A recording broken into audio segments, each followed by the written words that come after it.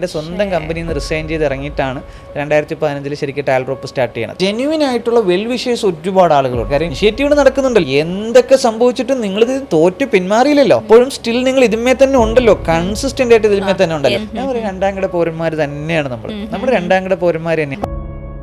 ഇപ്പൊ സത്യത്തിൽ ഈ സ്കൂളും കോളേജും ഇല്ലെങ്കിലോ ഇവിടെ അൺഎംപ്ലോയ്മെന്റ് വരില്ല എന്നാണ് പറഞ്ഞത്. നമ്മൾ അതിനു വേണ്ടി കണ്ടുപിടിച്ചൊരു സൊല്യൂഷൻ പറയാൻ പറഞ്ഞാൽ നമ്മൾ കേരളക്കാരൊന്നും ഒന്നും കണ്ടുപിടിച്ചിട്ടില്ല എന്ന് പറയാം.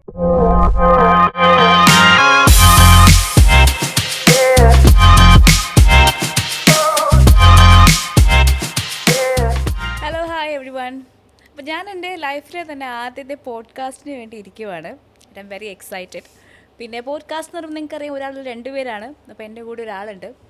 അപ്പോൾ ഇദ്ദേഹത്തെ പറ്റി പറയുകയാണെങ്കിൽ എന്നെ വളരെയധികം ഇൻസ്പയർ ചെയ്തൊരു വ്യക്തിയാണ് അദ്ദേഹം. എൻ്റെ നാട്ടുകാരനാണ്, ഓൾമോസ്റ്റ് എൻ്റെ ഏജാണ്. But he is someone very very different from me. അദ്ദേഹം എന്ന് പറയുകയാണെങ്കിൽ ഒരു വലിയ വെരി ബിഗ് ഡ്രീംസ് ഉള്ള ആളാണ്, വിഷനുള്ള ആളാണ്, ഐഡിയാസ് ഉള്ള ആളാണ്. അത് മാത്രമല്ല ഗംഭീരമായിട്ട് അദ്ദേഹത്തിൻ്റെ ഐഡിയാസൊക്കെ എക്സിക്യൂട്ട് ചെയ്തിരിക്കുന്ന ഒരു വ്യക്തിത്വമാണ്. ആൻഡ് യെസ്, നമുക്കെല്ലാവർക്കും ടാൽറോപ്പിനെ കുറിച്ച് വളരെ നന്നായിട്ട് അറിയാം. ടാൽറോപ്പിൻ്റെ CEO, ചീഫ് എക്സിക്യൂട്ടീവ് ഓഫീസറും അതുപോലെ തന്നെ ഫൗണ്ടറും ഒക്കെയായ സഫീർ നജ്മുദ്ദീൻ.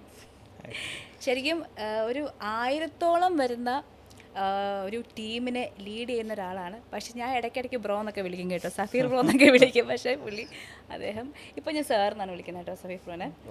അപ്പോൾ ഞാൻ എപ്പോഴും ഇങ്ങനെ ആലോചിച്ചിട്ടുണ്ട്, നിങ്ങൾക്ക് എങ്ങനെയാണ് ഇത്രയും വാസ്റ്റ് ആയിട്ടുള്ള ഐഡിയാസ് ഇങ്ങനെ വരുന്നത്? നമ്മുടെയൊക്കെ ഐഡിയാസ് എന്ന് വെച്ചാൽ ചെറിയൊരു ഐഡിയ ഇതിൽ ഒതുങ്ങും. പക്ഷേ you not like that. You have really big plans, ideas. ഇപ്പോൾ തന്നെ ലോകത്തിൻ്റെ പല ഭാഗത്തും ഓഫീസുകൾ, പ്രോജക്റ്റുകൾ, സ്റ്റാർട്ടപ്പുകൾ, അങ്ങനെ ഒത്തിരി കാര്യം. എനിക്ക് ഇതുവരെ ഇപ്പം ഞാൻ ടാൽറോപ്പിൽ വന്നിട്ട് ഇത്രയും നാളായി, ഏകദേശം 1 വർഷത്തിലധികം ആകുന്നു. എന്നിട്ട് പോലും എനിക്ക് നിങ്ങളെ നിങ്ങളുടെ ടാൽറോപ്പ് എന്താണെന്നുള്ളത് കംപ്ലീറ്റ് ആയിട്ട് മനസ്സിലാക്കാൻ പറ്റിയിട്ടില്ല. അത്രയ്ക്കും വലുതാണ്. ഇതെങ്ങനെയാണ് ഇത്? How is it possible really? ശരിക്കും നമ്മളിപ്പോൾ ആലോചിച്ചാൽ ഈ ലോകത്തുള്ള എല്ലാ വലിയ സംവിധാനങ്ങളും നോക്കിയാലും, എന്ത് വലിയ സംരംഭങ്ങൾ നോക്കിയാലും ഇതൊക്കെ എല്ലാം ചെറിയൊരു സംഭവത്തിൽ നിന്ന് തന്നെയല്ലേ തുടങ്ങിയിട്ടുള്ളൂ. ഇപ്പൊ നമ്മൾ ഗൂഗിളിന്റെ കഥ പറയുമ്പോൾ എന്താ പറയണത്, ഒരു ചെറിയ ഷട്ടർ തുടങ്ങിയതാണെന്ന് പറയും. ആപ്പിൾ ഒരു ചെറിയ ഗാരേജിൽ നിന്ന് തുടങ്ങിയെന്ന് പറയും. അപ്പൊ നമ്മൾ നോക്കിക്കഴിഞ്ഞാൽ ലോകത്ത് എന്ത് വലിയ മാജിക് ഉണ്ടായിട്ടുണ്ടെങ്കിലും അതെല്ലാം തുടങ്ങിയത് ചെറിയ സംഭവത്തിൽ. ഇവരിങ്ങനെ തുടങ്ങുമ്പോഴേ ഇതൊരു വലിയ സംഭവമായി മാറും എന്നൊരു വലിയ വിശ്വാസത്തോടെ ആയിരിക്കുമോ, അതോ ജസ്റ്റ് ഒന്ന് ട്രൈ ചെയ്ത് നോക്കാം? അങ്ങനെ ഇത് എല്ലാവരും തുടങ്ങുമ്പോൾ തന്നെ വലിയ സ്വപ്നം ഉണ്ടായിക്കൊള്ളണമെന്നില്ല. ഓക്കെ, കാര്യം എന്ന് പറഞ്ഞാൽ അവരിപ്പോൾ തുടങ്ങി, ഫസ്റ്റ് സ്റ്റേജ് കഴിഞ്ഞു, അടുത്ത കഴിഞ്ഞു. പക്ഷേ എല്ലാവർക്കും ഉള്ളിലൊരു വിശ്വാസം ഉണ്ടാവും, ഞാൻ ഇപ്പോൾ ചെയ്യുന്ന സാധനം എനിക്ക് സക്സസ് ആക്കാൻ പറ്റും എന്നുള്ളൊരു സംഭവമുണ്ട്. ഒരു നെഗറ്റീവ് തോട്ട്സോടുകൂടി ഒരിക്കലും ഒരു കാര്യം സക്സസ് ആക്കത്തില്ല. ഇറങ്ങുന്ന സംവിധാനം എന്തായാലും വിജയിക്കും എന്നുള്ള സംഭവം. ഓരോ സ്റ്റേജ് കഴിയുമ്പോൾ നമ്മൾ ചാപ്റ്റർ 1, ചാപ്റ്റർ 2, ചാപ്റ്റർ 3 എന്നൊക്കെ പറയുന്നത് പോലെ നമ്മളിപ്പോൾ ചാപ്റ്റർ 1000 ഒക്കെ ആയിരിക്കും നമ്മളിപ്പോൾ എന്ത് ചെയ്യുന്നത്. ഇപ്പം മാർക്ക് സുക്കർബർഗിന്റെ ചാപ്റ്റർ 1000 ആയിരിക്കും നമ്മൾ കാണുന്നത്. പക്ഷേ പല ആളുകൾക്കും റിലേറ്റ് ചെയ്യുന്ന ഇപ്പം ആളുകൾ കമ്പാരിസൺസും ഇൻസ്പിറേഷൻസും എന്നുള്ള 2 സംഭവമുണ്ട്. ഞാൻ ഇന്നത്തെ മാർക്ക് സുക്കർബർഗിനെ കമ്പയർ ചെയ്യാൻ പാടില്ല. ഇപ്പം ഞാനിപ്പോൾ എപ്പോഴും പറയും, ഇപ്പം 47,000 കോടി ആസ്തിയുള്ള യൂസുഫ് അലിയെ ഞാൻ കമ്പയർ ചെയ്യാൻ പാടില്ല. ഓക്കെ, പക്ഷെ എനിക്ക് ഇൻസ്പയർ ചെയ്യാം, യൂസുഫ് അലിനെ ഇൻസ്പയർ ചെയ്യാം. ഞാൻ കമ്പയർ ചെയ്യേണ്ടത് 34 വയസ്സുള്ള യൂസുഫ് അലിനെയാണ്. 34 വയസ്സുള്ള യൂസുഫ് അലിനെ കമ്പയർ ചെയ്യുമ്പോഴാണ് ഓക്കെ നമ്മൾ അതിനേക്കാളൊക്കെ ഒരുപാട് മുന്നിലാണ്, അല്ലെങ്കിൽ നമുക്കൊരു കോൺഫിഡൻസ് വരുന്നത്. ഈ പലരും ഒരാളുടെ ചാപ്റ്റർ 100 അയാളുടെ ചാപ്റ്റർ 1 കൂടിയൊക്കെ എടുത്ത് എന്ത് ചെയ്യും, കമ്പയർ ചെയ്യും. അപ്പോൾ ഇന്ന് പറയുമ്പോൾ ഞാൻ ഇന്നും ചെയ്യുന്ന രാവിലെ ഉറക്കം എഴുന്നേറ്റ് കഴിഞ്ഞാൽ ചെയ്യുന്ന കാര്യങ്ങൾ, കുറച്ച് കാര്യങ്ങൾ എന്തായിരിക്കും, ചില കോൾ ചെയ്യുമായിരിക്കും, ചിലപ്പോൾ ഒരു ഗൂഗിൾ മീറ്റ് എടുക്കുമായിരിക്കും, ചിലപ്പോൾ നമ്മളൊരു ഡയറക്റ്റ് മീറ്റിംഗ് എടുക്കുമായിരിക്കും, ചിലപ്പോൾ ഡ്രൈവ് ചെയ്യുമായിരിക്കും, ഭക്ഷണം കഴിക്കും. ഇതൊക്കെ തന്നെയാണ് ചെയ്യുന്നത്. എത്ര വലിയ സംരംഭകം ചെയ്യുന്നതും ഇതൊക്കെ തന്നെയാണ്. ലെവല് മാറിയത് എങ്ങനെയാണ്? ആ ക്യാൻവാസ് ചേഞ്ച് ആയതുകൊണ്ടാണ്. ഇപ്പൊ നമ്മളിപ്പോ പറയുമ്പോ എന്താണ്, ഇപ്പം ടാൽറോപ്പിൽ അത് തന്നെ സംഭവം എന്ന് പറഞ്ഞാല്. അപ്പോൾ ഓരോ സ്റ്റേജിലും നമുക്ക് കിട്ടുന്ന സംഭവങ്ങൾ വെച്ചിട്ട് വലിയ സാധനം നമുക്ക് ചെയ്യാൻ പറ്റും. അപ്പോൾ ഇപ്പോഴത്തെ നമ്മുടെ കപ്പാസിറ്റി വെച്ചിട്ട് നമുക്ക് എന്ത് ചെയ്യാൻ പറ്റും, ഒരുപാട് ചെയ്യുന്ന ലെവല് വലുതാവും. അത് 1, 2, 4, 8, 16, 32, 64 ഇങ്ങനെയാണ് ഒരു സാധനം. ഓൺടർപ്രണർഷിപ്പ് ഒക്കെ സംരംഭകരൊക്കെ വലുതാവുന്നത്. ഒരിക്കലും 1, 2, 3, 4 എന്നല്ല. പക്ഷേ ഈ 1 പല ആളുകളും ചെയ്തിട്ടില്ല, 1 2 ആക്കാൻ പറ്റിയിട്ടില്ല, 2 4 ആക്കാൻ പറ്റാത്തത് കൊണ്ട് അവർ നോക്കുമ്പോഴാണ്, അല്ലെങ്കിൽ അങ്ങനെ ആ ആംഗിളിൽ നോക്കുമ്പോഴാണ് നമുക്കിതൊക്കെ ഭയങ്കര സംഭവമായിട്ട് തോന്നി. ലോകത്തൊന്നും അങ്ങനെ വലിയ സംഭവമൊന്നുമില്ല. പക്ഷെ നമ്മൾ തുടങ്ങണം. ഇപ്പൊ 2010 എൻ്റെ IT കരിയർ സ്റ്റാർട്ട് ചെയ്യണം. ഞാനൊരു ഡിസൈനറായിട്ട്, ഒരു UI ഡെവലപ്പർ ആയിട്ടാണ് സ്റ്റാർട്ട് ചെയ്തത്. എല്ലാവരും കരിയറൊക്കെ സ്റ്റാർട്ട് ചെയ്യുന്നത് അങ്ങനെ തന്നെയാണ്. 1 വർഷം കഴിഞ്ഞപ്പോൾ കഴിഞ്ഞപ്പോഴേക്കും എനിക്കൊരു ഐഡിയ കിട്ടി, ഒരു വെബ്സൈറ്റ് ഡെവലപ്മെന്റ് കമ്പനി തുടങ്ങാനുള്ള ഐഡിയ കിട്ടി. അതിൽ ഞാൻ എന്ത് ചെയ്തു, കമ്പനി സ്റ്റാർട്ട് ചെയ്തു. ഒരു 4 വർഷമൊക്കെ കഴിഞ്ഞപ്പോൾ എനിക്ക് ടെക്നോളജിയിൽ ഒരു ബേസായി. അപ്പോൾ എനിക്ക് ടാൽഡ്രോപ്പ് പോലൊരു സംരംഭം തുടങ്ങി വെക്കാൻ പറ്റി.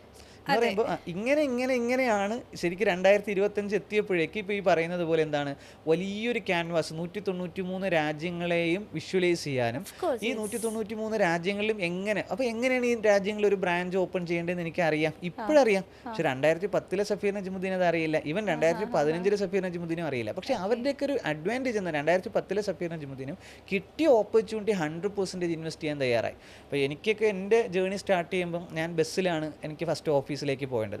അപ്പോൾ എൻ്റെ ഗ്രാമത്തിൽ നിന്ന് ഒരു ബസ് വാഴത്തോപ്പ് എന്നുള്ള സ്ഥലത്ത് കല്ലറയ്ക്ക് ഫസ്റ്റ് ബസ് കയറും. കല്ലറയിൽ നിന്ന് 2ാമത്തെ ബസ് ഞാൻ ആലങ്കോടേക്ക് കയറും. ആലങ്കോട് നിന്ന് 3ാമത്തെ രാംനഗറിലേക്ക് ഒരു ബസ് കയറും. അവിടുത്തെ ഒരു വീട്ടിലായിരുന്നു ആദ്യത്തെ ഓഫീസ്. അപ്പോൾ 3 ബസ് കയറി ഞാൻ അവിടെ പോകാൻ തയ്യാറായിരുന്നു. അന്ന് എനിക്ക് ഫസ്റ്റ് എന്തില്ല, സ്റ്റൈപ്പൻഡ് ഒന്നും ഇല്ല, സാലറി ഒന്നും ഇല്ല. അപ്പോൾ നമ്മൾ വർക്ക് ചെയ്യണം, ഫ്രീ ആയിട്ട് വർക്ക് ചെയ്യണം. അപ്പം നമ്മൾ വർക്ക് ചെയ്യാൻ തയ്യാറായി എന്നുള്ളതാണ്. ആ സഫീർ നജ്മുദ്ദീൻ 2010 സഫീർ നജ്മുദ്ദീൻ ഒരു വർഷം അല്ലെങ്കിൽ ഇന്റേൺഷിപ്പ് ഫീയോ സാലറി ഒന്നും ഇല്ലാതെ ചെയ്യാൻ തയ്യാറായി. അതെ അതെ അല്ല, അപ്പോൾ അതാണ്. അപ്പം ഞാൻ ഇന്നത്തെ സഫീർ നജ്മുദ്ദീനെ പല ആളുകളും കമ്പയർ ചെയ്തിട്ടാണ് പറയുന്നത് നിങ്ങൾക്ക് ഇത്രയും സംവിധാനം ഉണ്ട്, 1000 പേരുടെ ടീം മെമ്പേഴ്സ് ഉണ്ടെന്ന്. പക്ഷെ ഓരോ സ്റ്റേജിൽ സഫീർ നജ്മുദ്ദീനെ നമ്മൾ നോക്കിയാൽ 2010 സഫീർ നജ്മുദ്ദീൻ അന്നത്തെ എബിലിറ്റിയിൽ വിശ്വസിച്ചു, അന്നത്തെ ആ കമ്പനിയിൽ പോയി ഒരു വർഷം വർക്ക് ചെയ്യാൻ തയ്യാറായി, അതിനുവേണ്ടി ഹാർഡ് വർക്ക് ചെയ്യാൻ, സാറ്റർഡേ സൺഡേ ഒക്കെ സാക്രിഫൈസ് ചെയ്യാൻ തയ്യാറായി, ഫ്രണ്ട്ഷിപ്പും അവസാനിപ്പിച്ചു, കളി അവസാനിപ്പിച്ചു, ഒരു വർഷം അതിൽ നിന്നു. ദെൻ ഒരു അവസരം കിട്ടിയപ്പോൾ ഒരു സ്വന്തമായിട്ടൊരു കമ്പനി സ്റ്റാർട്ട് ചെയ്യണം. വളരെ ചെറിയൊരു കമ്പനി സ്റ്റാർട്ട് ചെയ്ത് കുറച്ച് വർക്ക്സ് ഒക്കെ എടുത്ത് ഒരു 4-5 ടീം മെമ്പേഴ്സിനെയൊക്കെ വെച്ച് അത് റണ്ണയിച്ച് ഒരു 4 വർഷം കൊണ്ട് ഒരു കമ്പനി നടത്താനുള്ള ഒരു ഐഡിയ കിട്ടി. ദെൻ അത് വെച്ച് ടാൽഡ്രോപ്പ് സ്റ്റാർട്ട് ചെയ്യുമ്പോൾ ഒരു 50 പേരെ ഇനിഷ്യലി ഹയർ ചെയ്യാനുള്ള കപ്പാസിറ്റി ഉണ്ടാക്കി. ഓരോ സ്റ്റേജുകളായിട്ടാണല്ലോ ഇതൊക്കെ വരുന്നത്. കപ്പാസിറ്റി ഇത് ഫിനാൻഷ്യൽ കപ്പാസിറ്റി ആണോ അതോ വിൽ പവർ ആണോ ടെക്നിക്കൽ നോളജ് ആണോ? അപ്പോൾ ഇതെല്ലാം കൂടെ കമ്പൈൻ ചെയ്തിട്ടുള്ള സംഗതിയാണ്. ഓണ്ടർപ്രണർഷിപ്പ് എന്ന് പറയുമ്പോഴേക്ക് സത്യത്തിൽ നമ്മളൊരു ടെലികോളറാണ്, നമ്മളൊരു സെയിൽസ് എക്സിക്യൂട്ടീവ് ആണ്, നമ്മളൊരു മാർക്കറ്റിംഗ് എക്സിക്യൂട്ടീവ് ആണ്, നമ്മളൊരു ചിലപ്പം ടെക്നോളജി ആണെങ്കിൽ ഡെവലപ്പർ ആവും. ഇതെല്ലാം കൂടെ ചേരുന്നതാണ്. ശരിക്കും 3 സ്കിൽസാണ് ഒരു മനുഷ്യനെ വേർതിരിച്ച് പറയാൻ പറ്റുന്നത്. ഒന്ന് communication skills, 2 management skills, 3 technical സ്കിൽസാണ്. ഇത് 3ഉം എനിക്ക് അതിൻ്റെ ഒരു കോമ്പിനേഷൻ ആണ്. കാരണം ഞാൻ ബേസിക്കലി ഞാനൊരു ടെക്നിക്കൽ പേഴ്സൺ ആയിരുന്നു, ടെക്കി ആയിരുന്നു. അപ്പോൾ നമുക്കൊരു ടെക്നിക്കൽ സൈഡ് ഉണ്ട്. രണ്ടാമത് മാനേജ്മെന്റ്, സ്വാഭാവികമായിട്ട് നമ്മൾ ചെയ്യുന്ന സാധനങ്ങൾ മാനേജ് ചെയ്യാനുള്ള സ്കിൽസ് ഉണ്ടായി. പിന്നെ നമ്മൾ ഉണ്ടാക്കുന്ന സാധനം മറ്റുള്ളവരുടെ അടുത്ത് പറഞ്ഞ് മനസ്സിലാക്കി കൺവിൻസ് ചെയ്തേ പറ്റുള്ളൂ എന്നുള്ളതുകൊണ്ട് കമ്മ്യൂണിക്കേഷൻസ് നമുക്ക് വന്നു. അത് കമ്പൈൻ ചെയ്യപ്പെട്ടു എന്നുള്ളതാണ്. അപ്പം വലിയ സ്വപ്നങ്ങൾ ഉണ്ടായിരുന്നു എന്ന് വെച്ചാൽ വലിയ സ്വപ്നങ്ങൾ തന്നെ ഉണ്ടായിരുന്നു. അത് ഇടയ്ക്ക് വെച്ച് നമുക്ക് തന്നെ ഡൗട്ട്ഫുൾ ആയിട്ട് തോന്നി. ഇപ്പോൾ 2014 ഞാൻ ഗിവ് അപ്പ് ചെയ്യാന്ന് വിചാരിച്ചിരുന്ന സംഭവമാണ്. കാര്യം ഞാൻ ഇങ്ങനെ ഈ ടാൽഡ്രോപ്പ് എന്നുള്ള ഈ ഒരു വലിയ സ്വപ്നങ്ങൾ ഒരു ഗൂഗിളും മൈക്രോസോഫ്റ്റും മെറ്റയൊക്കെ ഉണ്ടാക്കാന്നൊക്കെ ചിന്തിച്ചു തുടങ്ങുമ്പോൾ നമ്മൾക്ക് തന്നെ തോന്നി തുടങ്ങി നമ്മുടെ ചുറ്റുവട്ടത്തൊന്നും അങ്ങനെ ആരും ഇല്ല. അപ്പോൾ പിന്നെ നമുക്ക് ഗിവ് അപ്പ് ചെയ്യാമെന്നുള്ളൊരു സംഭവം ഉണ്ട്, അല്ലെങ്കിൽ നമ്മൾ ഇതൊക്കെ നമ്മളെ കൊണ്ട് പറ്റില്ല എന്നുള്ളൊരു സംഭവമൊക്കെ വന്നത്. പക്ഷേ 2015 ആയപ്പം ഒരു രക്ഷയില്ല, ഇത് എന്തെങ്കിലും ട്രൈ എങ്കിലും ചെയ്തേ പറ്റുള്ളൂ എന്നുള്ളതുകൊണ്ടാണ് എൻ്റെ സ്വന്തം കമ്പനിയിൽ നിന്ന് റിസൈൻ ചെയ്ത് ഇറങ്ങിയിട്ടാണ് 2015 ശരിക്കും ടാൽഡ്രോപ്പ് സ്റ്റാർട്ട് ചെയ്യണത്. ഓക്കെ, അപ്പോൾ 2010 ഞാൻ IT കമ്പനി കയറി 11 ആയപ്പോൾ അവിടെ നിന്ന് ഒരു വർഷത്തെ എക്സ്പീരിയൻസോടുകൂടി ഞാൻ എൻ്റെ സ്വന്തം കമ്പനി സ്റ്റാർട്ട് ചെയ്തു. എൻ്റെ 2015 ആയ സമയത്ത് ഞാൻ എൻ്റെ കമ്പനിയിൽ നിന്ന് റിസൈൻ ചെയ്ത് ഇറങ്ങിയിട്ട് തുടങ്ങിയതാണ് ഈ ടാൽഡ്രോപ്പ്. കാര്യം നമുക്കൊരു ട്രൈ ചെയ്തേ പറ്റുള്ളൂ, കാരണം നമ്മൾ ഈ സാധനം ഉണ്ടാക്കിയേ പറ്റുള്ളൂ എന്നുള്ളൊരു സംഭവം വന്നു. പക്ഷേ എക്സാക്ട്ലി ഒരു ഐഡിയ ഒക്കെ ഇപ്പോൾ എന്താ ചെയ്യേണ്ടതെന്ന് വെച്ചാൽ എനിക്കറിയാവുന്ന എന്താണ്, എനിക്ക് IT കമ്പനി തുടങ്ങാൻ അറിയാം. 2015 ഞാൻ ചെയ്തത് അത് തന്നെയാണ്, ഒരു 50 പേരെ വെച്ചിട്ട് IT കമ്പനി സ്റ്റാർട്ട് ചെയ്ത്. 2017 ആയപ്പോൾ എനിക്ക് നന്നായിട്ട് പഠിപ്പിക്കാൻ അറിയാം. അങ്ങനെ ഞാൻ എന്ത് ചെയ്താ, എഡ്യൂക്കേഷനിലേക്ക് ഫോക്കസ് ചെയ്ത് സ്കൂൾസിൽ നിന്ന് ഈ പറയുന്ന എൻ്റെ നോളജ് തന്നെയാണ് ഞാൻ എന്ത് ചെയ്ത് ട്രെയിൻ ചെയ്തത്. ഇപ്പം മഹാദേവ് 19-ാം വയസ്സിൽ സ്റ്റാർട്ടപ്പ് തുടങ്ങി എന്ന് പറയുമ്പോൾ ഈ മഹാദേവിനെ ട്രെയിൻ ചെയ്യാൻ എനിക്കറിയാം. ഒരു 11 വയസ്സുള്ള ഒരു കുട്ടിയെ ഒരു സ്കൂളിൽ നിന്ന്, ഒരു UP സ്കൂളിൽ ഒരു 11 വയസ്സുള്ള കുട്ടിയെ ഇത് പഠിപ്പിക്കാൻ എനിക്കറിയാം എന്നുള്ളത് ഞാൻ ചെയ്തോളൂ. 2020 ആയപ്പോഴെന്ത് ചെയ്തു, സ്റ്റാർട്ടപ്പുകൾ നമുക്കറിയാം എങ്ങനെയാണ് തുടങ്ങേണ്ടതെന്ന് നമുക്കറിയാലോ. 2015 തന്നെ നമ്മൾ തുടങ്ങിയിട്ടുള്ളതുണ്ട്. അപ്പോൾ സ്റ്റാർട്ടപ്പ് തുടങ്ങിയിട്ടുള്ള സംഭവം. അപ്പോൾ ഈ കാര്യങ്ങൾ തന്നെയാണ് ഇപ്പോഴും ഞാൻ ചെയ്യുന്നത്. പക്ഷേ എൻ്റെ സ്കെയില് മാറി എന്നുള്ളതേ. ചെയ്യുന്ന ആക്ടിവിറ്റീസ് ഒക്കെ നമ്മൾ സെയിം ആയിട്ട് തന്നെയാണ് ചെയ്യുന്നത്. പക്ഷെ നമുക്ക് വലിയൊരു ക്യാൻവാസ് ഉണ്ട്. ക്യാൻവാസ് 193 രാജ്യങ്ങളും ഉൾക്കൊള്ളുന്ന ഒരു ക്യാൻവാസാണ്. ആ ക്യാൻവാസിൽ നമ്മൾ പറഞ്ഞത്, ഞാൻ പറഞ്ഞില്ലേ, നമ്മളിപ്പോൾ പല കോൺട്രവേഴ്സറീസ് നമ്മളുണ്ട്. ഇപ്പോൾ 2ാം കിട പൗരന്മാരാണ് നമ്മളെന്നൊക്കെ പറയുമ്പോൾ ഇതെല്ലാം ഇപ്പോൾ അമേരിക്കയിൽ നിന്നല്ല, യൂറോപ്പിൽ നിന്നോ റഷ്യയിൽ നിന്നോ ഒക്കെയാണ് ഇതിനൊക്കെ സയൻസ് ആൻഡ് ടെക്നോളജി റിസർച്ചും എല്ലാം ഇതിൻ്റെയൊക്കെ ഒരു വലിയ ഭൂമിയിലേക്ക് എത്തുന്നത് വലിയ വലിയ രാജ്യങ്ങളിൽ നിന്നാണ്. അപ്പോൾ നമ്മൾ ഇന്ത്യയിൽ നിന്നുള്ളവരൊന്ന് പരിങ്ങും അല്ലേ? അല്ല രണ്ടാംകിട പൗരബോധമുള്ളവരാണ് നമ്മൾ എന്ന് പറയുമ്പോൾ പലരും എന്നെ എതിർത്തിട്ടുണ്ട്. അങ്ങനെ നമുക്ക് രണ്ടാംകിട പൗരബോധമൊന്നും ഇല്ല. ഞാൻ പറയും രണ്ടാംകിട പൗരന്മാർ തന്നെയാണ് നമ്മൾ രണ്ടാംകിട പൗരന്മാർ തന്നെയാണ്. എന്തുകൊണ്ട് നമ്മൾ രണ്ടാംകിട പൗരന്മാരായി എന്ന് ആലോചിച്ചാൽ ഒരു ഗൂഗിൾ, ഒരു മൈക്രോസോഫ്റ്റ്, ഒരു മെറ്റ, ഒരു ടെസ്ലയൊക്കെ നമുക്ക് ഉണ്ടാക്കാൻ കഴിയുമോ എന്ന് ചോദിച്ചു കഴിഞ്ഞാൽ നമ്മളില്ല എന്ന് പറയും. അതിപ്പോൾ ഇവിടുത്തെ ഏത് എഞ്ചിനീയറിംഗ് കോളേജിലും അല്ലെങ്കിൽ ഏത് ക്യാമ്പസിൽ നിന്നവരും പറയുന്നത് ഇത് തന്നെയാണ്. നമ്മൾ ആലോചിച്ച് നോക്കി എന്തുകൊണ്ടാണ് നമുക്കത് പറ്റാത്തത്? ഇപ്പോൾ വേൾഡ് 193 രാജ്യങ്ങളുണ്ട്. ഇവിടുത്തെ മനുഷ്യർ അത്രയും പ്രശ്നങ്ങൾ എന്തായാലും നേരിടുന്നുണ്ട്. നമ്മൾ അതിനു വേണ്ടി കണ്ടുപിടിച്ചൊരു സൊല്യൂഷൻ പറയാൻ പറഞ്ഞാൽ നമ്മൾ കേരളക്കാരൊന്നും ഒന്നും കണ്ടുപിടിച്ചിട്ടില്ല എന്ന് പറയും. ഇപ്പൊ കണ്ണട വെച്ചേക്കുന്ന മനുഷ്യന്മാരുണ്ട്. ഈ കണ്ണട കണ്ടുപിടിച്ചിട്ടില്ലായിരുന്നെങ്കിലോ എന്നൊരു ചോദ്യം ഉണ്ടല്ലേ. ഇത് ഇൻവെന്റ് ചെയ്യണ്ടേ ആദ്യം? കണ്ണട ഇത് ഉണ്ടാക്കണ്ടേ? കണ്ണട അത് നമ്മുടെ ഷോപ്പിലേക്ക് ഡിസ്ട്രിബ്യൂട്ട് ചെയ്ത് തരണം. അതിന് കംപ്ലൈന്റ് വരുമ്പോൾ സർവീസ് ചെയ്യപ്പെടുന്ന സിസ്റ്റം ഉണ്ട്. ഇപ്പൊ നമ്മളിവിടെ വിയർക്കാണ്ടിരിക്കുന്നത് എന്തുകൊണ്ടാണ്? എയർ കണ്ടീഷൻ ഉള്ളതുകൊണ്ടാണ്. ഈ എയർ കണ്ടീഷൻ ആദ്യം ഒരു സയന്റിസ്റ്റ്, ഒരു എഞ്ചിനീയർ ഇത് ഇൻവെന്റ് ചെയ്യണം. ദെൻ ഒരു കമ്പനി എയർ കണ്ടീഷൻ ഉണ്ടാക്കണം. നമ്മുടെ ഷോപ്പിലേക്ക് ഒരാൾ ഇത് ഡിസ്ട്രിബ്യൂട്ട് ചെയ്ത് തരണം. എന്നിട്ട് ഇതിന് കംപ്ലൈന്റ് വന്നാൽ നമുക്കൊരു ടെക്നീഷ്യൻ വന്ന് സർവീസ് ചെയ്ത് തരണം. അപ്പൊ invention, production, distribution and service, ഈ 4 കാര്യങ്ങളാണ് വേൾഡ് നിലനിൽക്കുന്ന 4 കാര്യങ്ങൾ. ചോദ്യം ഇതാണ്, വേൾഡ് 193 രാജ്യങ്ങളുടെ മനുഷ്യർക്ക് വേണ്ടി നമ്മൾ എന്ത് ഇൻവെന്റ് ചെയ്തിട്ടുണ്ടോന്ന് ചോദിച്ചാൽ ഇല്ല. അവിടെയാണ് നമ്മൾ ഈ രണ്ടാംകിട പൗരബോധം പറയുന്നത്. നമുക്ക് എന്തുകൊണ്ടാണ് നമ്മൾ ഒന്നാംകിട പൗരന്മാരാണെങ്കിൽ നമ്മളും ഇതൊക്കെ ഫിക്സ് ചെയ്യണ്ടേ? അത് ചോദ്യമാണ്. നമ്മളും അതൊക്കെ ഫിക്സ് ചെയ്യണം. അപ്പോൾ നമുക്ക് മനസ്സിലായി, ഓക്കെ, ഗൂഗിളും മൈക്രോസോഫ്റ്റും മെറ്റയും ടെസ്ലയൊക്കെ പോലുള്ള കമ്പനികൾ ഒരിക്കലും അമേരിക്കയുടെ പ്രശ്നം സോൾവ് ചെയ്യുന്ന കമ്പനിയൊന്നുമല്ല. അവർ നമ്മുടെയൊക്കെ പ്രശ്നം സോൾവ് ചെയ്യണം, നമ്മുടെ പ്രശ്നമാണ് സോൾവ് ചെയ്യണം. അത് സ്വാഭാവികമായിട്ട് അതുകൊണ്ടാണ് അവർ ഒന്നാംകിട പൗരന്മാരായത്. നമ്മുടെ പ്രശ്നം അവർ ഫിക്സ് ചെയ്ത് തന്നു, പക്ഷെ അവരുടെ പ്രോബ്ലം നമുക്ക് ഫിക്സ് ചെയ്ത് കൊടുക്കാൻ പറ്റണം.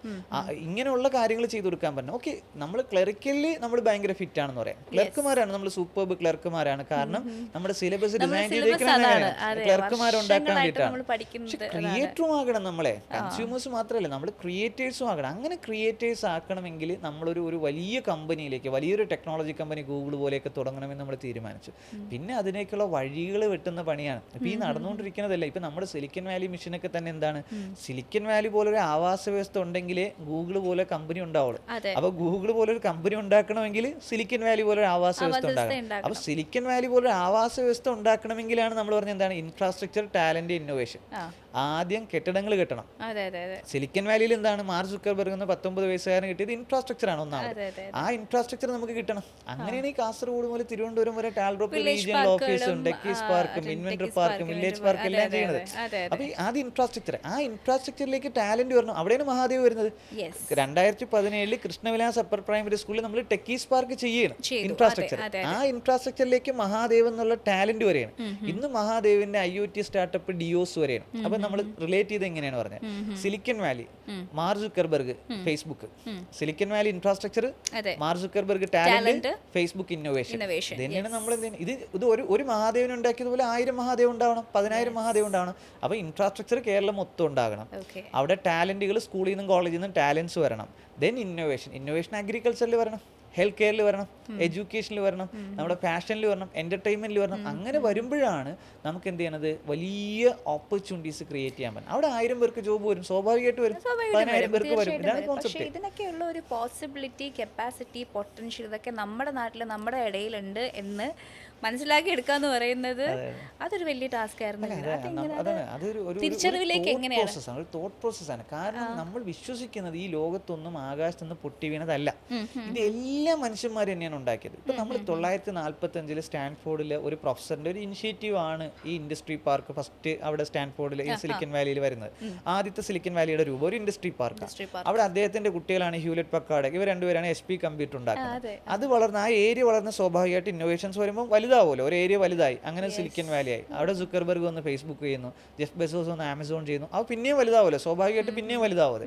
അങ്ങനെ വളർന്ന് ഗൂഗിളും മൈക്രോസോഫ്റ്റും ഒക്കെ ഹെഡ് ക്വാർട്ടേഴ്സ് ആയിട്ടുള്ള സിലിക്കൻ വാലി. അപ്പോൾ ഒരു സുപ്രഭാതത്തിൽ വന്നതല്ലല്ലോ, ഒരു 85 വർഷത്തെ കഥ പറയാനില്ലേ നമ്മൾ നോക്കുമ്പോൾ. 40 തൊട്ട് പറയുകയാണെങ്കിൽ ഒരു 85 വർഷത്തെ കഥ നമുക്ക് പറയാനുണ്ട് എന്ന് പറയുമ്പോൾ. ഇപ്പോൾ 980 മരുഭൂമി, UAE, ദുബായൊക്കെ ഇന്ന് നമ്മൾ വിശ്വസിക്കുന്ന അവസ്ഥയിൽ എത്തുമ്പോഴേക്ക് ആ മരുഭൂമി ഇന്ന് കണ്ട എന്താണ് ദുബായ് ആകാൻ വേണ്ടി എടുത്തൊരു പ്രോസസ്സ് ഉണ്ട്. അപ്പോൾ അവിടെയാണ് നമ്മൾ വിശ്വസിച്ചത് എന്താണ്, ഈ പ്രോസസ്സുകൾ മാത്രം നമ്മൾ ചെയ്താൽ മതി, റിസൾട്ട് ഇതിന്റെ ഔട്ട്കമാണ്. റിസൾട്ട് നമ്മൾ ചെയ്യണ്ട, നമ്മൾ സിലിക്കൻ വാലി എന്ന് പറഞ്ഞ സാധനം ഉണ്ടാക്കണ്ട, നമ്മൾ ആ സിലിക്കൻ വാലിക്ക് വേണ്ട പ്രോസസ്സ് ഉണ്ടാക്കി വെച്ചാൽ മതി. ആ പ്രോസസ്സ് എന്താണ്, ഇൻഫ്രാസ്ട്രക്ചർ. അത് കിട്ടിയാൽ മതി. എല്ലാ സ്കൂളിലും ഇൻഫ്രാസ്ട്രക്ചർ ഇട്ട്, കോളേജിൽ ഇൻഫ്രാസ്ട്രക്ചർ ഇട്ട്, ദെൻ ടാലന്റുകൾ എടുക്കുക, എന്നിട്ട് ഇന്നോവേഷൻ ഉണ്ടാക്കി. കാര്യം ടാൽ ഡ്രോപ്പ് നമ്മൾ പേരിട്ട് തന്നെ അങ്ങനെയാണല്ലോ, ഈ ടാലന്റുകൾ ഡ്രോപ്പ് ചെയ്താൽ മതി. അതെ. ഈ ടാലന്റുകൾ കണക്ട് ചെയ്യപ്പെട്ട് കഴിഞ്ഞാൽ സംഭവിക്കാത്ത കാര്യം ലോകത്ത് എന്താ ഉള്ളത്? എല്ലാ സംഭവം തന്നെയാണ്.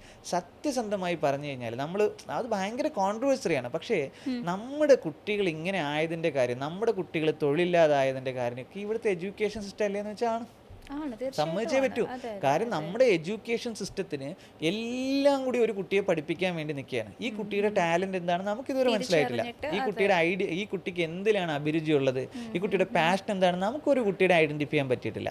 അപ്പൊ സത്യത്തിൽ ഈ സ്കൂളും കോളേജും ഇല്ലെങ്കിലോ ഇവിടെ അൺഎംപ്ലോയ്മെന്റ് വരില്ല എന്നാ പറഞ്ഞത്. കാര്യം സ്കൂളും കോളേജും ഇല്ലെങ്കിൽ അൺഎംപ്ലോയ്മെന്റ് എന്ന് പറയുന്നത്, നമ്മളൊരു PG കഴിഞ്ഞൊരു കുട്ടി കല്ല് പണിക്ക് പോകാൻ തയ്യാറല്ല. അല്ല. എന്തുകൊണ്ടാണ് PG കഴിഞ്ഞ കുട്ടി കല്ല് പണിക്ക് പോകാൻ തയ്യാറാവാത്തത്? കാരണം അവർ തന്നെ ആഗ്രഹിക്കുന്ന എന്താണ്? ഒരു ക്ലറിക്കൽ ജോബാണ് അവർ ആഗ്രഹിക്കുന്നത്, ഒരു വൈറ്റ് കോളർ ജോബാണ് അവർ ആഗ്രഹിക്കുന്നത്. ഓക്കെ, ഏത് വൈറ്റ് കോളർ ജോബ് ചെയ്യാനാണ് അവർ ആപ്റ്റ് എന്ന് അവരോട് ചോദിച്ചാൽ അവർക്കറിയില്ല. ഒരു വൈറ്റ് കോളർ ജോബ് വേണം, പക്ഷെ അവർക്ക് തന്നെ അറിയില്ല അവർ എന്ത് ജോബാണ് ചെയ്യാത്തതെന്ന് അവർക്കറിയില്ല. പക്ഷേ ഈ സ്കൂളും കോളേജൊന്നും ഇല്ലാതിരുന്നെങ്കിൽ അവർ 10 വയസ്സായി 11 വയസ്സാകുമ്പോൾ എന്തെങ്കിലും അങ്കിളിനോട് എവിടെയെങ്കിലും പോയി അവരുടെ വഴി കണ്ടുപിടിച്ചനായിരുന്നു. 24 വയസ്സിനെ കുറിച്ചാണ് ഞാൻ പറയണത്, 23 വയസ്സിനെ കുറിച്ചാണ് പറയണത്. ഒരു 10 വയസ്സുള്ള ഒരു 5ാം ക്ലാസ്സിലെ ലെവലിലുള്ള ഒരു കുട്ടിയെ എന്തെങ്കിലും ഒരു പണിക്ക് എന്ത് ചെയ്യും? അച്ഛൻ കൊണ്ടുപോകും, അമ്മാവും കൊണ്ടുപോകും. നമ്മൾ പറയുമ്പം ഒരു സിവിൽ എഞ്ചിനീയറും കെട്ടിപ്പൊക്കിയെന്നല്ലല്ലോ ഈ താജ്മഹലൊന്നും കുത്തുബ് മിനാറൊന്നും ഇവരൊന്നും കെട്ടിപ്പൊക്കിയല്ലല്ലോ. എന്ന് പറഞ്ഞാൽ അന്നത്തെ ലേബേഴ്സ് ആരായിരുന്നു? അവരവിടെ പണിക്ക് പോകുന്നു. സ്വാഭാവികമായിട്ട് അവരുടെ കുട്ടികൾ എന്ത് ചെയ്യുന്നു? അവരതിന്റെ കുലത്തൊഴിലായിട്ട് അവരെ കൊണ്ടുപോകുന്നു. ആ എക്സ്പേർട്സ് ആണല്ലോ ഈ ലോകം മുഴുവൻ കെട്ടിപ്പൊക്കിയേക്കുന്നവരൊക്കെയാണ്. പിന്നെയാണല്ലോ ഇതൊക്കെ സിലബസ് ആയിട്ട് വന്നത്. അപ്പം ഞാൻ കൃത്യമായിട്ട് മനസ്സിലാക്കുന്നത് ഇവിടെ നമ്മുടെ എഡ്യൂക്കേഷൻ സിസ്റ്റം ഇതിന്റെ റീസൺ ആണെന്ന് പറയുമ്പോൾ, കാര്യം എഡ്യൂക്കേഷൻ സിസ്റ്റം അവരെല്ലാവരെയും കൂടെ അങ്ങ് എടുത്തു. അതോടുകൂടി എന്ത് ചെയ്തു? ഇനി എന്ത് ചെയ്തിട്ടില്ല? കുലത്തൊഴിലും പാരമ്പര്യമായിട്ട് ചെയ്യുന്ന സംവിധാനങ്ങളൊന്നുമില്ല. എല്ലാവരും ഒരേ സിസ്റ്റത്തിലേക്ക് വന്നു. അവിടെ ഒരാളെ ഷെയ്പ്പ് ചെയ്യപ്പെടുകയാണ്. അവരിട്ട് ഷെയ്പ്പ് ചെയ്തിട്ട് 22-23 വയസ്സായപ്പം പുറത്തേക്ക് ഇറക്കി വിട്ടിട്ട് ജോബ് നോക്കാൻ പറഞ്ഞു. എല്ലാവർക്കും അറിയാവുന്നത് ക്ലറിക്കൽ ജോബാണ്. എന്നാൽ ഇത്രയും ക്ലർക്കുമാരെ ഉൾക്കൊള്ളാൻ ഇവിടെ ജോബ് സിസ്റ്റം ഉണ്ടോയെന്ന് വെച്ചാൽ ഇല്ല. അപ്പം അതാണ് ഞാൻ പറഞ്ഞത്, ഇവിടുത്തെ എഡ്യൂക്കേഷൻ സിസ്റ്റം കാരണമാണ് നമുക്കിവിടെ അൺഎംപ്ലോയ്മെന്റ് വന്നത്. സ്കൂളും കോളേജും ഇല്ലായിരുന്നെങ്കിൽ പറ്റില്ല എന്ന് പറയുമ്പോൾ പകരം അതിന്റെ പോസിറ്റീവ് നമ്മൾ ചിന്തിക്കാൻ വേണ്ടിയിട്ടാണ് പറയുന്നത്. അങ്ങനെ ഒന്നും കിട്ടിയിട്ടില്ല എന്നല്ല. മാറ്റം അതല്ലെങ്കിൽ കുട്ടികൾ ഫ്രസ്ട്രേറ്റഡ് ആവും, കുട്ടികൾ ഭയങ്കര ഡിപ്രസ്ഡ് ആവും. കാര്യം എന്താണെന്ന് വെച്ചാൽ കുട്ടികൾ ജോബിലേക്ക് ഇറങ്ങി, ജോബ് കിട്ടുന്നില്ല. അപ്പം PSC കോച്ചിങ്ങിന് അവർ പോയി, അവർക്ക് ജോബ് കിട്ടിയില്ല. അപ്പൊ പാരന്റ്സ് പറയും എന്താണ്? നിനക്ക് കഴിവില്ലാത്തേ കൊണ്ടാണോ? അല്ല. കാര്യം ആകെ ഇവിടെ 40,000 വേക്കൻസിയേ ഉള്ളൂ. ഇത്രയും ലക്ഷക്കണക്കിന് കുട്ടികളുണ്ട്. എഴുതിയാൽ ഇത്ര പേർക്കേ കിട്ടുള്ളൂ. അതൊരു ലക്കും കൂടിയാണ്. അത് കുറേ എലമെന്റ്സ് ഒരുമിച്ച് വരുമ്പോഴാണ് അവർക്ക് കിട്ടുന്നത്. അപ്പൊ ആ 40,000 പേർക്ക് മാത്രമേ കിട്ടുള്ളൂ. ബാക്കി ഇത്രയും വരുമ്പോൾ 10 ലക്ഷം പേര് എഴുതി കഴിഞ്ഞാൽ അവർക്ക് അത്രയും പേർക്ക് കിട്ടില്ല. അപ്പൊ അവരെല്ലാം കഴിവില്ലാത്തവർ കൊണ്ടല്ല. പക്ഷെ ഇവരുടെയൊക്കെ കഴിവ് എന്തായിരുന്നു എന്നൊരു ചോദ്യം ഉണ്ടല്ലോ. ആ ചോദ്യത്തിന്റെ ഉത്തരം നമ്മൾ കൊണ്ടുവരിക തന്നെ വേണം. അത് കൊണ്ടുവരാത്തത്തോളം കാലം നമ്മൾ ആ വിമർശനം ഏറ്റെടുത്തേ പറ്റുള്ളൂ. സ്കൂളും കോളേജും തന്നെയാണ് അതിന്റെ റീസൺ എന്ന് പറഞ്ഞാൽ നമ്മൾ എടുത്തേ പറ്റൂ. പകരം നമുക്കൊരു സംഭവം കൊണ്ടുവരണമല്ലോ. അപ്പം നമ്മളിപ്പം ചില ആളുകൾ പറയുന്നുണ്ട്, ഈ സിസ്റ്റത്തിൽ നിന്ന് തന്നെയല്ലേ അവരും പഠിച്ചത്, ഇവരും പഠിച്ചത്, അബ്ദുൽ കലാം ഉണ്ടായതെന്നൊക്കെ നമ്മൾ പറയും, എല്ലാവരും പറയും എന്നൊക്കെ പറയും. അല്ല, അതിലിപ്പോ നമ്മൾ മനസ്സിലാക്കേണ്ട സംഭവം, നമ്മൾ ഇന്ന് ഒന്നും ചെയ്തില്ലെന്ന് ആലോചിച്ച് നോക്കിയേ.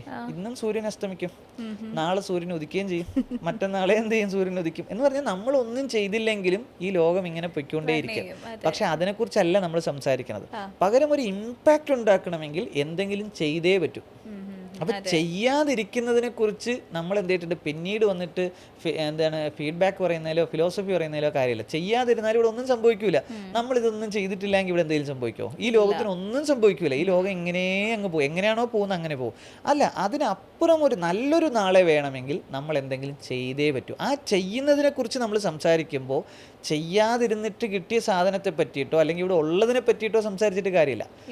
എന്തെങ്കിലും ഒരു സംഭവം ചെയ്യും. ഓക്കെ, ഇവിടുത്തെ മുഴുവൻ കുട്ടികൾക്കും ജോബ് കിട്ടുന്നതിനെ പറ്റി ഒരു സിസ്റ്റം ഡിസൈൻ ചെയ്യാൻ പറയുമ്പോൾ ഇവിടെ പഠിച്ചിട്ടുള്ളത് തന്നെയല്ലേ ബാക്കി അവരും ജോബ് ചെയ്തിട്ടുള്ളതെന്ന് പറഞ്ഞിട്ട് കാര്യമില്ല. അല്ല, അവിടെ നമ്മൾ എന്ത് ചെയ്യണം? നമ്മൾ പറയണം, ഓക്കെ, നമ്മളത് ഉൾക്കൊള്ളാൻ തയ്യാറാണ്. നമ്മൾ എന്തെങ്കിലും ചെയ്താലേ നല്ലൊരു നാളെ ഉണ്ടാവുള്ളൂ.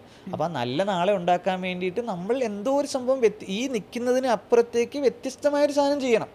ആ വ്യത്യസ്തമായ സംഭവം ചെയ്യാൻ തയ്യാറാകണമെന്ന് പറയുമ്പോഴാണ് അവിടെ എന്തിട്ടുണ്ട് കുറേ ഫിലോസഫികൾ പറയുക, അല്ലെങ്കിൽ കുറേ നെഗറ്റീവ്സ് ചെയ്യാതിരിക്കാനുള്ള കുറേ റീസൺസ് പറഞ്ഞിട്ട് കാര്യമില്ലല്ലോ. ഇല്ല ഇപ്പോൾ ഓൾറെഡി നമുക്ക് ടാൽഡ്രോപ്പിൻ്റെ തന്നെ ഒരുപാട് പ്രോജക്ട്സ് ഉണ്ട്. എഡ്യൂക്കേഷൻ ഫീൽഡിൽ ഇക്കോസിസ്റ്റം റിലേറ്റഡ് ആയിട്ട് പ്രോജക്ട്സ് ഉണ്ട്. ഇപ്പം സ്കൂളുകളിൽ നിന്ന് തന്നെ നമ്മൾ കുട്ടികളെ കണ്ടെത്തിക്കൊണ്ട് അവരുടെ കഴിവുകൾ തിരിച്ചറിഞ്ഞുകൊണ്ട് അവർക്ക് വേണ്ട ട്രെയിനിങ് കൊടുത്തുകൊണ്ട് അവരെ നമ്മളെ ഈ നമ്മുടെ ഈ എക്കോസിസ്റ്റത്തിലേക്ക് കൊണ്ടുവരാനുള്ള പ്ലാനുകളുണ്ട്.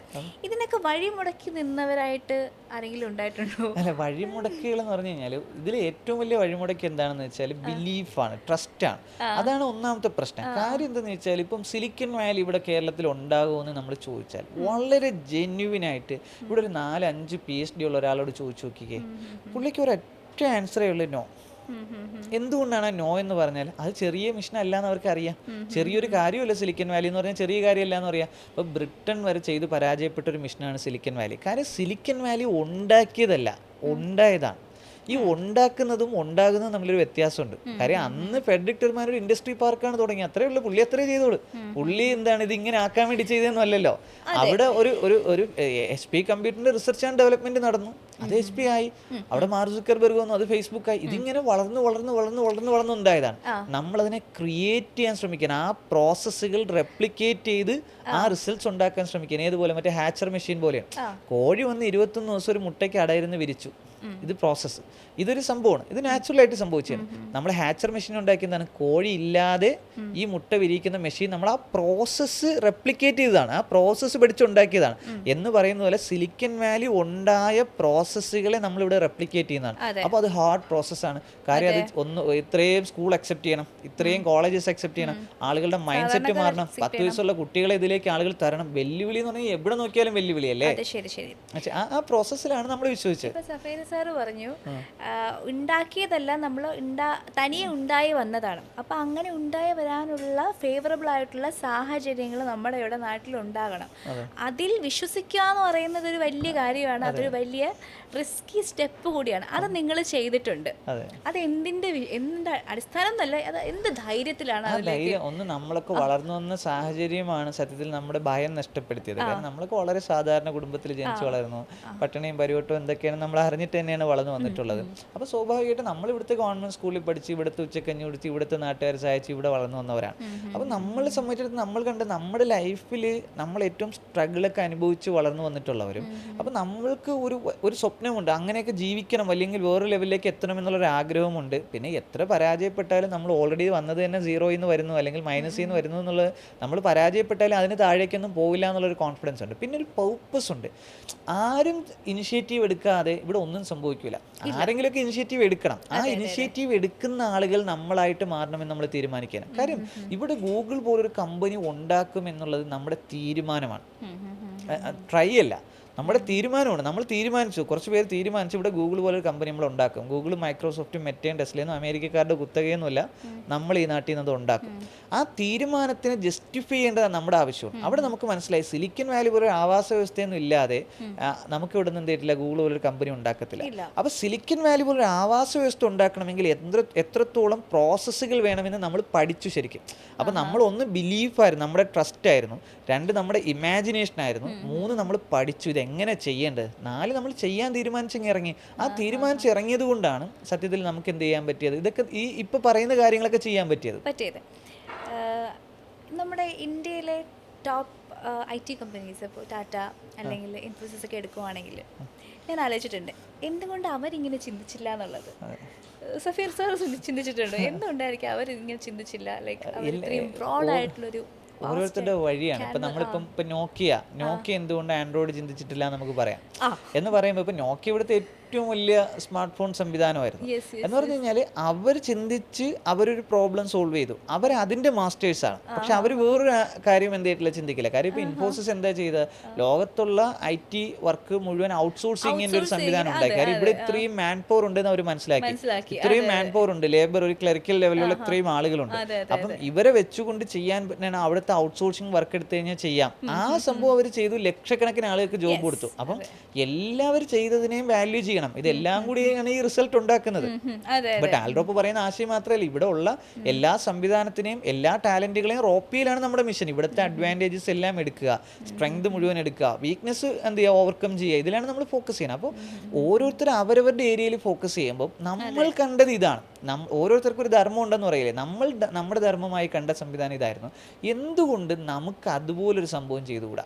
ഓക്കെ, അപ്പോൾ നമ്മളിത് ചെയ്ത് ഇതെല്ലാം വന്നു ഇതുപോലെ ആയിക്കഴിഞ്ഞാൽ അടുത്ത ടീം വരുമ്പം അന്ന് ചിലപ്പോൾ ഇപ്പം തന്നെ നമുക്ക് ആലോചിക്കുക, നമുക്കൊരു 16ഓളം സ്റ്റേറ്റ്സിൽ ആക്സസ് ഉണ്ട്. ഇപ്പോൾ കേരളത്തിൽ കാസർഗോഡ് മുതൽ തിരുവനന്തപുരം വരെ നമുക്ക് റൂട്ട് ലെവലിൽ ആക്സസ് ഉണ്ട്. നമുക്ക് 20 സെപ്പറേറ്റ് ടീമുണ്ട്, 140 അസംബ്ലി കോൺസ്റ്റൻസി നമുക്ക് സിസ്റ്റം ഉണ്ട്, 941 പഞ്ചായത്തും 87 മുനിസിപ്പാലിറ്റി, 6 കോർപ്പറേഷൻ നമ്മൾ കവർ ചെയ്ത് കഴിഞ്ഞു. ഇപ്പം നമ്മൾ 19,489 വാർഡിലേക്കുള്ള സിസ്റ്റം ഡെവലപ്പ് ചെയ്യും. അപ്പോൾ വേറൊരാൾ നോക്കുകയാണെങ്കിൽ ടാൽഡ്രോപ്പിന് ഇത്രയും വലിയ സംവിധാനം ഉണ്ടായിട്ട് അവരെന്തുകൊണ്ട് ചെയ്യുന്നില്ല എന്ന് ഒരുപക്ഷെ അവർ ചിന്തിക്കുന്നുണ്ടായിരിക്കും. നമ്മൾ വേറൊരു സംവിധാനം ബിൽഡ് ചെയ്തുകൊണ്ടിരിക്കുന്നുണ്ട്, നമ്മുടെ ഫോക്കസിങ് ഇതിലാണ്. അപ്പം ചിലപ്പോൾ നമ്മളും ആ സാധനം എന്ത് ചെയ്യില്ല, കാണില്ല. ഓക്കെ, അതുപോലെ ഇപ്പോൾ ഇൻഫോസിസിൻ്റെ പ്രോബ്ലം ഫിക്സ് ചെയ്തുകൊണ്ടിരിക്കുകയാണ്, വിപ്രോയുടെ സ്പേസിൽ ഡിസൈൻ ചെയ്തുകൊണ്ടിരിക്കുമ്പോൾ അവർ ഒരു മിഷനായിട്ട് എന്ത് കാണില്ല. ഇപ്പോൾ ഒരു ഗൂഗിൾ ബിൽഡ് ചെയ്യണം എന്നുള്ളത് അവരുടെ ഒരു മിഷൻ ആയിക്കൊള്ളണമെന്നില്ല. അതുകൊണ്ടായിരിക്കാം അവർ കാണാത്തത്. പക്ഷെ അവരുടെ ഏരിയയിൽ എന്ത് ചെയ്യുന്നു, മാസ്റ്റർ ചെയ്ത് പോകുന്നുണ്ട്, അവർ പെർഫെക്റ്റ് ആയിട്ട് പോകുന്നുണ്ട്. അപ്പം നമ്മൾ കണ്ടതൊക്കെ നമ്മൾ എന്ത് ചെയ്യണം എന്ന് തീരുമാനിക്കുമ്പോൾ നമ്മൾ ഇവിടുന്ന് ഒരു ഗൂഗിൾ ചെയ്യേണ്ടവരാണ് എന്ന് നമുക്ക് മനസ്സിലായി. അപ്പോൾ ഗൂഗിൾ ചെയ്യണം. ഓക്കെ, ഗൂഗിൾ ചെയ്യണമെങ്കിൽ ഇപ്പോൾ 35,000 കോടിയാണ് നമ്മൾ ഇനിഷ്യലി ഡ്രാഫ്റ്റ് ചെയ്ത ഫണ്ട്. 35,000 കോടി ഫണ്ട് വേണം, നമ്മുടെ ക്യാപിറ്റൽ എമൗണ്ട്, അപ്രോക്സിമേറ്റ് എമൗണ്ട്. അപ്പോൾ 35,000 കോടി കണ്ടുപിടിക്കണം. രണ്ടൊരു 10,000-ഓളം എഞ്ചിനീയേഴ്സ്. ഇപ്പോൾ കണ്ണില്ലാത്ത മനുഷ്യനൊരു ബയോണിക്കായി വെച്ച് കൊടുക്കാൻ, അത് ബിൽഡ് ചെയ്യാൻ കഴിയുന്ന എഞ്ചിനീയേഴ്സിനെയാണ് നമുക്ക് വേണ്ടത്. അപ്പോൾ നമ്മൾ തീരുമാനിച്ചു ഒരു 20 വയസ്സുള്ള എഞ്ചിനീയേഴ്സിന് വേണം, അവർക്കൊരു 10 വർഷം എക്സ്പീരിയൻസും വേണം. അപ്പോൾ ഒരു 10,000 എഞ്ചിനീയേഴ്സ് നമുക്ക് വേണം. 10,000 എഞ്ചിനീയേഴ്സ് എന്ന് പറഞ്ഞാൽ 10 വയസ്സിൽ ട്രെയിൻ ചെയ്താൽ 20 വയസ്സാകുമ്പോൾ 10 വർഷം എക്സ്പീരിയൻസ് ഉള്ള 10,000 എഞ്ചിനീയേഴ്സ് കിട്ടും. ഒരു 2,000-ഓളം സ്കൂളിൽ നിന്ന് 5 പേരെ വെച്ച് കിട്ടണം.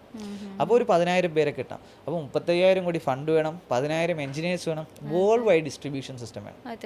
ഇതാണ് നമുക്ക് വേണ്ട സംഭവം. അപ്പം ഇതിനെങ്ങനെ കൊണ്ടുവരാം, ഇതെങ്ങനെയൊക്കെ ഡെവലപ്പ് ചെയ്തെടുക്കാം എന്നുള്ളൊരു സംഭവം നമ്മൾ ഡിസൈൻ ചെയ്ത് അതിനൊക്കെ 35,000 കോടി ക്യാപിറ്റൽ വേണമെങ്കിൽ ഒരു ത്രെഡ് കിട്ടിയ എന്താണ്, പേയ്പാൽ വിറ്റ് ഇലോൺ മസ്ക് പൈസ ഉണ്ടാക്കി, ഡിജിറ്റൽ അസറ്റ് വിറ്റ് പൈസ ഉണ്ടാക്കി. അപ്പം നമുക്കും ഡിജിറ്റൽ അസറ്റ് വിൽക്കണം. അപ്പം ഒരു 25% ഷെയർ വിൽക്കുമ്പോൾ 35,000 കോടി കിട്ടണമെങ്കിൽ ടോട്ടൽ 1,40,000 കോടിയുടെ അസറ്റ് ഉണ്ടാക്കണം.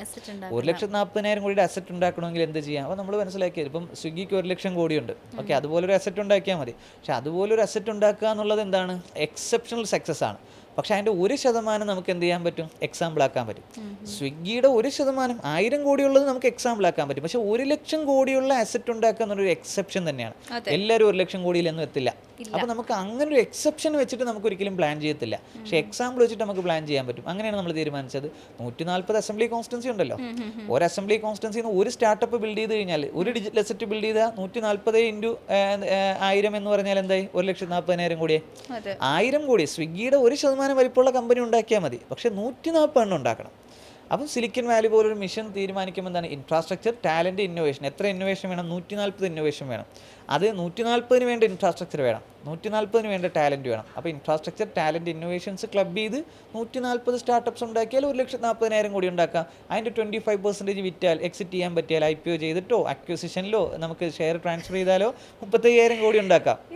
മനസ്സിലായില്ലേ? അപ്പോൾ 10,000 എഞ്ചിനീയേഴ്സ് ഉണ്ടാക്കാൻ, ഇപ്പോൾ മഹാദേവന്മാരെ ഉണ്ടാക്കിയ 10,000, ഒരു മഹാദേവനെ ഉണ്ടാക്കാനുള്ള പ്രോസസ്സ് ഉണ്ടെങ്കിൽ 10,000 മഹാദേവനെ ഉണ്ടാക്കാമല്ലോ ആ പ്രോസസ്സിലൂടെ. അപ്പം വേൾഡ് വൈഡ് ഡിസ്ട്രിബ്യൂഷൻ സിസ്റ്റം വേണം. അതിനാണ് സ്റ്റേറ്റ്സിൽ ഇപ്പോൾ തമിഴ്നാട്, ചെന്നൈയിൽ നമ്മുടെ ഓഫീസ് ലോഞ്ച് ചെയ്തു.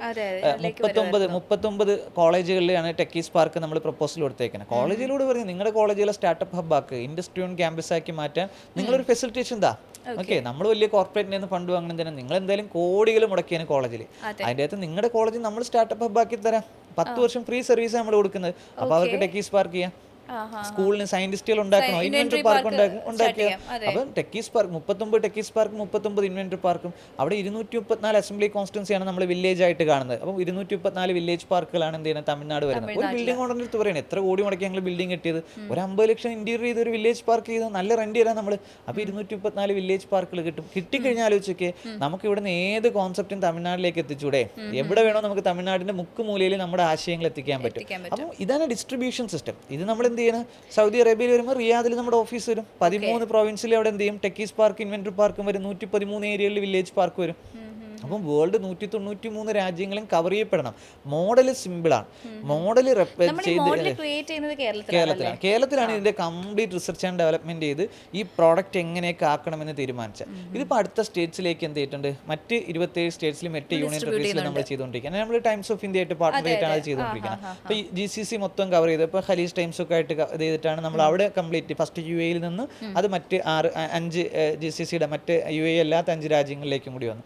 ഇപ്പം നമ്മൾ എന്ത് ചെയ്യുന്നത്, ആഫ്രിക്കയിൽ ഇപ്പോൾ നമ്മൾ ഫുൾ ഫോക്കസിങ് ഇപ്പോൾ നമ്മൾ ആഫ്രിക്കയിലാണ് എന്ത് ചെയ്തിട്ടുണ്ട് ഫോക്കസ് ചെയ്യുന്നത്. ഇപ്പോൾ സുഡാനിലാണ് ഇപ്പോൾ നമ്മൾ എന്ത് ചെയ്യുന്നത് ഫസ്റ്റ് നമ്മുടെ പ്രോജക്റ്റ് ഇംപ്ലിമെന്റേഷൻ നടക്കുന്നത്. അപ്പോൾ 46 ലീസ്റ്റ് ഡെവലപ്ഡ് നേഷൻസ് ഒക്കെ നമുക്ക് പെട്ടെന്ന് കവർ ചെയ്യാൻ പറ്റും. കാര്യം നമ്മൾ കേരളത്തിൽ നിന്നാണ് ഈ മോഡൽ ഉണ്ടാക്കിയെടുത്തത്. അപ്പോൾ അവിടെ ഭയങ്കര ഈസിയാണ്. അവിടുത്തെ ടാലൻസിനെ കുറിച്ച് എങ്ങനെ നമുക്ക് അതെ തന്നെ അവിടെ സംഭവം എന്ന് പറഞ്ഞാൽ നമ്മൾ ആദ്യം കുറച്ച് ആളുകൾ അവിടുത്തെ എഡ്യൂക്കേഷനിൽ നിൽക്കുന്ന UAE എന്നുള്ള ആൾ, കാരണം UAE ഒരു വല്ലാത്ത പ്രത്യേകത എന്താണ്, എല്ലാ രാജ്യക്കാരും അവിടെ ഉണ്ട്.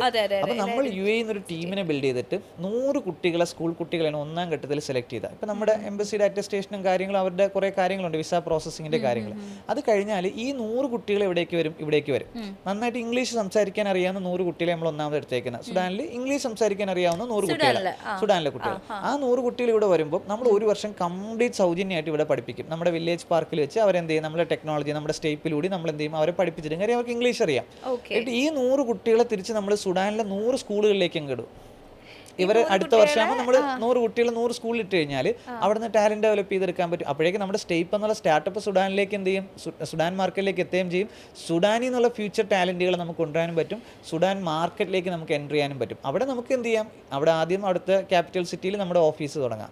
പിന്നെ അവിടുത്തെ ഇത്ര യൂണിവേഴ്സിറ്റിയോട് ടെക്കീസ് പാർക്ക് ചെയ്യാൻ, ഇത്ര സ്കൂളിനോട് ഇൻവെന്ററി പാർക്ക് ചെയ്യാൻ പറയാം, ഇത്ര ബിൽഡിംഗ് ഓണേഴ്സിനോട് വില്ലേജ് പാർക്ക് ചെയ്യാൻ പറഞ്ഞാൽ അവർ ചെയ്യും. നമ്മൾ ഇൻവെസ്റ്റ് ചെയ്യണ്ടല്ലോ, അവർ തന്നെ ചെയ്തു തരും, നമ്മൾ ഓപ്പറേറ്റ് ചെയ്താൽ മതി. കാര്യം എല്ലാവർക്കും ഈ ക്യാപിറ്റൽ, ഒരു ബിൽഡിംഗ് ഓണറിന് ഇപ്പോൾ 50 ലക്ഷം രൂപ എന്ന് പറഞ്ഞാൽ അവിടെയോ ബിൽഡിംഗ് ഉണ്ട്.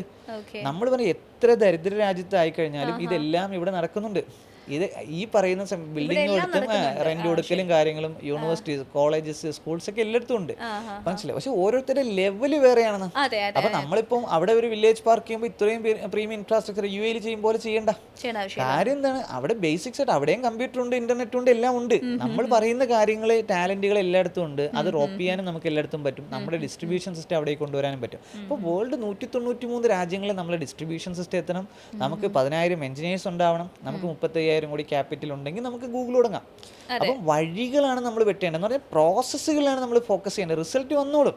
ഇത് ഒന്നും ഓട്ടോമാറ്റിക് ആയിട്ട് വരില്ല. അതാണ് ഞാൻ തുടങ്ങിയപ്പോൾ പറഞ്ഞത്, ഒരു ഷട്ടർ റൂമിൽ നിന്ന് തന്നെയാണ് ഗൂഗിൾ വന്നത്, ഒരു ഗ്യാരേജിൽ നിന്ന് തന്നെയാണ് ആപ്പിൾ വന്നത്. പക്ഷെ നമ്മൾക്കൊരു ബിലീഫ്, അതാണ് രണ്ടാം ഘട്ട പൗരബോധം. മാർക്ക് സുക്കർബർഗ് തുടങ്ങിയാൽ ഒരു ഗ്യാരേജിൽ നിന്ന് തുടങ്ങിയാൽ മെറ്റയാവും. ഓക്കെ, ലോറി പേജ് തുടങ്ങിക്കഴിഞ്ഞാൽ ഒരു ഗ്യാരേജിൽ നിന്ന് ഗൂഗിൾ ആവും, അല്ലെങ്കിൽ സ്റ്റീവ് ജോബ്സ് ഒരു ഗ്യാരേജിൽ നിന്ന് തുടങ്ങിക്കഴിഞ്ഞാൽ ആപ്പിൾ ആവും. പക്ഷെ നമ്മളൊരു ഷട്ടർ റൂമിൽ നിന്ന് തുടങ്ങിക്കഴിഞ്ഞാൽ അത് ഗൂഗിൾ ആകില്ല എന്ന് വിശ്വസിക്കുന്നതിന് രണ്ടാം കിട പൗരബോധം അല്ലേ? തീർച്ചയായിട്ടുമാണ്. അതുകൊണ്ട് നമ്മൾ ആ രണ്ടാം കിട പൗരന്മാരല്ലാന്ന് നമ്മുടെ ഉള്ളിൽ വിശ്വസിക്കുന്നുണ്ട്. നമ്മൾ വിശ്വസിക്കുന്നുണ്ട് നമ്മൾ ആ രണ്ടാം കിട പൗരന്മാരല്ല. മാർക്ക് സുക്കർബർഗ് ഉണ്ടാക്കിയത് ഉണ്ടാവുമെങ്കിൽ സഫീർ നജ്മുദ്ദീൻ ഉണ്ടാക്കിയാലും ഉണ്ടാവും. അതിന്റെ വഴി നമുക്ക് ചിലപ്പോൾ കുറച്ച് ഹാർഡായിരിക്കും. ആ കുറച്ച് എല്ലാം ഈസി ആയിട്ട് കിട്ടിയിട്ട് എന്ത് ചെയ്യാൻ, ഞാൻ എന്തായാലും ഒരാൾക്കും വാക്ക് കൊടുത്തിട്ടൊന്നുമില്ല, ഇങ്ങനെ അങ്ങ് ജീവിച്ച് ഇങ്ങനെ അങ്ങ് മരിച്ചോളാം, ഞാൻ ആർക്കും വാക്ക് കൊടുത്തിട്ടൊന്നുമില്ല. ഒരു റിസ്ക്കും ഇല്ലാതെ രാവിലെ ഉറക്കം എഴുന്നേറ്റ് 9 മണിക്ക് ജോബിന് പോയി 6 മണി വരെ വർക്ക് ചെയ്തിട്ട് ഇത്ര സമയത്ത് കല്യാണം കഴിച്ച് ഇത്ര മക്കളായി അല്ലെങ്കിൽ ഇത്ര കാറും ജീവിച്ച് ഇങ്ങനെ ജീവിച്ചോളാം, ഞാൻ ആർക്കും വാക്ക് കൊടുത്തിട്ടൊന്നുമില്ല. നമ്മളിവിടെ മരിക്കുമ്പോൾ നമ്മുടെ ഒരു സിഗ്നേച്ചർ ഇവിടെ ഉണ്ടാവും. നമ്മളിങ്ങനെ ജീവിച്ചിരുന്നു എന്നുള്ളതിന് തെളിവ് വെച്ചിട്ടേ നമ്മൾ മരിക്കുള്ളൂ. ബാക്കിയൊക്കെ വരുന്നിടത്ത് വെച്ച് കാണാം. ഇത് എന്ത് വന്നാലും ഈ ആകാശത്തിന് താഴെ കൂടെ തന്നെയല്ലേ വരാനുള്ളത്, എന്ത് വന്നാലും ഈ ഭൂമിക്ക് മുകളിൽ കൂടെ തന്നെയല്ലേ വരാനുള്ളത്. ലോകത്ത് 100% പെർഫെക്റ്റ് ആയിട്ടൊന്നും ജീവിക്കാനൊന്നും പറ്റില്ല, ഒരു മിസ്റ്റേക്സും ഇല്ലാതെ ജീവിക്കാനൊന്നും പറ്റില്ല. മനുഷ്യനാണോ കുറേ പ്രശ്നങ്ങളിലൊക്കെ ചെന്ന് തലവെക്കും. കാര്യം മനുഷ്യനൊരു ഇമോഷൻസ് ഉണ്ട്, അത് എപ്പോഴും എല്ലാം സ്മൂത്തായിട്ട് നടക്കുന്നില്ല.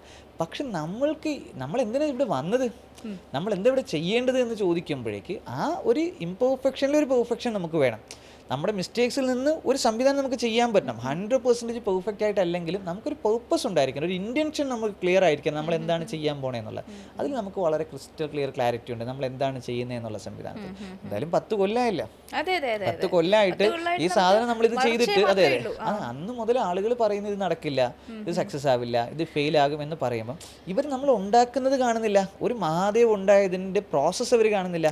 ഈ ക്യാമ്പസുകൾ മൊത്തം ഇൻഫ്രാസ്ട്രക്ചർ ഇപ്പം എന്താ എല്ലാ കോളേജിൻ്റെ സ്പാർക്ക് ചെയ്യാൻ തയ്യാറായത്. ടെക്കി സ്പാർക്ക് നമ്മൾ സക്സസ് ആക്കി കാണിച്ചു എന്താണ് ഇൻഫ്രാസ്ട്രക്ചർ വന്നാൽ എങ്ങനെയാണ് ടാലന്റുകൾ വന്ന് ഇന്നോവേഷൻ ഉണ്ടാക്കുന്നതെന്ന് പറഞ്ഞു. ഓക്കെ, വേണമെങ്കിൽ ഒരു ക്യാമ്പസിന് പറയാം ഇപ്പോൾ ടെക്കി സ്പാർക്ക് നിങ്ങൾ 100% റിസൾട്ട് അല്ല, 1% റിസൾട്ട് വേണമെങ്കിൽ അവരത് ചെയ്യണ്ടേ. എന്തായാലും ഇപ്പോഴത്തെ കോളേജിന് സ്റ്റാർട്ടപ്സ് ക്രിയേറ്റ് ചെയ്യാൻ പറ്റുന്നില്ല, ആ കോളേജിന് മറ്റ് കോളേജുമായിട്ട് കോമ്പറ്റീറ്റ് ചെയ്യാൻ പറ്റുന്നില്ല, വ്യത്യാസപ്പെടാൻ പറ്റുന്നില്ല, അവരുടെ കുട്ടികൾക്കൊന്നും കൊടുക്കാൻ പറ്റുന്നില്ല, ഇൻഡസ്ട്രിയുടെ നോളജ് കൊടുക്കാൻ പറ്റുന്നില്ല. ഓക്കെ, എന്തെങ്കിലും കൊടുക്കണമെങ്കിൽ ടാൽറോപ്പ് അല്ലെങ്കിൽ മറ്റൊരു ടീമിന്റെ പ്രോജക്റ്റ് വേണ്ടേ. ഓൾറെഡി ടാൽറോപ്പ് 2015 തുടങ്ങിയിട്ട് ഇതുവരെ ഒരു പ്രശ്നമില്ലാണ്ട് നിൽക്കുന്നില്ലേ. അന്ന് 2017 മുതൽ തുടങ്ങിയ കോളേജുകളിൽ ഇപ്പോഴും ടെക്കി സ്പാർക്ക് നിലനിൽക്കുന്നില്ലേ. അത് ഒരു കഴിവില്ലാത്തതുകൊണ്ടല്ലോ ചെയ്യുന്നത്. 100% പെർഫെക്റ്റ് ആണ് നമ്മൾ അവകാശപ്പെട്ടിട്ടില്ലല്ലോ. നമ്മുടെ പ്രോജക്റ്റ് 100% പെർഫെക്റ്റ് ആണ്, ഒരു മിസ്റ്റേക്സും ഇല്ലാത്തതാണെന്നല്ല. പക്ഷെ അതിലൂടെ 60% 60% പെർഫെക്ഷനിൽ റിസൾട്ട് ഉണ്ടാവുന്നുണ്ടോ? അതിൽ നിന്ന് എന്തായാലും ആദ്യത്തെ ടെക്കി സ്പാർക്കിൽ നിന്ന് മഹാദേവൻ, സിയാദും, ആദിൽ, യാസറൊക്കെ ഉണ്ടായല്ലോ. അപ്പോൾ ഈ ഓരോ ടെക്കി സ്പാർക്കിൽ നിന്ന് റിസൾട്ട് ഉണ്ടല്ലോ, സ്റ്റാർട്ടപ്പുകൾ ഉണ്ടാവുന്നുണ്ടല്ലോ. ഇത് തന്നെയല്ലേ നമ്മൾ പറഞ്ഞത്. ഓക്കെ, ഇതൊന്നും ഇല്ലാത്തവരുടെ അടുത്ത് എന്ത് സംഭവിച്ചു എന്ന് ചോദിച്ചാൽ ഒന്നും സംഭവിച്ചിട്ടില്ലല്ലോ. അവിടെയാണ് ടെക്കി സ്പാർക്കുകൾ ക്യാമ്പസിൽ എടുത്തു തുടങ്ങിയ. ഓക്കെ, എന്തെങ്കിലും ഒരു ഇമ്പാക്റ്റ് വേണമെങ്കിൽ ഇതുപോലൊരു ഇനിഷ്യേറ്റീവ് എടുക്കണം. അങ്ങനെ കോളേജ് ടെക്കി സ്പാർക്ക് എടുത്തു തുടങ്ങി, സ്കൂളിൽ ഇൻവെന്ററി പാർക്ക് എടുത്തു തുടങ്ങി. 200 ഗ്രാമങ്ങളിലല്ലേ വില്ലേജ് പാർക്ക് കിടക്കുന്നത്. നമ്മൾ പറയുമ്പോഴെന്തായിട്ടുണ്ട്, ഇപ്പം ശരിക്കും 2017 വില്ലേജ് പാർക്ക് ഡിസൈൻ ചെയ്തത്. അന്ന് ടാൽറോപ്സ് ഹബ് എന്നായിരുന്നു. പിന്നെ എന്ത് ചെയ്തു, നമ്മൾ ഫസ്റ്റ് ലോഞ്ച് ചെയ്ത് 2024 ആദ്യത്തെ വില്ലേജ് പാർക്ക് എന്ത് ചെയ്യണത്, നമ്മൾ ലോഞ്ച് ചെയ്യണത്. മനസ്സിലായില്ലേ, ഒരു വർഷം കഴിഞ്ഞപ്പോഴേക്ക് എന്ത് സംഭവിച്ചു, 100 ഗ്രാമത്തിലായി. ഇപ്പോൾ 200 കൺസ്ട്രക്ഷനിലേക്ക് പോകണം. അപ്പോൾ ഇത്രയും ഫാസ്റ്റായിട്ട് നമുക്ക് ചെയ്യാൻ പറ്റിയെന്ന് വെച്ചാൽ അത്രയും വലിയ ക്യാൻവാസിൽ ഇത് അത്രയും വർഷങ്ങൾ പ്ലാൻ ചെയ്ത് അത്രയും മോഡൽ ഉണ്ടാക്കിയിട്ടാണ് ആദ്യത്തെ ഒരു വില്ലേജ് പാർക്ക് വന്നത്. തിരുവനന്തപുരത്ത് പെരിങ്ങമല പഞ്ചായത്തിലാണ് ടാൽറോപ്പിന് ആദ്യത്തെ വില്ലേജ് പാർക്ക് വന്നത്. ഒരൊറ്റ വില്ലേജ് പാർക്ക് വന്ന് ഒരു വർഷം കഴിഞ്ഞപ്പോൾ 100 ആയി. അടുത്ത 100 കൺസ്ട്രക്ഷൻ നടക്കണമെന്ന് പറയുമ്പോൾ ഇത്രയും സ്പീഡിന് വന്നത് അത് 2024 പ്ലാൻ ചെയ്ത പ്രോജക്റ്റ് അല്ല. വലിയ മാറ്റമാണ് വന്നിരിക്കുന്നത്. 100ഓളം വന്നിട്ട് ഞാൻ കഴിഞ്ഞ വർഷം ജോയിൻ ചെയ്യുമ്പോഴും പെരിങ്ങമല ഓപ്പൺ ചെയ്തിരിക്കുന്നത്. പക്ഷേ ഒരു വർഷത്തിനുള്ളിൽ 100ഓളം വന്നിട്ടുണ്ട്. അതെ, നമുക്ക് ആ എക്സാമ്പിൾ സെറ്റ് ചെയ്ത് കൊടുത്തുകൊണ്ട് ആൾക്കാർക്ക് കൂടുതൽ അല്ല ഇപ്പോൾ 200 ബിൽഡിംഗിലും 400 ലാൻഡിലും 600 വില്ലേജ് പാർക്ക് ഇപ്പം വരുന്നത്. 400 ലാൻഡിൽ വരുന്നത്, പ്രീഫാബ് മോഡൽ കൺസ്ട്രക്ഷനിൽ 400 ലാൻഡിൽ വരുന്നു. 200 നമ്മുടെ ബിൽഡിംഗിൽ ആ പെരിങ്ങമല മോഡലിൽ 200 വരുന്നത്. അപ്പൊ അത് 200 വർക്ക് ചെയ്യുന്ന ഒരു ടീം വേറെ ടീമാണ്, 400 ലാൻഡിൽ വർക്ക് ചെയ്യുന്ന വേറെ ടീമാണ്. ഈ 400 ലാൻഡിൽ എന്ന് പറയുമ്പോഴത്തേക്കും ലാൻഡിൽ 10 സെന്റ് സ്ഥലം ആളുകൾ തന്ന് ലീസിന് തന്ന് അവർ തന്നെ കൺസ്ട്രക്ട് ചെയ്ത് തരുന്നത്. അവർ സാധാ ബിൽഡിംഗ് അവർ തന്നെ നമുക്ക് വേണ്ടി ബിൽഡിംഗ് കെട്ടി നമ്മുടെ ആ ടെക്കി വില്ലേജ് പാർക്കിന്റെ മോഡൽ അവർ തന്നെ ചെയ്ത് നമുക്ക് എന്ത് ചെയ്യുന്നുണ്ട്, തരുന്നുണ്ട്. അപ്പം നല്ല ആളുകൾക്ക് മോഡൽ കാണിച്ചിട്ട്, കാര്യം എല്ലാവർക്കും ഒരു പാസീവ് ഇൻകം ആക്റ്റീവ് ഇൻകം വേണം. ജോബ് ചെയ്തിട്ടാണ് അവർ ആക്റ്റീവ് ഇൻകം ഉണ്ടാക്കേണ്ടത്, ഇൻവെസ്റ്റ് ചെയ്തിട്ടാണ് പാസീവ് ഇൻകം ഉണ്ടാക്കേണ്ടത്. അപ്പോൾ ഈ പാസീവ് ഇൻകം ഉണ്ടാക്കാനുള്ള ഓപ്ഷൻ നമ്മൾ അവർക്ക് കൊടുക്കുകയാണ്. ഇതല്ലെങ്കിൽ എക്സോർ വഴി അവർക്ക് എന്തായാലും ഒരു ഓപ്ഷൻ ചെയ്യണം. അപ്പൊ സാധാരണക്കാരന് അയാൾക്കൊരു ബിൽഡിംഗ് ഉണ്ട്, ഇത് ആർക്കെങ്കിലും റെന്റിന് കൊടുക്കണം. അവിടെ നമ്മൾ പറയണെങ്കിൽ നിങ്ങൾ സാധാരണ ഒരു ഷോപ്പിന് റെന്റിന് കൊടുത്ത് 6 മാസം കഴിയുമ്പോൾ അടുത്ത ആൾ വരും. നമ്മൾ 10 വർഷത്തേക്ക് എടുക്കാം. 10 വർഷം നിങ്ങൾ ഇനി വേറൊരാളെ നോക്കണ്ട, മനസ്സിലായില്ല. അപ്പൊ ഇത് ഒരാൾ ഷോപ്പ് പോയി അടുത്ത ഒരു വർഷം കഴിഞ്ഞ് ഒരാൾ നടത്തി, അടുത്ത ആൾ വരുമ്പോഴേക്കും ഒരു 6 മാസത്തെ ഗ്യാപ്പ് ഉണ്ട്. ഈ 6 മാസം ഇവർക്ക് റെന്റ് കിട്ടില്ല. ഇങ്ങനെയാണ് ഇതൊക്കെ പോകുന്നത്. നമ്മൾ പറഞ്ഞ് 10 വർഷം നമ്മൾ എന്ത് ചെയ്തോളാം, നോക്കിയോളാം. നിങ്ങൾ എന്തായാലും ഇത്രയും കെട്ടിയിട്ടല്ലേ, ഒരു 40 lakhs 50 lakhs കൂടെ ഇന്റീരിയർ ചെയ്യാനും കൂടെ ചെയ്തോ. നിങ്ങളുടെ ബിൽഡിങ്ങിലല്ലേ ചെയ്യുന്നത്, നിങ്ങൾ നമുക്കൊന്നുമല്ലല്ലോ തരുന്നത്. നിങ്ങൾ തന്നെ ബിൽഡിങ്ങിൽ തന്നെ നിങ്ങളുടെ അസറ്റ്സ് ഉണ്ട് അവിടെ, എന്നിട്ട് നമ്മൾ നിങ്ങൾക്ക് റെന്റ് തരാം. അപ്പൊ അവർക്ക് ആ റെന്റ് കിട്ടാനുള്ള ബിസിനസ് മോഡൽ നമുക്ക് കൊണ്ടുപോകുന്നത് മാത്രം അവർ നോക്കിയാൽ മതി. അതിന് നമ്മൾ ആദ്യം ചെയ്ത് എന്താണ്, ഫണ്ട് മാനേജ്മെന്റ് എൻറ്റിറ്റീസിലാണ് നമ്മൾ ഫസ്റ്റ് ഫോക്കസ് ചെയ്തത്. കാരണം ഇതൊരു ആവാസ വ്യവസ്ഥയാണ്, ഇതിൻ്റെ അകത്ത് അത്രയും ഫണ്ട് വേണം. അപ്പം എക്കോസിസ്റ്റം കമ്പനി ഉണ്ടാക്കി, സ്റ്റാർട്ടപ്പ് സ്റ്റുഡിയോ കമ്പനി ഉണ്ടാക്കി, ബിസിനസ് സ്റ്റുഡിയോ കമ്പനി ഉണ്ടാക്കി, ഏഞ്ചൽ ഫണ്ട് സെപ്പറേറ്റ് സംവിധാനം കൊണ്ടുവന്ന്, ഡിസ്ട്രിബ്യൂഷൻ കമ്പനി കൊണ്ടുവന്ന്, അപ്പോൾ 6 ഫണ്ടിങ് ഓപ്ഷൻസ് നമ്മൾ കൊണ്ടുവന്നു. ഇപ്പം ഇനി അടുത്ത ഫ്യൂച്ചറിൽ വെഞ്ചർ ക്യാപിറ്റൽ കൊണ്ടുവരുന്നത്. അപ്പോൾ ഫണ്ട് മാനേജ് ചെയ്യാനുള്ള സംവിധാനം ഉണ്ടാക്കി. അപ്പോൾ ഒരു സ്റ്റാർട്ടപ്പ് വരുമ്പോഴേക്ക് ആ സ്റ്റാർട്ടപ്പിൻ്റെ എക്സ്പെൻസ് മാനേജ് ചെയ്യാനുള്ള സംവിധാനം ഉണ്ടാക്കി. ഇതെല്ലാം അങ്ങോട്ടും ഇങ്ങോട്ടും ഉണ്ടാക്കി എന്ന് പറഞ്ഞാൽ ഒരു ആവാസ വ്യവസ്ഥയാണ്. ഒരു പാമ്പ് വന്ന് എലിയെ കഴിച്ചു തിന്നു എന്ന് പറയാം, എലിയുടെ ഫാമിലിക്കാണ് നഷ്ടം, പാമ്പിന്റെ ഫാമിലിക്ക് ലാഭമാണ് എന്ന് പറയുന്നത് പോലെയാണ് നമ്മൾ എക്കോസിസ്റ്റം ഉണ്ടാക്കിയത്. അതായത് ഒരു വില്ലേജ് പാർക്കിന് റെന്റ് ആര് കൊടുക്കും, സ്റ്റാർട്ടപ്പ് സ്റ്റുഡിയോ കൊടുത്തോളും. സ്റ്റാർട്ടപ്പ് അവർക്ക് കിട്ടുന്നതിന്റെ 10% റവന്യൂ ഷെയർ കൊടുത്താൽ മതി. ബിൽഡിംഗ് ഓണറിനെ സംബന്ധിച്ചിടത്തോളം ഈ സ്റ്റാർട്ടപ്പ് സക്സസ് ആവോ ഇല്ലെന്ന് അയാൾ ടെൻഷൻ അടിക്കണ്ട. കാര്യം ഇപ്പൊ 40 സീറ്റ്സ് ഉണ്ടല്ലേ, 30 സീറ്റ്സ് ഉണ്ടെങ്കിൽ അത് വ്യത്യസ്ത സ്റ്റാർട്ടപ്പുകളായിരിക്കും ആ സീറ്റ് എടുത്തിട്ടുള്ളത്. പക്ഷെ പേ ചെയ്യുന്നത് എന്താണ്, സ്റ്റാർട്ടപ്പ് സ്റ്റുഡിയോ പേ ചെയ്തോളും. സ്റ്റാർട്ടപ്പ് സ്റ്റുഡിയോ എന്ത് ചെയ്തോളും, റെന്റ് കൊടുത്തോളും. ഈ സ്റ്റാർട്ടപ്സിന് വേണ്ടിയിട്ടുള്ളത് അവർ കൊടുത്തോളും. സ്റ്റാർട്ടപ്പുകൾ എന്ത് ചെയ്യണം, അവരുടെ റവന്യൂടെ 10% കൊടുക്കണം. അപ്പൊ ചില സ്റ്റാർട്ടപ്സിന് റവന്യൂ ഉണ്ടാവില്ല, അവർ കൊടുക്കണ്ട. കാര്യം ആ സ്റ്റാർട്ടപ്സിന് ഓഫ് കോഴ്സ് എന്താണ് തുടങ്ങുന്നല്ലേ, അവർ റിസർച്ച് ആൻഡ് ഡെവലപ്മെന്റ് ചെയ്യുന്നല്ലേ. കാര്യം അവർ ഫ്യൂച്ചറിൽ കിട്ടും, ഫ്യൂച്ചറിൽ ഇവർക്ക് കിട്ടുമല്ലോ. കാര്യം എന്ന് പറഞ്ഞാൽ ഇപ്പം സ്റ്റേറ്റ് ഇപ്പം 6000 കുട്ടികളുടെ 20,000 രൂപ ഫീ വാങ്ങിയാൽ 12 കോടി വാങ്ങിയാൽ അതിൽ 1 കോടി 20 ലക്ഷം സ്റ്റാർട്ടപ്പ് സ്റ്റുഡിയോക്ക് കിട്ടും. സ്റ്റേപ്പ് അത് 60,000 കുട്ടിയിലേക്ക് പോയാൽ അവർക്ക് 12 കോടി കിട്ടും മനസ്സിലായി. പിന്നെ ഇൻവെസ്റ്റ് ചെയ്യണ്ട, പിന്നെ കിട്ടൽ ഇങ്ങോട്ടേ ഉണ്ടാവുള്ളൂ അതർ സ്റ്റേറ്റ്സ് അതർ നേഷനിലേക്കൊക്കെ പോകുമ്പോൾ. അപ്പോൾ ഫ്യൂച്ചറിൽ റിട്ടേൺ മതി എന്നുള്ള ഇൻവെസ്റ്റേഴ്സിന്റെ ഫണ്ടാണ് അവിടെ കൊണ്ടുവന്നത്. പ്രസന്റിൽ ഫണ്ട് വേണം എന്നുള്ളവർക്ക് പ്രസന്റിന് ഓപ്ഷൻ ചെയ്തു. ഒന്ന് വ്യത്യസ്ത മാസം കിട്ടുന്ന ആളുകളുണ്ടാവും, അവർക്ക് റെന്റൽ ഓപ്ഷൻ കൊടുത്തു. വർഷം കിട്ടുന്ന ആളുകൾക്കുണ്ട്, അവർക്ക് ഡിവിഡൻഡ് ഓപ്ഷൻ കൊടുത്തു. ഫ്യൂച്ചർ മതി, അവർക്ക് ഇക്വിറ്റി ഓപ്ഷൻ കൊടുത്തു. മൾട്ടിപ്പിൾ ഓപ്ഷൻസ് കൊണ്ടുവന്നിട്ടാണ് നമ്മൾ എക്കോസിസ്റ്റം സസ്റ്റെയിൻ ചെയ്തത്. അപ്പോൾ സെക്യൂരിറ്റിക്ക് നമ്മളൊരു 10,000 രൂപ സാലറി കൊടുക്കുമ്പോൾ ഒരാളുടെ എക്സ്പെൻസും ഫെസിലിറ്റി മാനേജ്മെന്റ് സ്റ്റാർട്ടപ്പിന് അത് ഇൻകോണം. ഫെസിലിറ്റി മാനേജ്മെന്റ് സ്റ്റാർട്ടപ്പ് ആണ് ഈ ഇത് മാനേജ് ചെയ്യുന്നത്. അപ്പോൾ ഇവരുടെ എക്സ്പെൻസ് ആർക്കാണ്? അവരുടെ ഇൻകോണം. ഇങ്ങനെ നമ്മൾ മാനേജ് ചെയ്തു. പറഞ്ഞാൽ ഓരോ സർവീസ് കമ്പനീസും എന്താണ്, ഇപ്പോൾ ഒരു ഡിജിറ്റൽ മാർക്കറ്റിംഗ്, ഒരു കിൻഫിഗ് എന്നുള്ള ടീമാണ് ഇപ്പോൾ ഡിജിറ്റൽ മാർക്കറ്റിംഗ് ചെയ്യുന്നത് നമ്മുടെ ടീം. അവരൊരു പോസ്റ്റർ ഡിസൈൻ ചെയ്ത് കഴിഞ്ഞാൽ ആ പോസ്റ്ററിനെ സംബന്ധിച്ചിടത്തോളം ഈ സ്റ്റാർട്ടപ്പ് അതിന് പൈസ കൊടുക്കുകയാണ്. അപ്പോൾ സ്റ്റാർട്ടപ്പ് സ്റ്റുഡിയോ അവർക്ക് പേ ചെയ്തു. ഇവരുടെ എക്സ്പെൻസ് ആണെങ്കിലും അവരുടെ ഇൻകം അല്ലേ. ഇങ്ങനെയാണ് ഒരു ആവാസ വ്യവസ്ഥ നമ്മൾ ഉണ്ടാക്കിയത്. ഒരാളുടെ എക്സ്പെൻസ് മറ്റൊരാളുടെ ഇൻകം ആക്കി മാറ്റുന്ന ഒരു സംവിധാനം സെൽഫ് സസ്റ്റൈനബിലിറ്റിയാണ്. ഇപ്പം തന്നെ നമ്മളിപ്പം ഏറ്റവും അധികം സംവിധാനം എന്ന് പറയുന്നത് സാലറിയൊക്കെ ഒറ്റ സെൻട്രലൈസ്ഡ് സിസ്റ്റം ആയിരുന്നു. അതെല്ലാം ഇപ്പം കമ്പനി പൊളിച്ചിട്ട് 20 ബ്രാഞ്ച് ആക്കി. അതായത് ഒരു ബ്രാഞ്ചിന് ഇപ്പം നമ്മളിപ്പം എന്താണ് 1000 ടീം മെമ്പേഴ്സ് പേറോളിൽ നിൽക്കുന്നവരെന്ന് പറഞ്ഞാൽ ഒരാൾക്ക് 50 പേര്, ഒരു ബ്രാഞ്ചുകാർക്ക് 50 പേരുടെ കാര്യം നോക്കിയാൽ മതി. അപ്പം ഭയങ്കര സിമ്പിളായി. ഇപ്പോൾ 1000 പേര് ഒറ്റ പേറോൾ മാനേജ്മെന്റ് സംവിധാനത്തിലാണ്. അപ്പോൾ നമ്മൾ ഇടയ്ക്കിടയ്ക്ക് എന്ന് വെച്ചാൽ മുറിച്ച് സെൽഫ് സസ്റ്റൈനബിൾ ആക്കും. എന്നാലും പിന്നെ ഇതിന് വലുതാക്കത്തുള്ളൂ. ഈ 1000 അടുത്തിപ്പോൾ 2000 ആകുമ്പോഴാണ്. അപ്പോൾ ഇത് ഒറ്റ സംഭവത്തിൽ നോക്കിക്കഴിഞ്ഞാൽ ഇത് എന്ത് ചെയ്യില്ല, ഇത്രയും പേരുടെ കാര്യങ്ങൾ ഒരേപോലെ ഹാൻഡിൽ ചെയ്യത്തില്ല. അപ്പോൾ നമ്മൾ ഇടയ്ക്കിടയ്ക്ക് സെൽഫ് സസ്റ്റൈനബിൾ ആക്കും എന്ന് പറഞ്ഞാൽ ഓരോന്ന് ഇൻഡിപെൻഡൻ്റ് ആയിട്ട് റൺ ചെയ്യുന്ന സംഭവം. കാര്യം 100% പെർഫെക്റ്റ് ആയിട്ട് ഇത് പോവില്ല. അപ്പോൾ നമ്മൾ ഇങ്ങനെ മുറിക്കുകയാണ്. കാര്യം ഇപ്പോൾ ഇന്ത്യ പറയുമ്പോൾ എന്താണ്, ബീഹാറിൽ പട്ടിണി, ISRO റോക്കറ്റ് വിടും, IPL ഇവിടെ BCCI വമ്പനായിട്ട് ഗെയിം കളിക്കുക. അതായത് പട്ടിണി മാറ്റിയിട്ട് റോക്കറ്റ് ഇടാൻ പറ്റുമെന്ന് വെച്ചാൽ പറ്റില്ല.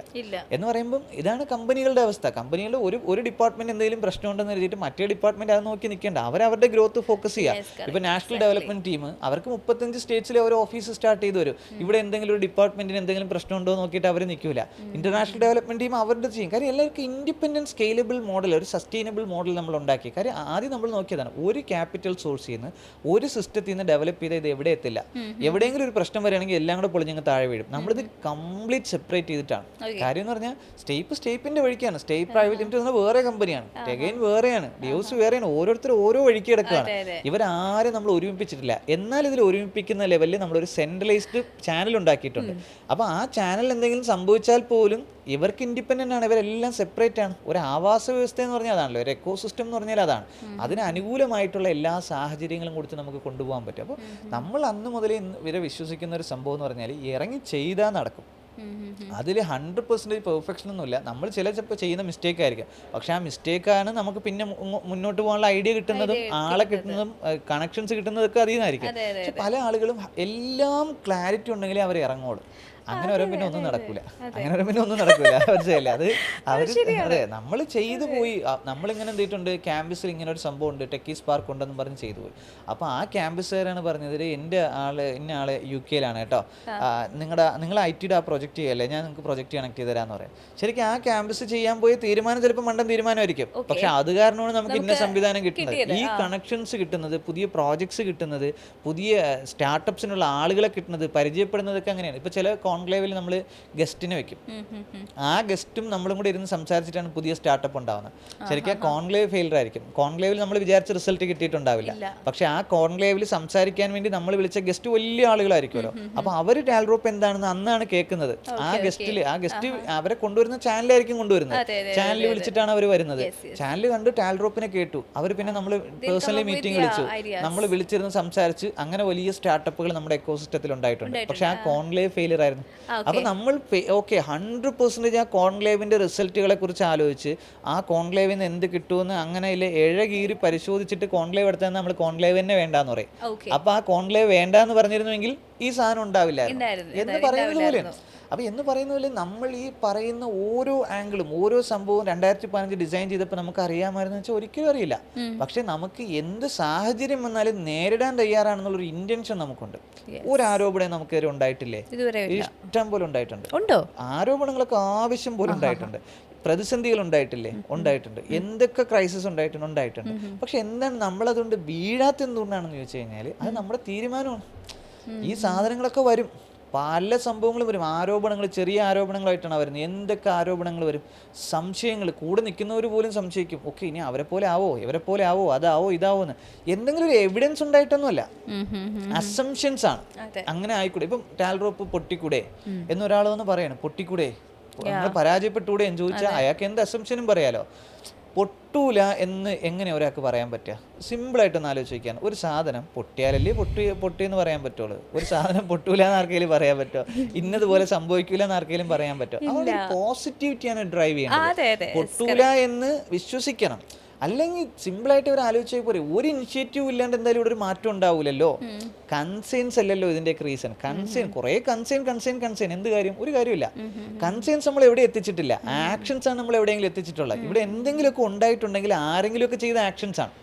ഒരു മനുഷ്യനും ആക്ഷൻ എടുക്കാണ്ട് ഇവിടെ ഒന്നും സംഭവിക്കൂലല്ലോ. അപ്പം ആക്ഷൻസ് എടുക്കുന്ന ആൾക്ക് കുറെ കൺസേൺസ് ഉണ്ടാവും, ഇതെന്താകുമെന്ന്. അപ്പം അത് ചുറ്റുവട്ടത്തുള്ളവർക്കും ഉണ്ടാവും. പക്ഷെ അതിനെയൊക്കെ അതിജീവിച്ചിട്ട് അവർ ചെയ്യുന്നു എന്നുള്ളതാണ് കാര്യം. എന്തായാലും ഇവിടെ ഇത്രയും കുട്ടികൾ, 10,000-കണക്കിന് കുട്ടികളെ ടാൽറോപ്പ് പഠിപ്പിക്കുന്നുണ്ടേ, മനസ്സിലായില്ലേ? ആ പഠിപ്പിക്കുന്നതിന്റെ റീസണും അവരെ വളർത്തുന്നതിന്റെ റീസണും അവരെ നാളത്തെ മാർക്ക് സുക്കർബർഗ് ആക്കുമെന്ന് പറഞ്ഞാൽ നമ്മളെടുക്കുന്ന ആക്ഷൻ തന്നെയല്ലേ. കരക്കിരുന്ന് തമാശ പറയാൻ ഒരുപാട് ആളുകൾക്ക് പറ്റും, കരക്കിരുന്ന് കളിയാക്കാൻ എല്ലാവർക്കും പറ്റും. ആക്ഷൻ ഇറങ്ങി ഗ്രൗണ്ടിൽ ചെയ്യട്ടെ എന്നുള്ളതാണ്. നമ്മൾ ചെയ്യുന്നത് 100% പെർഫെക്റ്റ് ആണോ എന്ന് ചോദിച്ചാൽ ഞാൻ പറയും നമ്മൾ 100% പെർഫെക്റ്റ് ഒന്നുമല്ല. പക്ഷേ ഈ ഇംപെർഫെക്ഷനിൽ ഒരു പെർഫെക്ഷൻ ഉണ്ട്. 60% പെർഫെക്ഷനൊക്കെ മതി റിസൾട്ട് ഉണ്ടാവാൻ. കാരണം സ്പൂൺ ഫീഡ് ചെയ്തിട്ടും ഒന്നുമല്ല ഇവിടെ ഒരു സാധനം ഉണ്ടാകും. നമ്മൾ എടുത്ത ആക്ഷൻസ്, അത് അടുത്ത ആക്ഷൻസ്, അത് അടുത്ത ആക്ഷൻസ്. ഇപ്പം മഹാദേവിന്റെ സ്റ്റാർട്ടപ്പ് ഹിറ്റായി, ഒരു 1000 CR കിട്ടിയാൽ അവൻ അതിലൊരു 100 കോടി വന്ന് ഇവിടെ തിരിച്ചവിടെ ഇൻവെസ്റ്റ് ചെയ്യും, ഗവൺമെന്റ് സ്കൂളിൽ ഇൻവെസ്റ്റ് ചെയ്യും. കാര്യം അവൻ ഗവൺമെന്റ് സ്കൂളിലെ കുട്ടിയാണ്. അതായിരിക്കും ഡെവലപ്മെന്റ്സ്. അപ്പൊ അതാണ് സിലിക്കൺ വാലിയുടെ സക്സസ് എന്ന് പറഞ്ഞാൽ. ഒരാൾ സക്സസ് ആയി പോയിട്ട് അയാൾ പിന്നെയും വന്ന് എന്ത് ചെയ്തോരും ഇവിടെ വേണ്ട ഡെവലപ്മെന്റ്സ് കാര്യങ്ങളൊക്കെ ചെയ്യും. അപ്പൊ അത് നമുക്കൊരു വിശ്വാസം വരണം, നമ്മളെ കൊണ്ട് ഇതൊക്കെ ചെയ്യണമെന്നത്. അതെ, ഇപ്പം നമ്മൾ മഹാദേവന്റെ കാര്യത്തിൽ നമ്മളൊരു എക്സാമ്പിൾ നമ്മളത് സക്സസ്ഫുൾ ആയി സെറ്റ് ചെയ്ത് കൊടുത്തു. അപ്പോൾ ഇപ്പം ഇൻവെന്ററി പാർക്കുകളെ പ്രതിയും ഇൻവെന്ററി പാർക്കുകളെ പ്രതിയും ഇപ്പോൾ സ്കൂളുകളെ സമീപിക്കുമ്പോഴും നമ്മൾ എഡ്യൂക്കേഷൻ സിസ്റ്റത്തിൽ മാറ്റം വരണമെന്ന് പറയും. നമ്മൾ 5ാം ക്ലാസ് മുതലുള്ള കുട്ടികളെ നമ്മൾ ട്രെയിൻ ചെയ്യിക്കുന്നു. ഇതിൻ്റെയൊക്കെ ഒരു സ്വീകാര്യത എത്രത്തോളം നമുക്ക് ലഭിക്കുന്നുണ്ട് ടീച്ചേഴ്സിൻ്റെ ഭാഗത്ത് നിന്നും, സ്കൂളുകളുടെ ഭാഗത്തു നിന്നും, രക്ഷകർത്താക്കളുടെ ഭാഗത്തു നിന്നും, വിദ്യാർത്ഥികളുടെ ഭാഗത്തു നിന്നും? അവർക്ക് എക്സൈറ്റ്മെന്റ് ഉണ്ടോ? അല്ല, അതിലെന്ന് പറഞ്ഞാൽ മിഷനിലുള്ള എക്സൈറ്റ്മെന്റ്സ് ഉണ്ടെന്ന് നമുക്ക് ഇതുവരെ ഒരു സ്കൂൾ, ഒരു കോളേജ് നമ്മൾ അക്സെപ്റ്റ് ചെയ്തിട്ടില്ല. കാരണം നമ്മളിവിടെ കണ്ടൊരു സൈക്കോളജി എന്ന് പറഞ്ഞു കഴിഞ്ഞാൽ ആളുകളുടെ ഒരു ഫിലോസഫി എന്താണ്, നമ്മൾ ഓരോരുത്തരും ചിന്തിക്കുന്ന ഒരു ആംഗിളൊക്കെ നോക്കിക്കഴിഞ്ഞാൽ സംഭവം എന്താണെന്ന് വെച്ചാൽ കമ്പാരിസൺസ് ആണ്. കമ്പാരിസൺസ് ആണ് ഇവിടെ സക്സസ് ആവുന്നത്. എന്ന് പറഞ്ഞാൽ when result speaks people are forced believe എന്ന് പറയുമ്പോൾ, റിസൾട്ട് കണ്ട ആളുകൾ വിശ്വസിക്കുക എന്ന് പറയുമ്പോൾ കമ്പാരിസൺസ് ആണ്. എന്ന് പറഞ്ഞാൽ ലക്ഷ്മി വിലാസം സ്കൂളിൽ നമ്മളൊരു സംഭവം ഇംപ്ലിമെന്റ് ചെയ്ത് കഴിഞ്ഞാൽ ആ ലക്ഷ്മി വിലാസം സ്കൂളിലുള്ള സാധനം എൻ്റെ സ്കൂളിൽ വേണം. അവർക്ക് ഇൻവെന്ററി പാർക്ക് വേണ്ട, ടാൽറോപ്പിനെയും വേണ്ട, പക്ഷേ ലക്ഷ്മി വിലാസം സ്കൂളിലുള്ള സാധനം അവർക്ക് വേണം. കമ്പാരിസൺസ് ആണ്. അപ്പോൾ ഒരു പാരന്റ് എൻ്റെ കുട്ടി മഹാദേവനെ പോലെ ആവണം. ടാൽറോപ്പിന്റെ പ്രോഗ്രാം ഒന്നും അവർക്ക് വേണ്ട, അവർക്ക് ടെക്നോളജിയും വേണ്ട, പക്ഷെ മഹാദേവനെ പോലെ ആവണം. മനസ്സിലല്ലേ? ഒരു കോളേജ് ഒരു ടെക്കീസ് പാർക്ക് ചെയ്ത് കഴിഞ്ഞാൽ, ഇപ്പൊ ക്രൈസ്റ്റ് എഞ്ചിനീയറിംഗ് കോളേജ് ഇരിഞ്ഞാൽ കൂടെ നമ്മൾ ടെക്കീസ് പാർക്ക് ചെയ്തു. അപ്പൊ സ്വാഭാവികമായിട്ട് ആ ക്രൈസ്റ്റിലുള്ള സാധനം നമുക്ക് വേണം. മനസ്സിലായി? അപ്പം ഇവിടെ നമ്മൾ കണ്ടതാണ്, ഒരു റിസൾട്ട് കാണിച്ചു കൊടുത്തിട്ട് കമ്പയർ ചെയ്യിച്ചാൽ ഇതേപോലത്തെ സാധനം നിങ്ങൾക്ക് തരാമെന്ന് പറഞ്ഞാൽ അവർക്ക് വേണം. അതല്ലാണ്ട് നമ്മളിവിടെ മാർക്ക് സുക്കർബർഗിന് ഉണ്ടാക്കാം. അതെ, നിങ്ങളൊരു 10 വയസ്സുള്ള കുട്ടിയെ, നമ്മുടെ കുട്ടികളുടെ ബ്രെയിൻ ഏറ്റവും അഗ്രസീവായിട്ട് വർക്ക് ചെയ്യുന്ന സമയത്ത് നമ്മൾ അവരെ പ്രിപ്പയർ ചെയ്യിക്കണ്ടേ, അവരെ നമ്മൾ ഡെവലപ്പ് ചെയ്യിക്കണ്ടേ എന്ന് ചോദിക്കുന്നത് ആളുകൾക്ക് എക്സൈറ്റ് ചെയ്യിക്കില്ല. അത് നടക്കാത്ത ഉട്ടോപ്യൻ ഐഡിയ. പക്ഷെ ഒരു റിസൾട്ട് ഉണ്ടാക്കിയിട്ട് ഇതുപോലെ നിങ്ങളുടെ സ്കൂളിലെ 100 കുട്ടികളെ നമ്മൾ ട്രെയിൻ ചെയ്യാന്ന് പറഞ്ഞാൽ ഓക്കെ. ഇതുപോലെ ഭയങ്കര ഇമ്പോർട്ടൻസ് ആണ്. കമ്പാരിസൺസ് ആണ് ഇന്ന് ടാൽറോപ്പ് മെയിനായിട്ട് യൂസ് ചെയ്യുന്ന സംഭവം. ഒരു റിസൾട്ട് നമ്മൾ ഹാർഡായിട്ട് ചെയ്യും, അത് നമ്മൾ ഇറങ്ങി നിന്നങ്ങ് ചെയ്യും. ചെയ്തിട്ട് അത് മോഡലാക്കിയിട്ട് ഒരാടുത്ത് പറയും ഇതുപോലെ ചെയ്യുന്ന പറയും. ഒരു വില്ലേജ് പാർക്കാണ്, നമ്മൾ പെരിങ്ങമല ഫസ്റ്റ് ഒരു വില്ലേജ് പാർക്ക് ചെയ്ത് കാണിച്ച് നമ്മൾ അവിടെ മോഡൽ റൺ ചെയ്തിട്ട്, അപ്പോൾ അടുത്ത് എന്ത് ചെയ്തിട്ടുണ്ട്, 5-10 ആ ഏരിയയിലുള്ള 10 ബിൽഡിംഗ് ഓണേഴ്സ് എന്ന് പറഞ്ഞ് നമുക്ക് വേണം എന്ന് പറഞ്ഞു. കാര്യം എന്താണ്, അവർ കാണാൻ അതിൻ്റെ കളർഫുൾ. അവർക്ക് സാധാരണ ഒരു ഷോപ്പിനും റെന്റിനും എടുക്കാം, ടാൽറോപ്പിന് വില്ലേജ് പാർക്കും ചെയ്തു തരാം. വില്ലേജ് പാർക്ക് ചെയ്ത ഒരു സെലിബ്രിറ്റി പ്രോജക്റ്റ് ആയി. അപ്പോൾ അവർ ഓക്കെ, അത് ഞാൻ ചെയ്യാന്ന് പറഞ്ഞു. 10 ആയപ്പോൾ 100 ഈസിയായി, 100 200 ഈസിയാക്കി, 200 ഇപ്പം എന്താ അടുത്ത 400-600 പോയാണ്. അപ്പോൾ ഒരു റിസൾട്ട് കാണിച്ച് പോവുക എന്നുള്ളൊരു മോഡലിലാണ് സംഭവം. അതുകൊണ്ടാണ് തന്നെ ഭയങ്കര എക്സൈറ്റ്മെന്റ്സ് നമുക്ക് ഇതിൻ്റെ അകത്തില്ല. നമ്മൾ ഭയങ്കര പ്രാക്ടിക്കൽ റിയാലിറ്റിയിലാണ്. എക്സൈറ്റ്മെന്റ് ഞാൻ ചോദിച്ചത് നമ്മുടെ ഭാഗത്തുനിന്നല്ല, അവരുടെ നമ്മൾ എക്സ്പെക്ട് ചെയ്യുന്നില്ല ആ എക്സൈറ്റ്മെന്റ്സ് നമ്മൾ ആരുടെ ഭാഗത്തു നിന്ന്. പക്ഷേ ജെന്യുവിൻ ആയിട്ടുള്ള വെൽ വിഷേഴ്സ് ഒരുപാട് ആളുകളുണ്ട്. നിങ്ങളുടെ മിഷൻ നടക്കേണ്ടതാണ്. കാര്യം ഒരുപാട് വർഷം വിദേശത്തേക്ക് എക്സ്പീരിയൻസ് ചെയ്ത് നിന്ന ആളുകൾ നിങ്ങളുടെ മിഷൻസ് എന്ത് വേണമെന്ന് പറഞ്ഞാൽ മതി, ഞാൻ എനിക്ക് കണക്ട് ചെയ്യാം. കാര്യം ഇത് ഒരു ഇനിഷ്യേറ്റീവ് നടക്കുന്നുണ്ടല്ലോ. ഒരു 1000-ഓളം ചെറുപ്പക്കാർ എന്തായാലും 10 വർഷം കൺസിസ്റ്റൻസിയാണ്.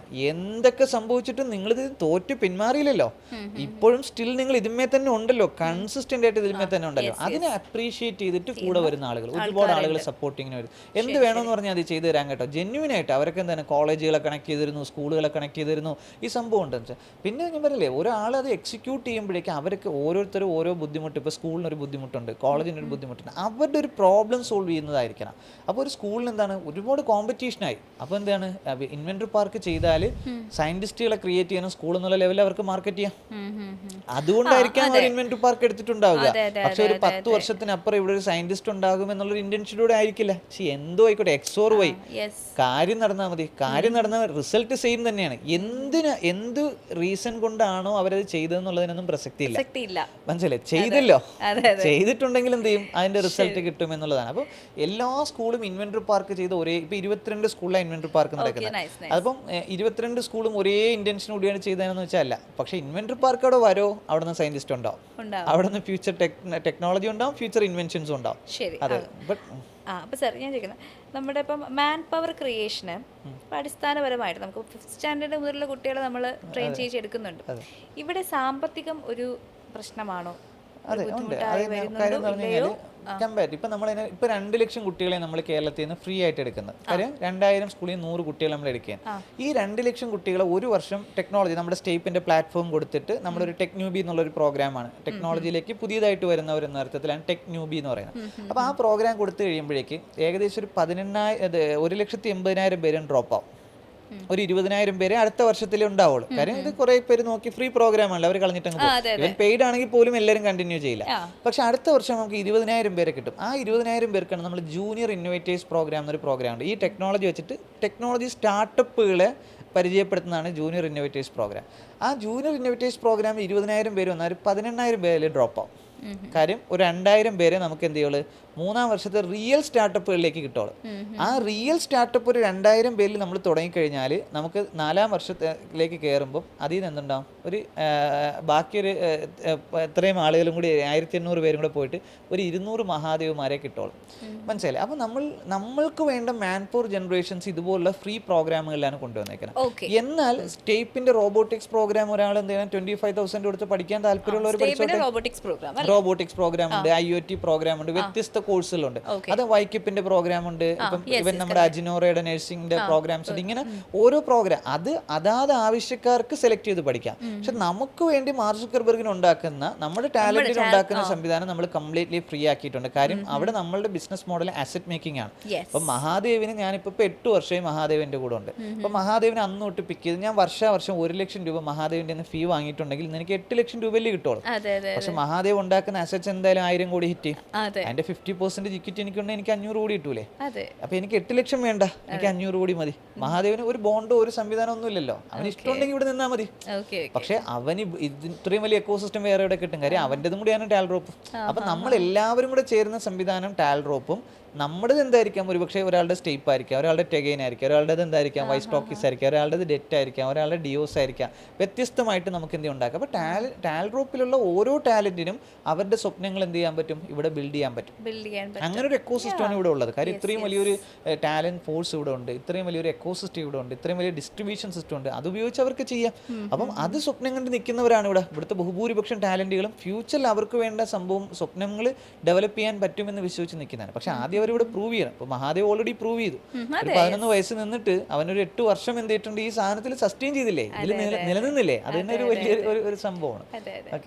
പിന്നെ അതുപോലെ sir, when it comes to state, നമ്മുടെ ഈ ഒരു പ്രോജക്റ്റിന് നമ്മുടെ സർക്കാർ, നമ്മുടെ കേരള സ്റ്റേറ്റ് സർക്കാർ നൽകുന്ന പിന്തുണകളെ പറ്റി സാർ? അല്ല, ഇതിൽ 2 രീതിക്കാണ് നമ്മൾ അതിനെ കാണുന്നത്. ഇപ്പം ബ്യൂറോക്രാറ്റ്സ്, പൊളിറ്റീഷ്യൻസ് ചേരുന്നതാണ് നമ്മൾ പറയുന്ന എന്താണ്, നമ്മുടെ ഗവൺമെന്റ് എന്ന് പറയുന്ന സംഭവം. അപ്പൊ നമ്മളുടെ ഒരു പലരും ഗവൺമെന്റ് സപ്പോർട്ട് എന്ന് പറയുന്ന സംഭവം എന്ന് പറഞ്ഞാൽ, ഗവൺമെന്റ് നമുക്ക് ഫണ്ട് തന്ന് പ്രൊജക്റ്റ് ചെയ്യപ്പെടുന്നുണ്ടോ എന്നുള്ള ഒരു ചോദ്യം ചോദിക്കാറുണ്ട്. ഗവൺമെന്റ് നമുക്ക് ഫണ്ട് തരുന്നുണ്ടോ? സത്യത്തിൽ ഗവൺമെന്റ് ഫണ്ട് ചെയ്യേണ്ട ഒരു പ്രോജക്റ്റ് അല്ല നമ്മളെ സംബന്ധിച്ചിടത്തോളം. ഇപ്പം വില്ലേജ് പാർക്കിന് ഒരു സ്കീം വർക്ക് നിയർ ഹോം എന്നുള്ളൊരു കോൺസെപ്റ്റ് ഉണ്ട്. പക്ഷെ നമുക്ക് വേണ്ട വില്ലേജ് പാർക്ക് ചെയ്തു തരാൻ ബിൽഡിംഗ് ഓണറിന് തന്നെ ഓക്കെയാണ്. അങ്ങനെയാണ് അതിൻ്റെ മോഡൽ.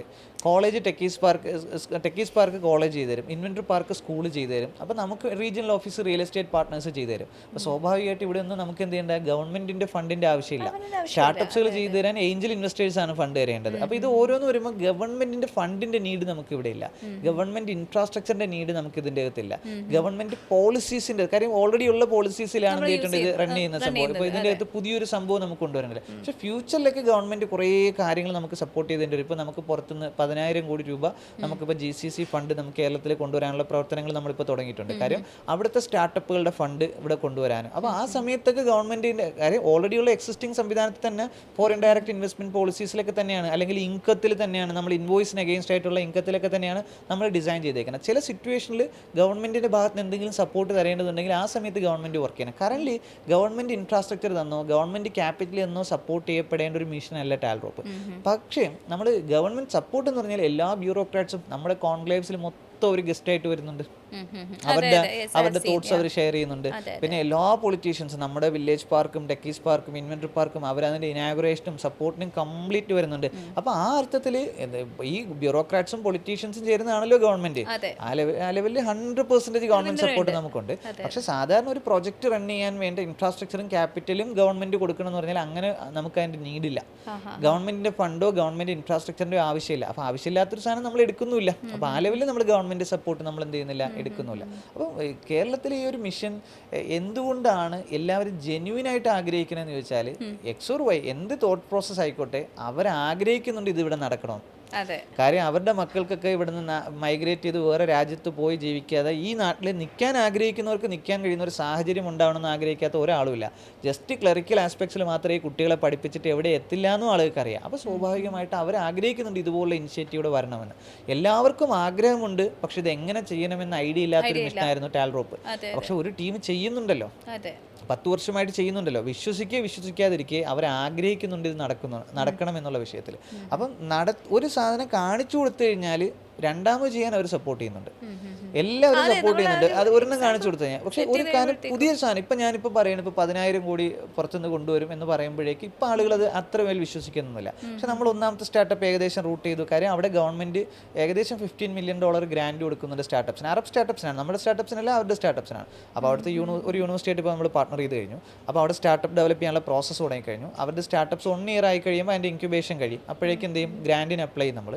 ആ ഗ്രാൻഡ് ഇപ്പം ഗവൺമെന്റ് ദുബായ് ഗവൺമെന്റിൻ്റെ അബുദാബി ഗവൺമെന്റ് 2 ഗ്രാൻഡ് ഉണ്ട്. ആ ഗ്രാൻഡ് കിട്ടിക്കഴിഞ്ഞാൽ അവർക്ക് ഇൻഫ്രാസ്ട്രക്ചർ ടെക്നോളജി മാൻ പവർ മാർക്കറ്റിന് വേണ്ടി ആ ഫണ്ട് നമ്മൾ ഇവിടുന്ന് ബില്ല് ചെയ്യും, അതിവിടെ കൊണ്ടുവരും. ഒന്നായി കഴിഞ്ഞാലോ പിന്നെ ഓക്കെ, ആദ്യത്തെ 100 കോടി എത്തിച്ചു കഴിഞ്ഞാൽ പിന്നത്തെ 99 സ്റ്റാർട്ടപ്സ് പറഞ്ഞ ആളുകൾ സപ്പോർട്ട് ചെയ്യും. 10,000 കോടി എന്ന് പറഞ്ഞാൽ സപ്പോർട്ട് ചെയ്യില്ല. പക്ഷെ 100 നമ്മൾ പറഞ്ഞേക്കുന്നത്, 100 കോടിയുടെ 100 സ്റ്റാർട്ടപ്സ് നമ്മൾ പറഞ്ഞേക്കുന്നത്. അപ്പം ആദ്യത്തെ 100 കോടി നമ്മളിവിടെ എത്തിച്ചു കഴിഞ്ഞാൽ ഇനി ഇതുപോലെ 99 ചെയ്യുമെന്ന് പറഞ്ഞാൽ ആളുകൾക്ക് ഓക്കെയാണ്. എല്ലാം അങ്ങനെ തന്നെയാണ്. ഒരു ടെക്കീസ് പാർക്ക് ചെയ്ത് കാണിച്ചു കഴിയുമ്പോൾ ഓക്കെ, അത് എന്നിട്ട് നമ്മളിത് എങ്ങനെ ആക്കുമെന്ന് പറഞ്ഞാൽ ഓക്കെയാണ്. മനസ്സിലായില്ലേ? ചിലവർക്ക് 2 എണ്ണം കാണിച്ചു കൊടുക്കുന്നുണ്ട്, ചിലവർക്ക് 5 എണ്ണം കാണിച്ചു കൊടുക്കും. പക്ഷേ എപ്പോഴെങ്കിലും ആളുകൾ വിശ്വസിക്കണം ഇത്. അപ്പം നമ്മൾ എന്താണെന്ന് വെച്ചാൽ എല്ലാം കൂടെ ഒരുമിപ്പിച്ച് വിശ്വസിപ്പിക്കാൻ നിൽക്കാതെ ഓരോന്നോരോന്ന് ചെയ്ത് കാണിക്കുന്നത്. ഇപ്പോൾ നമ്മൾ ബാക്ക് ടു ബാക്ക് 35 ഓഫീസാണ് വരുന്നത് ഇന്ത്യയിൽ വരുന്നത്. എന്തുകൊണ്ടാണ്? ഒരു റിയൽ എസ്റ്റേറ്റ് പാർട്ട്ണറിനെ നമ്മൾ വിശ്വസിപ്പിച്ചോളൂ. ആ റിയൽ എസ്റ്റേറ്റ് പാർട്ണർ ടാൽറോപ്പിനെ വന്ന് കണ്ട് നമ്മൾ ഏകദേശം 1 വർഷത്തോളം ഇരുന്ന് എൻ്റെ ഒരു സംഭവം പഠിച്ചപ്പോൾ അവർ തന്നെ പറഞ്ഞ് ഫുള്ളായിട്ട് അവർ ഇൻവെസ്റ്റ് ചെയ്ത് 35 ഓഫീസ് നമുക്ക് ലൈവാക്കി തരും. നമ്മുടെ റെൻറ്റ് മാത്രം കൊടുത്താൽ മതി, ക്യാപിറ്റൽ ഇൻവെസ്റ്റ്മെൻറ്റ്. അവർ ഇൻവെസ്റ്ററിനെ കൺവിൻസ് ചെയ്ത് ഫണ്ട് കൊണ്ടുവന്ന് ഇൻഫ്രാസ്ട്രക്ചർ കിട്ടുന്നതിന് പകരം ഒരു റിയൽ എസ്റ്റേറ്റ് പാർട്ണറിനെ കൺവിൻസ് ചെയ്തു. കോളേജിൽ കൺവിൻസ് ചെയ്ത് ടെക്കീസ് പാർക്ക് വരുന്നു, സ്കൂളുകളെ കൺവിൻസ് ചെയ്ത് ഇൻവെൻറ്ററി പാർക്ക് വരും, ബിൽഡിംഗ് ഓണറിനെ കൺവിൻസ് ചെയ്ത് വില്ലേജ് പാർക്ക് വരും എന്ന് പറയുമ്പോൾ ഇത്രയും പേരെ കൺവിൻസ് ചെയ്യണം. അതല്ലാണ്ട് ഫണ്ട് ആളുകൾ പറയുന്നത് എനിക്കിപ്പോൾ 2,000 കോടി 3,000 കോടി ഇൻവെസ്റ്ററിൻ്റെ വാങ്ങി പമ്പ് ചെയ്യണ്ട, പകരം ഡിസ്ട്രിബ്യൂട്ട് ചെയ്തും ചെയ്യാം, ഡിസ്ട്രിബ്യൂട്ടഡ് ക്യാപിറ്റൽ മെക്കാനിസം ചെയ്യാം. അപ്പോൾ റിസ്ക് വളരെ കുറവാണ്. ഒരു ബിൽഡിംഗ് ഓണർ എടുത്ത റിസ്ക് എന്താണ്? നമുക്കൊരു ബിൽഡിംഗ് റെന്റിന് തന്നു, ഓക്കെ, നമ്മൾ പോയാൽ വേറൊരാൾക്ക് കൊടുക്കാനൊക്കെ അത്രയ്ക്കുള്ള റിസ്ക് അയാൾ എടുത്തിട്ടുള്ളൂ.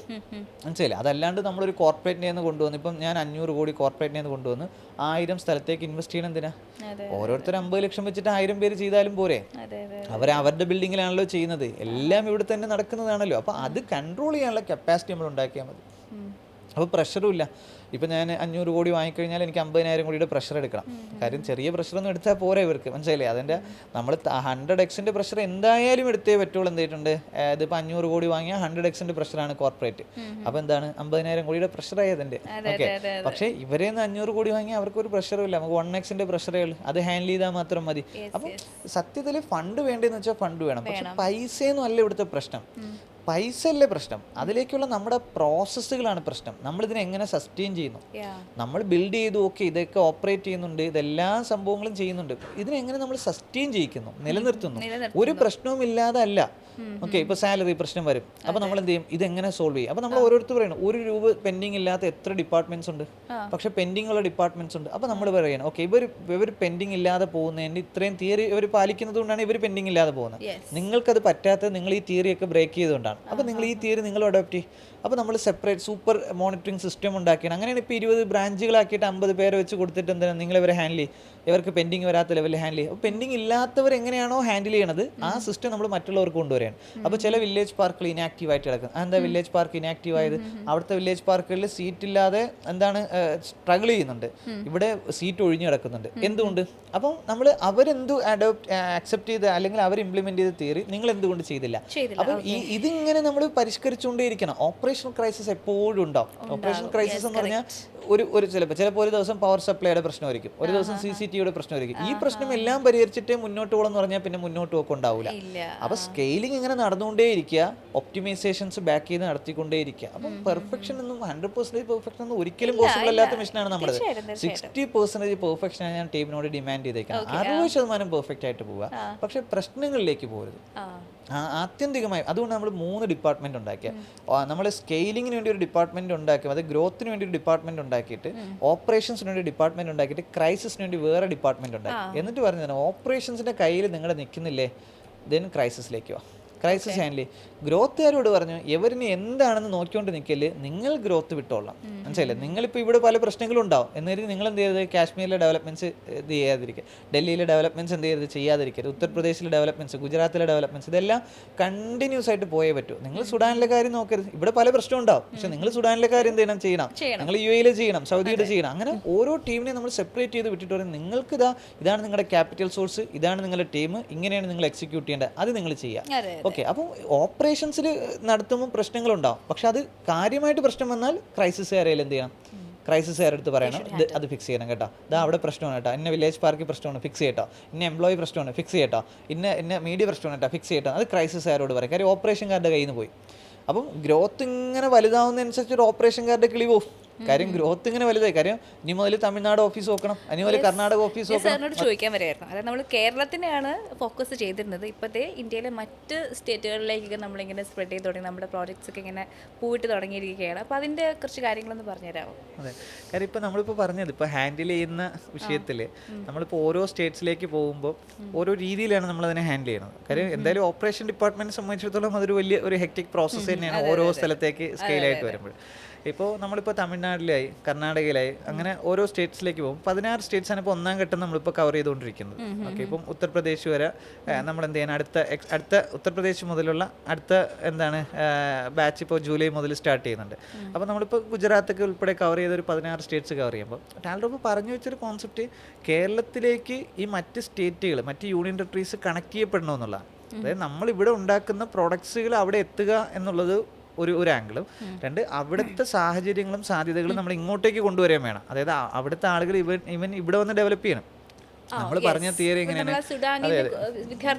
കൊണ്ടുവരുന്നത് പോലെ പല ആംഗിളിൽ അവരിപ്പോൾ ഇവിടെ സ്റ്റുഡൻ്റ് ആയിട്ട് വരണം, അവരിവിടെ കസ്റ്റമർ ആയിട്ട് വരണം, അവരിവിടെ എംപ്ലോയി ആയിട്ട് വരണം, അവരിവിടെ ഓൺട്രപ്രണർ ആയിട്ട് വരണം, അവരുടെ ടൂറിസ്റ്റ് ആയിട്ട് വരണം, വ്യത്യസ്ത ആംഗിളിൽ വരണം. അപ്പോൾ നമ്മൾ പറഞ്ഞു വെച്ചെന്താണ്, ഇപ്പം കാലിഫോർണിയയിൽ സിലിക്കൺ വാലി ഉണ്ടാകുമ്പം അവിടുത്തെ ആളുകൾ മാത്രം നിന്നല്ല അത് ഡെവലപ്പ് ചെയ്ത. ആഫ്രിക്കക്കാരനായിട്ടുള്ള ഇലോൺ മസ്ക് അവിടെ വരെയാണ്, ഇന്ത്യക്കാരനായിട്ടുള്ള സുന്ദർ പിച്ചൈ അവിടെ വരെയാണ് എന്ന് പറയുന്നത് പോലെ. ഇപ്പോൾ ദുബായ് ഡെവലപ്പ് ചെയ്യുമ്പോൾ എത്ര രാജ്യക്കാരെന്നിട്ടാണ് ദുബായ് ഡെവലപ്പ് ചെയ്തത്. അപ്പോൾ നമ്മുടെ നാട് ഡെവലപ്പ് ആവണമെങ്കിൽ ഇതുപോലെ മറ്റ് സ്റ്റേറ്റുകാർ ഇവിടെ വരണം. അപ്പം നമുക്ക് അവിടെ ചെന്ന് അവിടെ റിലേഷൻഷിപ്പ് ബിൽഡ് ചെയ്ത് അവിടുത്തെ ടീമിനെ ഇവിടെ കൊണ്ടുവന്ന് ഇവിടെ ബിൽഡ് ചെയ്യിക്കണം. മനസ്സിലല്ലേ? ഇൻക്ലൂസീവ്നെസ് എന്നാണ്. ഇൻക്ലൂസീവ്നെസ് എന്ന് എല്ലാവരും ഒത്തുചേരുമ്പോഴേ ഇവിടെ ഒരു ഡെവലപ്മെന്റ്സ് ഉണ്ടാവുള്ളൂ. നമ്മുടെയൊക്കെ നാട്ടിലെ പ്രശ്നം എന്താണ്? നമുക്ക് ഇൻക്ലൂസീവ്നെസ് തീരില്ലാത്തവരാണ് കേരളക്കാർ. നമുക്ക് പാണ്ഡികളാണ്, നമുക്ക് ബംഗാളികളാണ്, ഇന്ത്യക്കാരെന്ന് പോലും നമുക്ക് എന്ത് ചെയ്തിട്ടില്ല. പലപ്പോഴും നമ്മൾ മറന്നു. പലപ്പോഴും ചോദിക്കുന്നത് പെരുമ്പാവൂരൊക്കെ കണ്ടില്ലേ, മൊത്തവും ബംഗാളികളല്ലേ, അവന്മാരെയൊക്കെ അടിച്ച് ഓടിക്കണം, നമ്മുടെ ആളുകൾ നിൽക്കണം എന്നൊക്കെ പറയുന്ന ഒരു സംഭവം നമ്മുടെ നാട്ടുകാർ പറയും. അത് വളരെ കുറച്ച് പേരാണ് പറയുന്നത്. കാര്യം ആ ഇൻക്ലൂസീവ്നെസ് മനസ്സിലാവായിട്ടാണ്. നമ്മളും ഇതുപോലെ അറബ് നാടുകളിൽ പോയി കിടന്ന് പണിയെടുത്തിട്ടുള്ളതല്ലേ. അങ്ങനെയാണല്ലോ നമ്മൾ ഇവിടേക്ക് ഫണ്ട് കൊണ്ടുവന്നത്. കാര്യം നമുക്ക് ഇവരെ ആവശ്യമാണ്. എല്ലാവരും ഒരുമിച്ച് നിൽക്കുന്നത് ആവശ്യമാണ്. എല്ലാവരും ഒരു സ്ഥലത്ത് വന്നിട്ട് ഡെവലപ്മെന്റ്സ് നടക്കുമ്പോഴാണ് ഓപ്പർച്യൂണിറ്റീസ് പറഞ്ഞത് നമ്മൾ മനസ്സിലാക്കണം. നമ്മുടെ ആളുകൾ മാത്രം ഇവിടെ നിന്നിട്ട് കാര്യമൊന്നുമില്ല. ഇപ്പോൾ ചില ആളുകൾ പറയാറുണ്ടെന്നാണ്, ഇവരൊക്കെ എന്തിനാണ് ഗൾഫിൽ പോയി കിടന്ന് കഷ്ടപ്പെടുന്നത്, ഇവിടെ നിന്നാൽ പോരെ. ഇവിടെ കണ്ടില്ലേ ബംഗാളിക്ക് 800 രൂപ കിട്ടും ഒരു ദിവസം, 1000 രൂപ കിട്ടും എന്ന് പറയുന്നവരുണ്ട്. സത്യം നമ്മൾ മനസ്സിലാക്കേണ്ടത് എങ്ങനെ ഇവർക്ക് ബംഗാളിക്ക് 800 രൂപ കിട്ടിയത്, 1000 രൂപ കിട്ടിയത് എന്താണ്? നമ്മൾ പോയി 1 ലക്ഷം രൂപ അവിടെ നിന്ന് ഉണ്ടാക്കുന്നത് കൊണ്ടാണ്. നമ്മൾ സൗദി അറേബ്യയിൽ പോയി ഇതുപോലെ പണിയെടുത്ത് നമ്മൾ 1 ലക്ഷം ഉണ്ടാക്കി. ആ 1 ലക്ഷം ഉണ്ടാക്കിയിട്ട് നമ്മുടെ നാട്ടിലേക്ക് അയച്ചത് കൊണ്ടാണ് നമ്മുടെ വീട്ടിലെ പറമ്പ് പണിക്ക് ഒരാൾ വന്നപ്പോൾ അയാൾക്ക് 800 രൂപ കൊടുക്കാൻ, 1000 കൊടുക്കാൻ നമുക്ക് പറ്റിയത്.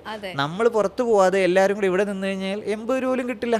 പണ്ട് കളയക്കാർക്ക് 80 രൂപയായിരുന്നു എന്ന് പറയുമ്പോൾ എന്തുകൊണ്ടാണ്? ഈ മൂല്യം വലിയ എമൗണ്ടിൽ ഏൺ ചെയ്യുന്നവർ അടുത്ത ലെവലിൽ സ്പ്ലിറ്റ് ചെയ്ത് കൊടുക്കുമ്പോഴാണ് അവർക്കത് വലിയ എമൗണ്ട് ആവുന്നത്. ഓക്കെ, അപ്പം നമ്മൾ കൃത്യമായിട്ട് മനസ്സിലാക്കേണ്ടത് എക്കോണമി എന്ന് പറഞ്ഞാൽ അങ്ങനെയാണ്. ഇനി ഒരു നാട്ടിൽ കുറച്ച് ആളുകൾ മാത്രം നിന്നിട്ടുള്ള ഡെവലപ്മെന്റ്സ് ഒക്കെ അതൊക്കെ പോയി. എല്ലാവരും എല്ലായിടത്തും ഉണ്ടാവണം. ഗ്ലോബൽ എക്കോണമിയുടെ പാർട്ടാണ് നമ്മൾ. അപ്പോൾ ഇനി പഴയതുപോലെ പാണ്ടി ബംഗാളി അതാണ് ഇതാണെന്ന് പറഞ്ഞ് നിൽക്കാതെ നമ്മൾ എല്ലാവരെയും ഉൾക്കൊള്ളാൻ പഠിക്കുക എന്നുള്ളതാണ്. നമ്മുടെ ഡെവലപ്മെന്റ്സിന് വേണ്ടി അവരെയും കൂടി ഉൾക്കൊള്ളുക എന്നുള്ളതാണ്. നമ്മുടെ വളർച്ചയ്ക്ക് വേണ്ടി അവരെയും കൂടി ഉൾക്കൊള്ളുക എന്നുള്ളതാണ്. അവരെയും കൂടി നമ്മൾ ഉൾക്കൊണ്ടിട്ട് ഒരുമിച്ച് നിന്ന് കഴിഞ്ഞാൽ നമുക്ക് കുറച്ചും കൂടി ബെറ്റർ ആവാം. നമുക്ക് കുറച്ചും കൂടി ഇൻകം ക്രിയേറ്റ് ചെയ്യാൻ പറ്റും. നമുക്ക് കുറച്ചും കൂടി ഓപ്പർച്യൂണിറ്റി ക്രിയേറ്റ് ചെയ്യാം. അവരൊക്കെ ഇവിടെ നിന്ന് സ്പെൻഡ് ചെയ്യട്ടെ. അവർ കസ്റ്റമേഴ്സായിട്ട് ഇവിടെ ഒന്ന് സ്പെൻഡ് ചെയ്യട്ടെ. അവർ ടൂറിസ്റ്റുകളായിട്ട് ഇവിടെ ഒന്ന് സ്പെൻഡ് ചെയ്യട്ടെ. അവർ ഇവിടെ ഒന്ന് എംപ്ലോയ്മെന്റ് ക്രിയേറ്റ് ചെയ്യട്ടെ, ജോബ് ക്രിയേറ്റ് ചെയ്യട്ടെ. അവർ അവരുടെ നാട്ടിലെ ക്യാപിറ്റൽ കൊണ്ട് ഇവിടെ ഒന്ന് ഇൻവെസ്റ്റ് ചെയ്യട്ടെ. അങ്ങനെയല്ലോ ഈ നാട് ഡെവലപ്പ് ആവുന്നത്.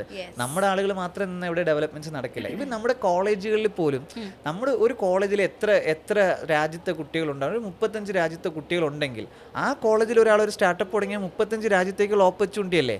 ഒരു നാട്ടുകാരെല്ലാം കൂടെ ഒരു കോളേജിൽ പഠിച്ചിട്ട് ഇപ്പം എന്ത് ചെയ്യാനാണ്? ഒരു നേട്ടമില്ല. അപ്പോൾ നമ്മൾ കൃത്യമായിട്ട് നമ്മൾ മനസ്സിലാക്കേണ്ട ഈ ഒരു മൈൻഡ് സെറ്റ് നമുക്ക് കൊണ്ടുവരണം.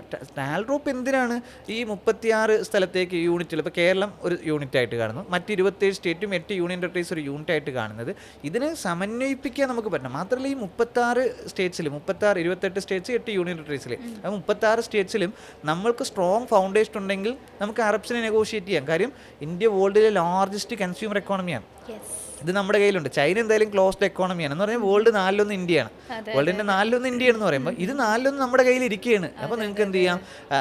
നിങ്ങൾക്ക് ധൈര്യമായിട്ട് ഇവിടെ ഇൻവെസ്റ്റ് ചെയ്യാം. നമ്മൾ ഈ മാർക്കറ്റ് ടാപ്പ് ചെയ്ത് തരാമെന്ന് നമ്മൾ പറയാം. അപ്പോൾ അറബ്സിനോട് പറയണത് നിങ്ങളുടെ കയ്യിൽ ഇരിക്കുകയല്ലേ $15 മില്യൺ, അപ്രോക്സിമേറ്റ്ലി 120 കോടി രൂപ നിങ്ങളുടെ കയ്യിലുണ്ട്. സ്റ്റാർട്ടപ്പ് തുടങ്ങാൻ ഗ്രാൻഡ് ഇരിക്കുകയാണ്. ഈ ഗ്രാൻഡ് എന്തിനാണ് നിങ്ങൾക്ക് തന്നത്? ഇൻഫ്രാസ്ട്രക്ചർ. നമ്മൾ ഇൻഫ്രാസ്ട്രക്ചർ തരാം, നമ്മൾ മാൻ പവർ തരാം, ടെക്നോളജി തരാം, കൺസ്യൂമേഴ്സ് മാർക്കറ്റ് നമ്മൾ ടാപ്പ് ചെയ്ത് തരാം, നമ്മൾ ചെയ്തു തരാം. അപ്പോൾ നമ്മൾ ക്യാപ്പബിൾ ആണെങ്കിൽ, ടാൽറോപ്പ് ക്യാപ്പബിൾ ആണെങ്കിൽ നമുക്ക് നെഗോഷിയേറ്റ് ചെയ്തൂടെ ആ ഫണ്ട് കൊണ്ടുവന്നേ. ആ 100 കോടിയോടെ വന്നാൽ നമുക്കതിൽ 50 കോടി രൂപ എക്സ്പെൻസിന് പോയാലും 50 കോടി നമുക്ക് ആറാണ്ടി റിസർച്ച് ആൻഡ് ഡെവലപ്മെന്റിന് ഇവിടുത്തെ ഗവൺമെന്റ് സ്കൂളിൽ ഇൻവെസ്റ്റ് ചെയ്തൂടെ നമുക്ക്. ഈ ഫണ്ട് കൊണ്ടുവരണേ. എങ്ങനെ UAE ഫണ്ട് വന്നത് നമ്മൾ ആലോചിക്കണമല്ലോ. എങ്ങനെ ഈ അറേബ്യൻ രാജ്യങ്ങളിൽ ഫണ്ട് വന്നതെന്ന് ചോദിച്ചാൽ അവർ ഓയിൽ കണ്ടെത്തിയിട്ട് അവിടെ വെച്ചുകൊണ്ടിരുന്നല്ലോ. അവരത് എക്സ്പോർട്ട് ചെയ്ത് എല്ലാ രാജ്യങ്ങളിലേക്കും കൊണ്ടുവന്ന് ഫണ്ട് അവർ നാട്ടിലേക്ക് കൊണ്ടുപോയി. അപ്പം നമ്മുടെ ഓയിൽ നമ്മുടെ ബ്രെയിനാണ്, നമ്മുടെ മാൻ പവർ, നമ്മുടെ കൺസ്യൂമർ എക്കോണമിയാണ് നമ്മുടെയിലുള്ള പൊട്ടൻഷ്യൽ സംഭവം. ഇത്രയും കൺസ്യൂമേഴ്സ് ഉണ്ട്. എന്തിനാണ് ഈ ഗൂഗിളും മൈക്രോസോഫ്റ്റും മറ്റേ എല്ലാവരും ഇന്ത്യനെ എങ്ങനെ ഫോക്കസ് ചെയ്യുന്നത്? എന്തുകൊണ്ടാണ്? ഇത്രയും കൺസ്യൂമേഴ്സ് ഉണ്ട് എന്നുള്ളതുകൊണ്ടാണ്. ഇപ്പോൾ എല്ലാ രാജ്യക്കാരും പോപ്പുലേഷൻ കൂട്ടാൻ വേണ്ടി ജനങ്ങൾക്ക് എന്തായിട്ടുണ്ട് ഫണ്ട് കൊടുക്കുക. കാര്യം അവർക്ക് മനസ്സിലായെന്നാണ് പോപ്പുലേഷനാണ് ഒരു രാജ്യത്തിൻ്റെ അസറ്റ്. മനസ്സിലായി? നമ്മുടെ അസറ്റ് സത്യത്തിൽ എന്താണെന്ന് വെച്ചാൽ ഈ പോപ്പുലേഷൻ നമ്മുടെ ഒരു അസറ്റാണ്. കൺസ്യൂമർ എക്കോണമി എന്ന് പറയും. ഈ കൺസ്യൂമേഴ്സ്, അതായത് സ്പെൻഡ് ചെയ്യാനുള്ള ആളുകൾ, വാങ്ങി ഉപയോഗിക്കാനുള്ള ആളുകളാണ് ഏറ്റവും വലിയ മാർക്കറ്റ്. അപ്പോൾ അവിടെ സ്വാഭാവികമായിട്ട് നമ്മുടെ ഇന്ത്യ നമ്മുടെ കയ്യിലുണ്ട്. ആ ഇന്ത്യ നമ്മുടെ ഉണ്ടെങ്കിൽ നമ്മുടെ അഡ്വാൻറ്റേജ്, നമുക്ക് സ്ട്രെങ്തും വീക്ക്നെസ്സും ഉണ്ട്. നമ്മുടെ സ്ട്രെങ്ത് ഉപയോഗിച്ച് നമ്മൾ ക്യാപിറ്റലിലൂടെ കൊണ്ടുവന്ന് നമ്മൾ റിസർച്ച് ആൻഡ് ഡെവലപ്പ് ചെയ്ത് നമ്മുടെ നാടും അതുപോലെ മാറ്റിയെടുക്കണം. അപ്പം എല്ലാ രാജ്യക്കാർക്കും അത് ഫണ്ട് ക്യാപിറ്റൽ ഉണ്ടെങ്കിൽ ആ ക്യാപിറ്റൽ എങ്ങനെ നമുക്ക് ഇങ്ങോട്ടേക്ക് കൊണ്ടുവരാൻ പറ്റും? അപ്പോൾ ഇത് നമ്മൾ ഇന്ത്യയിൽ ചെയ്യണം. ഇതേപോലെ വേൾഡിലും ചെയ്യണം. നമ്മൾ ലീസ്റ്റ് ഡെവലപ്ഡ് നേഷൻ 46 രാജ്യങ്ങളിൽ നമ്മൾ പോകണം. 44 ഡെവലപ്ഡ് നേഷൻ, USA UAE പോലെ 44 രാജ്യങ്ങളിൽ നമ്മൾ പോകണം. ഇന്ത്യ പോലെ 103 ഡെവലപ്പിംഗ് സ്റ്റേറ്റിൽ നിൽക്കുന്ന കൺട്രീസ് ഉണ്ട്. ഇവിടെ നമ്മൾ പോകണം. എന്ന് പറഞ്ഞാൽ 193 രാജ്യങ്ങളിൽ നമ്മൾ പോകണം. ഈ 193 രാജ്യങ്ങളെയും നമ്മൾ എന്ത് ചെയ്യണം, കേരളവുമായിട്ട് കണക്ട് ചെയ്യണം. ഈ 193 രാജ്യങ്ങളെയും കേരളവുമായിട്ട് കണക്ട് ചെയ്യുമ്പോഴാണ് ഇവിടെ ഓപ്പർച്യൂണിറ്റി വരുന്നത്. ഈ 193 രാജ്യത്തു നിന്നും കുട്ടികളെ കൊണ്ടുവന്ന് ഒരു കോളേജിലേക്ക് എത്തിക്കാൻ പറ്റിയ ആ കോളേജ് ഡെവലപ്പോ. നമ്മളൊരു കോളേജിനോട് പറഞ്ഞതാണ്, ടാൽഡ്രോപ്പ് ഗ്രോ ചെയ്യുമ്പോൾ നിങ്ങൾ സന്തോഷിച്ചോ, ടാൽഡ്രോപ്പ് വലിയ ലെവലിൽ സക്സസ് ആകുമ്പോൾ നിങ്ങൾ സന്തോഷിച്ചോ. കാര്യം എന്തുകൊണ്ടാണ്, നിങ്ങളുടെ കോളേജിലേക്ക് ടാൽഡ്രോപ്പ് ഈ രാജ്യങ്ങളിലേക്ക് കുട്ടികളെ കൊണ്ടുവരും. നമ്മൾ ഈ 193 രാജ്യങ്ങളിൽ പോയി കഴിഞ്ഞാൽ അവിടെ നിന്നൊക്കെ കുട്ടികൾ ഇവിടേക്ക് വരും. എങ്ങനെ തന്നെയാണ് ഓരോ നാടും ഡെവലപ്പ് ചെയ്ത്. ഇപ്പോൾ ഹാർവാർഡും സ്റ്റാൻഫോർഡും ഓക്സ്ഫോർഡും MIT ഒക്കെ വലിയ ലെവലിലേക്ക് എസ്റ്റാബ്ലിഷ് ചെയ്തപ്പോഴാണ് ലോകരാജ്യങ്ങളിൽ നിന്ന് കുട്ടികൾ അവിടേക്ക് പഠിക്കാൻ വേണ്ടി വരുന്നത്. അപ്പോൾ അവിടെ വന്നു കഴിഞ്ഞാൽ പിന്നെ പതിയെ അവരവിടേക്ക് ജോബ് ചെയ്യാൻ വരെയാണ്, പിന്നെ അവർ ഫാമിലി ആയിട്ട് അവിടെ വരെയാണ്. എന്ന് പറഞ്ഞാൽ അവിടെ തന്നെ ഒരു ഡെവലപ്മെൻറ്റ്സ് നടക്കുന്നത് അങ്ങനെയാണ്.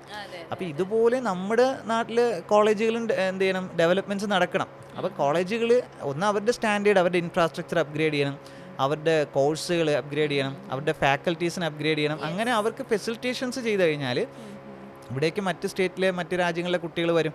സ്വാഭാവികമായിട്ട് അവരിവിടെ വന്നു കഴിഞ്ഞാൽ അവരിവിടെ തന്നെ ഓപ്പർച്യൂണിറ്റീസ് കാണും. അപ്പോൾ അവരിവിടെ പുതിയ ബിസിനസ് തുടങ്ങും. അപ്പോൾ അതിന് ബിസിനസ്സിന് പറ്റിയ അറ്റ്മോസ്ഫിയർ നമ്മളിവിടെ ക്രിയേറ്റ് ചെയ്യണം. ഇതൊരു പ്രോസസ്സാണ്. ഇത് നമ്മൾ തുടങ്ങി വെക്കണം. നമ്മൾ തുടങ്ങി വെച്ച് കഴിഞ്ഞാൽ ഇതൊക്കെ നടക്കുകയുള്ളൂ. എല്ലാം കൂടെ കൊണ്ടൊന്നും ഒരുമിച്ച് ചെയ്യത്തില്ല. ആദ്യം നമ്മൾ ചെയ്യുന്നത് എന്താണ്, ഓക്കെ നമ്മൾ ഓരോ സ്റ്റേറ്റ്സിലേക്കും ആക്സസ് എടുക്കുന്നു. എന്നിട്ട് ഓരോ സ്റ്റേറ്റിൽ നിന്ന് നമ്മളിപ്പോൾ എന്താണ്, ഇപ്പോൾ 35 സ്റ്റേറ്റ്സ് ഉണ്ട് കേരളം അല്ലാതെ. അവിടെ നിന്ന് ഒരു 10 കുട്ടികളെ വീതം ഇവിടെ കൊണ്ടുവന്നു കഴിഞ്ഞാൽ ഒരു 350 കുട്ടികൾ വന്നു, ഒന്നാം ഘട്ടം വന്നു. അടുത്ത വർഷം നമുക്കത് 100 വെച്ചിട്ട് 3500 ആക്കാം. അടുത്ത വർഷം നമുക്ക് 1000 വെച്ചിട്ട് നമുക്ക് 35,000 ആക്കാം. ഇങ്ങനെ വന്നു കുട്ടികൾ പഠിക്കാൻ വേണ്ടി വന്നു. പതിയെ ഇവരുടെ പാരൻസ്, ഇവരുടെ റിലേറ്റീവ്സ് ഒക്കെ ഇവിടെ ടൂറിസത്തിൽ വരും. അവിടെയാണ് ടൂറിസം സ്പോട്ടിലേക്ക് ആക്സസ് ചെയ്യപ്പെടുന്നത്. അപ്പോൾ പിന്നെ നമ്മൾ എന്ത് ചെയ്തിട്ടുണ്ട്, അവർ ഇവിടെ നിൽക്കുമ്പോൾ തന്നെ അവർ ചെറിയ ജോബുകൾ ചെയ്തു തുടങ്ങും. അവരിവിടുത്തെ വർക്ക് ഫോഴ്സിലേക്ക് അവർ കയറും. പിന്നെ അവരിവിടെ തന്നെ സ്റ്റാർട്ടപ്പുകൾ ചെയ്യും. പിന്നെ നമ്മൾക്കിവിടെ നല്ല പ്രോഡക്ട്സും കാര്യങ്ങളുണ്ടെങ്കിൽ അവരിവിടുത്തെ കസ്റ്റമേഴ്സായിട്ട് ഇവിടുത്തെ പ്രോഡക്ട്സ് അങ്ങോട്ടേക്ക് എക്സ്പോർട്ട് ചെയ്യപ്പെടും, അവരുടെ നാട്ടിലേക്ക് എക്സ്പോർട്ട് ചെയ്യപ്പെടും. അപ്പോൾ നമുക്ക് അതിലൂടെ വരുമാനം ഉണ്ടാവും. അപ്പോൾ ഇങ്ങനെയൊക്കെ മൾട്ടിപ്പിൾ സോഴ്സ് ഓഫ് ഇൻകം നമ്മുടെ നാട്ടിൽ വരണം.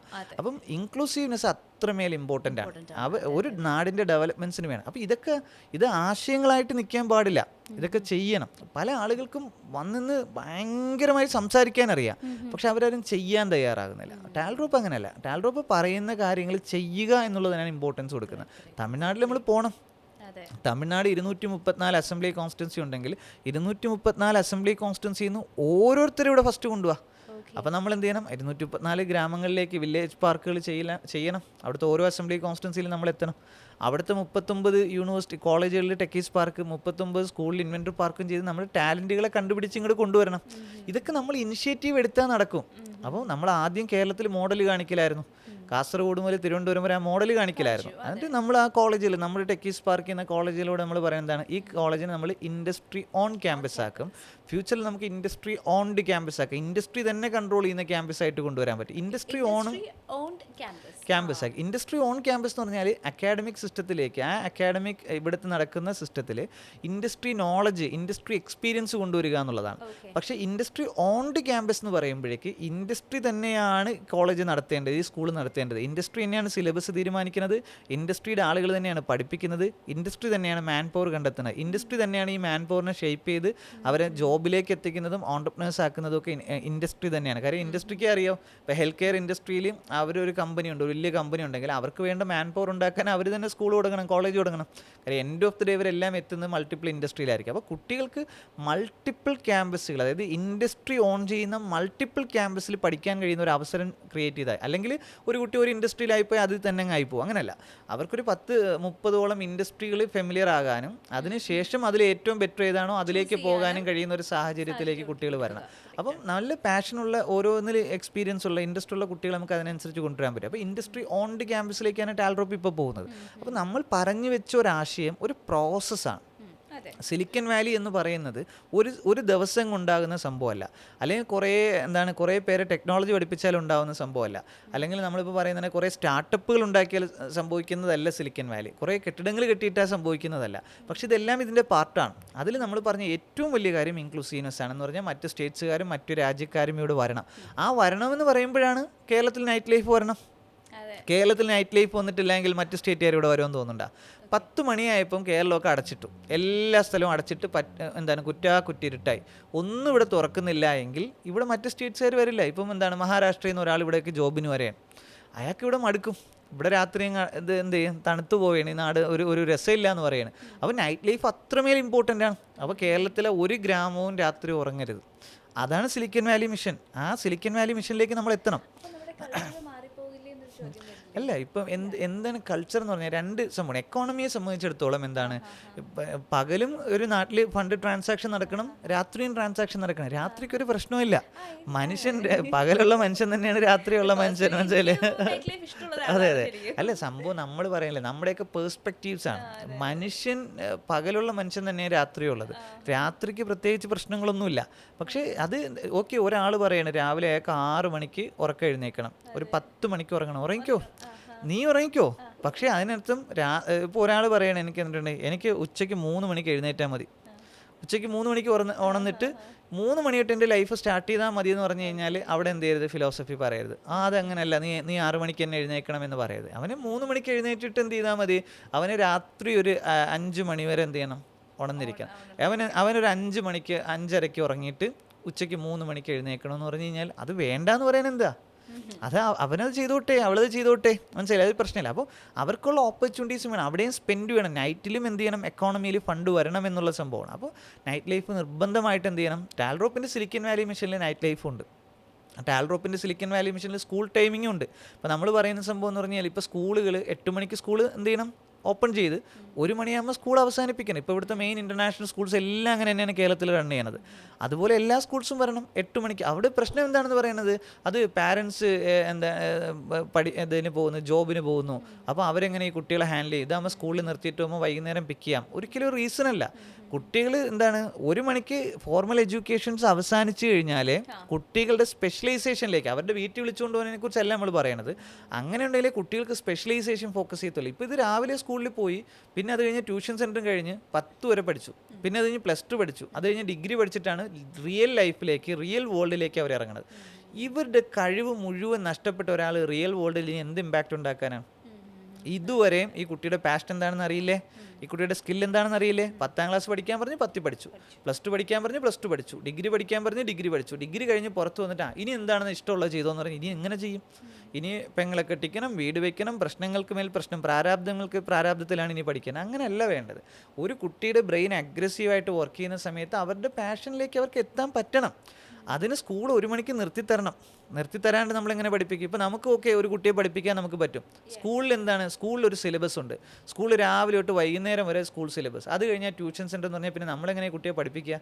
അപ്പോൾ ഇൻഡസ്ട്രിയിൽ എക്സ്പേർട്സ് ആളുകളുണ്ട്, അവർക്കറിയാം, അവർക്ക് വേണ്ട ടാലൻറ്റുകൾ അവർ നർച്ചർ ചെയ്തെടുത്തോളും. പക്ഷേ അതിന് സമയം കൊടുക്കണ്ടേ? അപ്പോൾ ടാൽറോപ്പിൻ്റെ സിലിക്കൺ വാലി മിഷനിൽ നിർബന്ധമായിട്ട് സ്കൂൾ 1 മണിക്ക് വിട്ടിരിക്കണം. പിന്നെ അവിടെ പഠിപ്പിക്കാൻ പാടില്ല. പിന്നെ എന്നാലേ നമുക്ക് ഈ കുട്ടികളെ എന്ത് ചെയ്യാൻ പറ്റുമോ, ഫോക്കസ് ചെയ്ത് കൊണ്ടുപോകാൻ പറ്റുള്ളൂ. കുട്ടികളെ അവരവരുടെ ഏരിയകളിൽ കൊണ്ടുവരാൻ. അപ്പോൾ നമുക്ക് കുറേ ബിലോ ആവറേജിൽ കിട്ടിയിട്ട് എന്ത് കാര്യം? നമുക്ക് എബോവ് ആവറേജുകൾ വേണം. നമുക്ക് അഗ്രികൾച്ചർ ഒരു റെവല്യൂഷൻ ക്രിയേറ്റ് ചെയ്യണമെങ്കിൽ അഗ്രികൾച്ചറിൽ കൃത്യമായി കാഴ്ചപ്പാടുള്ളവർ വേണം. കുറേ ക്ലർക്കിനെ കിട്ടിയിട്ട് എന്ത് ചെയ്യാനും? കുറേ ക്ലർക്കിനെ കിട്ടിയാൽ 2ാം കിട വർക്കുകൾ എടുത്ത് ഔട്ട്സോഴ്സ് ചെയ്തിട്ട് അവർക്ക് കൊടുക്കാൻ ഇന്നാ ചെയ്യുന്ന പറയാം. അതല്ല നമുക്ക് വേണ്ടത്. നമുക്ക് ബയോണിക് ഉണ്ടാക്കാൻ അറിയാവുന്ന ആളുകൾ വേണം. നമ്മൾ പറഞ്ഞ് നമ്മുടെ ഗൂഗിളിൽ 10,000 എഞ്ചിനീയേഴ്സ് വേണം എന്ന് പറഞ്ഞാൽ ആ എഞ്ചിനീയേഴ്സിന് കണ്ണുണ്ടാക്കാൻ അറിയണം. പൂർണ്ണമായി കാഴ്ചശക്തി ഇല്ലാത്ത മനുഷ്യന് കണ്ണുണ്ടാക്കാൻ പറ്റണം. അപ്പോൾ അവർ മെഡിക്കൽ ഡോക്ടേഴ്സ് ആയിരിക്കണം എഞ്ചിനീയേഴ്സ്.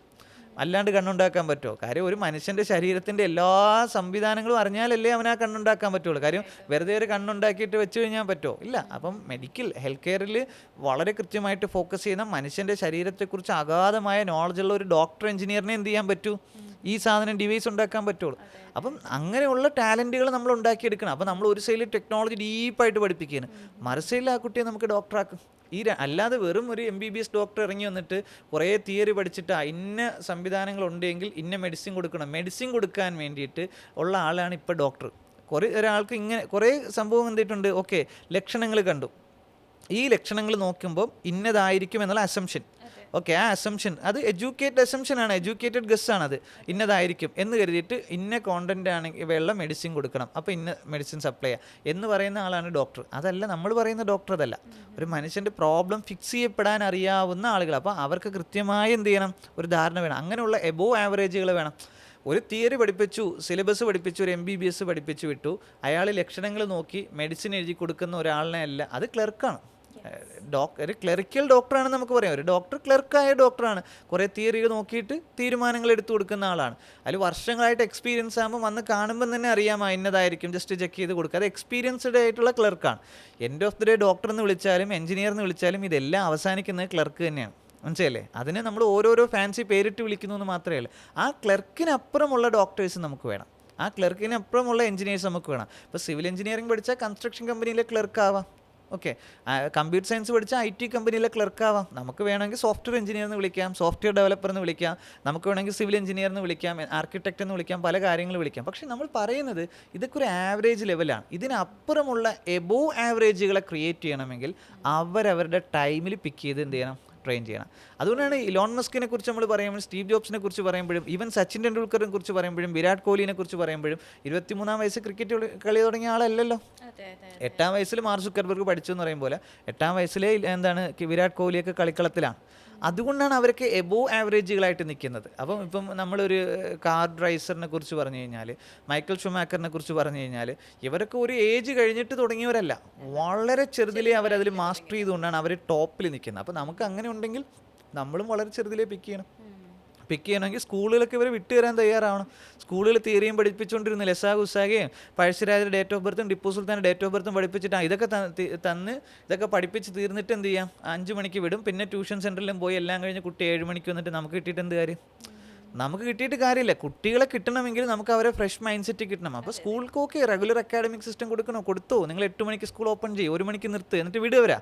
വിട്ട് കഴിഞ്ഞാൽ നമ്മൾ പിക്ക് ചെയ്തിട്ട് എന്ത് ചെയ്യാം, നന്നായിട്ട് വരയ്ക്കാൻ കഴിയുന്ന കുട്ടികളെ നമുക്ക് ഡിസൈനിങ്ങിലേക്ക് കൊണ്ടുവരാം. അപ്പോൾ നമുക്ക് ഓൺട്രപ്രണർഷിപ്പ് സ്കിൽസ് ഉള്ളവരെ അതിൽ നമുക്ക് എക്സ്പീരിയൻസ് ചെയ്യിപ്പിക്കാം. നമുക്ക് IT ആണെങ്കിൽ അതിൽ ചെയ്യിപ്പിക്കാം. ഇത് അവസരം വേണ്ടേ? കാര്യം ഒരുപാട് ഇൻഡസ്ട്രികൾക്ക് മാൻ പവർ വേണം, പക്ഷേ ഇവർ കൊടുക്കുന്നില്ല, സ്കൂൾസ് കൊടുക്കുന്നില്ല, കോളേജ് കൊടുക്കുന്നില്ല. സാറ്റർഡേയും കൂടെ പഠിപ്പിക്കുന്നതിനെ കുറിച്ച് ഇപ്പോൾ ആലോചിച്ചുകൊണ്ടിരിക്കുന്നത്. മനസ്സിലായി? സാറ്റർഡേയും കൂടെ എന്താണ് സിലബസ് ആക്കിയത്? ഇതിപ്പോൾ പഠിപ്പിച്ചിട്ട് ഇപ്പോൾ എന്ത് സംഭവിച്ചു? പഠിപ്പിച്ച് 40% അൺഎംപ്ലോയ്മെൻ്റ് ആക്കി. ക്ലർക്ക് ഇത്രയും ക്ലറിക്കൽ വേക്കൻസി ഒന്നും ഇവിടെ ഇല്ല. പിന്നെയും സാറ്റർഡേയും കൂടെ പഠിപ്പിച്ചിട്ട് എന്ത് കാര്യം? ഇതിനല്ലേ റിസൾട്ട്. ഇംപ്രൂവൈസേഷൻ വേണമെങ്കിൽ ആ സംഭവം ആദ്യം നിർത്തിക്കുക, ഒപ്റ്റിമൈസ് ചെയ്യുക. ഓക്കെ, ഇത് പഠിപ്പിക്കണം, ഇത്ര ചെയ്തോ, ബാക്കി എന്ത് ചെയ്യാമെന്നുള്ളൊരു ഫ്രീഡം കൊടുക്കണം, സമയം കൊടുക്കുക എന്നുള്ളതാണ്. ഏത് കാര്യം ഇവിടെ നടക്കണമെങ്കിലും സമയം വേണം. ആ സമയം നമ്മൾ കൊടുക്കാൻ തയ്യാറാണ്. സമയം കൊടുത്തിട്ടില്ല എങ്കിൽ ഒന്നും സംഭവിക്കില്ല എന്നുള്ളൊരു സംഭവമാണ്. അതുകൊണ്ട് ടാൽറോപ്പിന് വളരെ സ്റ്റേറ്റ്മെൻറ്റ്സ് ഉണ്ട്. പക്ഷെ നമ്മൾ ഉള്ള ലിമിറ്റേഷനിൽ നിന്ന് റിസൾട്ട്സ് കാണിച്ചു കൊടുക്കുകയാണ്. ഇപ്പോൾ മഹാദേവനെ തുച്ഛമായ സമയമാണ് നമ്മുടെ കയ്യിൽ കിട്ടിയത്. ആ സമയത്ത് നമ്മൾ കാണിച്ചു കൊടുത്ത റിസൾട്ടാണ്. അപ്പോൾ നമ്മൾ പറയണം, നിങ്ങളൊരു കുട്ടിയെ ഫുൾ ടൈമായിട്ട് അവരുടെ പാഷന് പഠിപ്പിക്കാൻ പറ്റുന്ന സംവിധാനം കൊണ്ട് മാജിക്കൽ ഉണ്ടാക്കി തരാം നമ്മൾ. ശരിയാണ് സാർ. പക്ഷെ നമുക്ക് അടിസ്ഥാനപരമായ വിദ്യാഭ്യാസത്തിന്റെ ആവശ്യകത ഉണ്ടല്ലോ. സാർ പറഞ്ഞു, ലൈക്ക് 1 മണി വരെ നമുക്ക് അവർക്ക് സ്കൂൾ വിദ്യാഭ്യാസം കൊടുത്തതിന് ശേഷം അവർക്ക് വേണ്ട എക്സ്ട്രാ ട്രെയിനിങ്. അടിസ്ഥാനപരമായ വിദ്യാഭ്യാസം എന്ന് പറയുമ്പം അതിൽ കുറേ തെറ്റിദ്ധാരണകളുണ്ട്. കാര്യം എന്ന് പറഞ്ഞാൽ ഇപ്പോൾ നമ്മൾ ക്ലറിക്കൽ സിലബസിലേക്ക് നമ്മൾ വരുമ്പോൾ, ഇപ്പോൾ ക്ലർക്കുമാർ ഉണ്ടാക്കുന്ന സംഭവത്തിലേക്ക് വരുമ്പോൾ കുട്ടികൾക്ക് മാത്തമെറ്റിക്സ് വേണം. മാത്തമെറ്റിക്സിൽ അവർക്ക് ഫൗണ്ടേഷൻ കിട്ടണം. ഹിസ്റ്ററി അവർക്ക് അറിയണം, ഇവിടെ എന്തൊക്കെയാണ് നടന്നതെന്നുള്ള സംവിധാനം, ഇവിടെ എന്തൊക്കെയാണ് നടന്നിട്ടുള്ളത് എന്നുള്ള കാര്യം അവർക്ക് അറിയണം. അവർക്ക് എഴുതാനും വായിക്കാനും വൃത്തിയായിട്ട് അറിയണം. അവർക്ക് കമ്മ്യൂണിക്കേറ്റ് ചെയ്യാൻ അറിയണം. ഇമോഷൻസും ബാലൻസ് ചെയ്യാൻ അവരുടെ ഇമോഷണൽ ഇൻ്റലിജൻസ് വരണം. ഇങ്ങനെയുള്ള കുറേ അടിസ്ഥാനപരമായ സ്കിൽസ്, കമ്മ്യൂണിക്കേഷൻ സ്കിൽസ്, ടീമിൻ്റെ കൂടെ നിൽക്കണം. ഇപ്പം ഒറ്റയ്ക്ക് നിന്നിട്ട് കാര്യമില്ല. കുട്ടികൾക്ക് ഗ്രൂപ്പായിട്ട് ചെയ്യാനും അവർക്ക് എന്തിട്ടുണ്ട് പരസ്പരം അങ്ങോട്ടും ഇങ്ങോട്ടുമുള്ള കളിയാക്കലിനെ അതിജീവിക്കാനും ഒക്കെ കുട്ടികൾ പഠിച്ചെടുക്കുന്ന സംവിധാനങ്ങളുണ്ട്. ഇതാണ് അടിസ്ഥാനപരമായ എഡ്യൂക്കേഷൻസ്. അതൊരിക്കലും കാണാപ്പാടമല്ല, അത് തെറ്റിദ്ധാരണയാണ്. അടിസ്ഥാനപരമായ എഡ്യൂക്കേഷൻ എന്ന് പറഞ്ഞു കഴിഞ്ഞാൽ ഫിസിക്സ് തിയറി പഠിപ്പിക്കുന്നതല്ല. അവിടെ മാത്തമെറ്റിക്സ് കംപ്ലീറ്റ്ലി തിയറി പഠിപ്പിക്കുന്നത്, കാണാതെ പഠിപ്പിക്കുന്നതല്ല. അപ്പം നമ്മൾ പറഞ്ഞു വരുമ്പം ഇതെല്ലാം ആവശ്യകതയാണ് എന്ന് പറയണം, ഇതെല്ലാം ആവശ്യമാണെന്ന് പറയുകയും എന്നിട്ട് നമ്മളത് പഠിപ്പിക്കുന്ന രീതി എങ്ങനെയാണ്? നമ്മൾ പഠിപ്പിക്കുന്നത് അതെല്ലാം തിയറികളായിട്ട് പഠിപ്പിക്കുന്നതാണ്.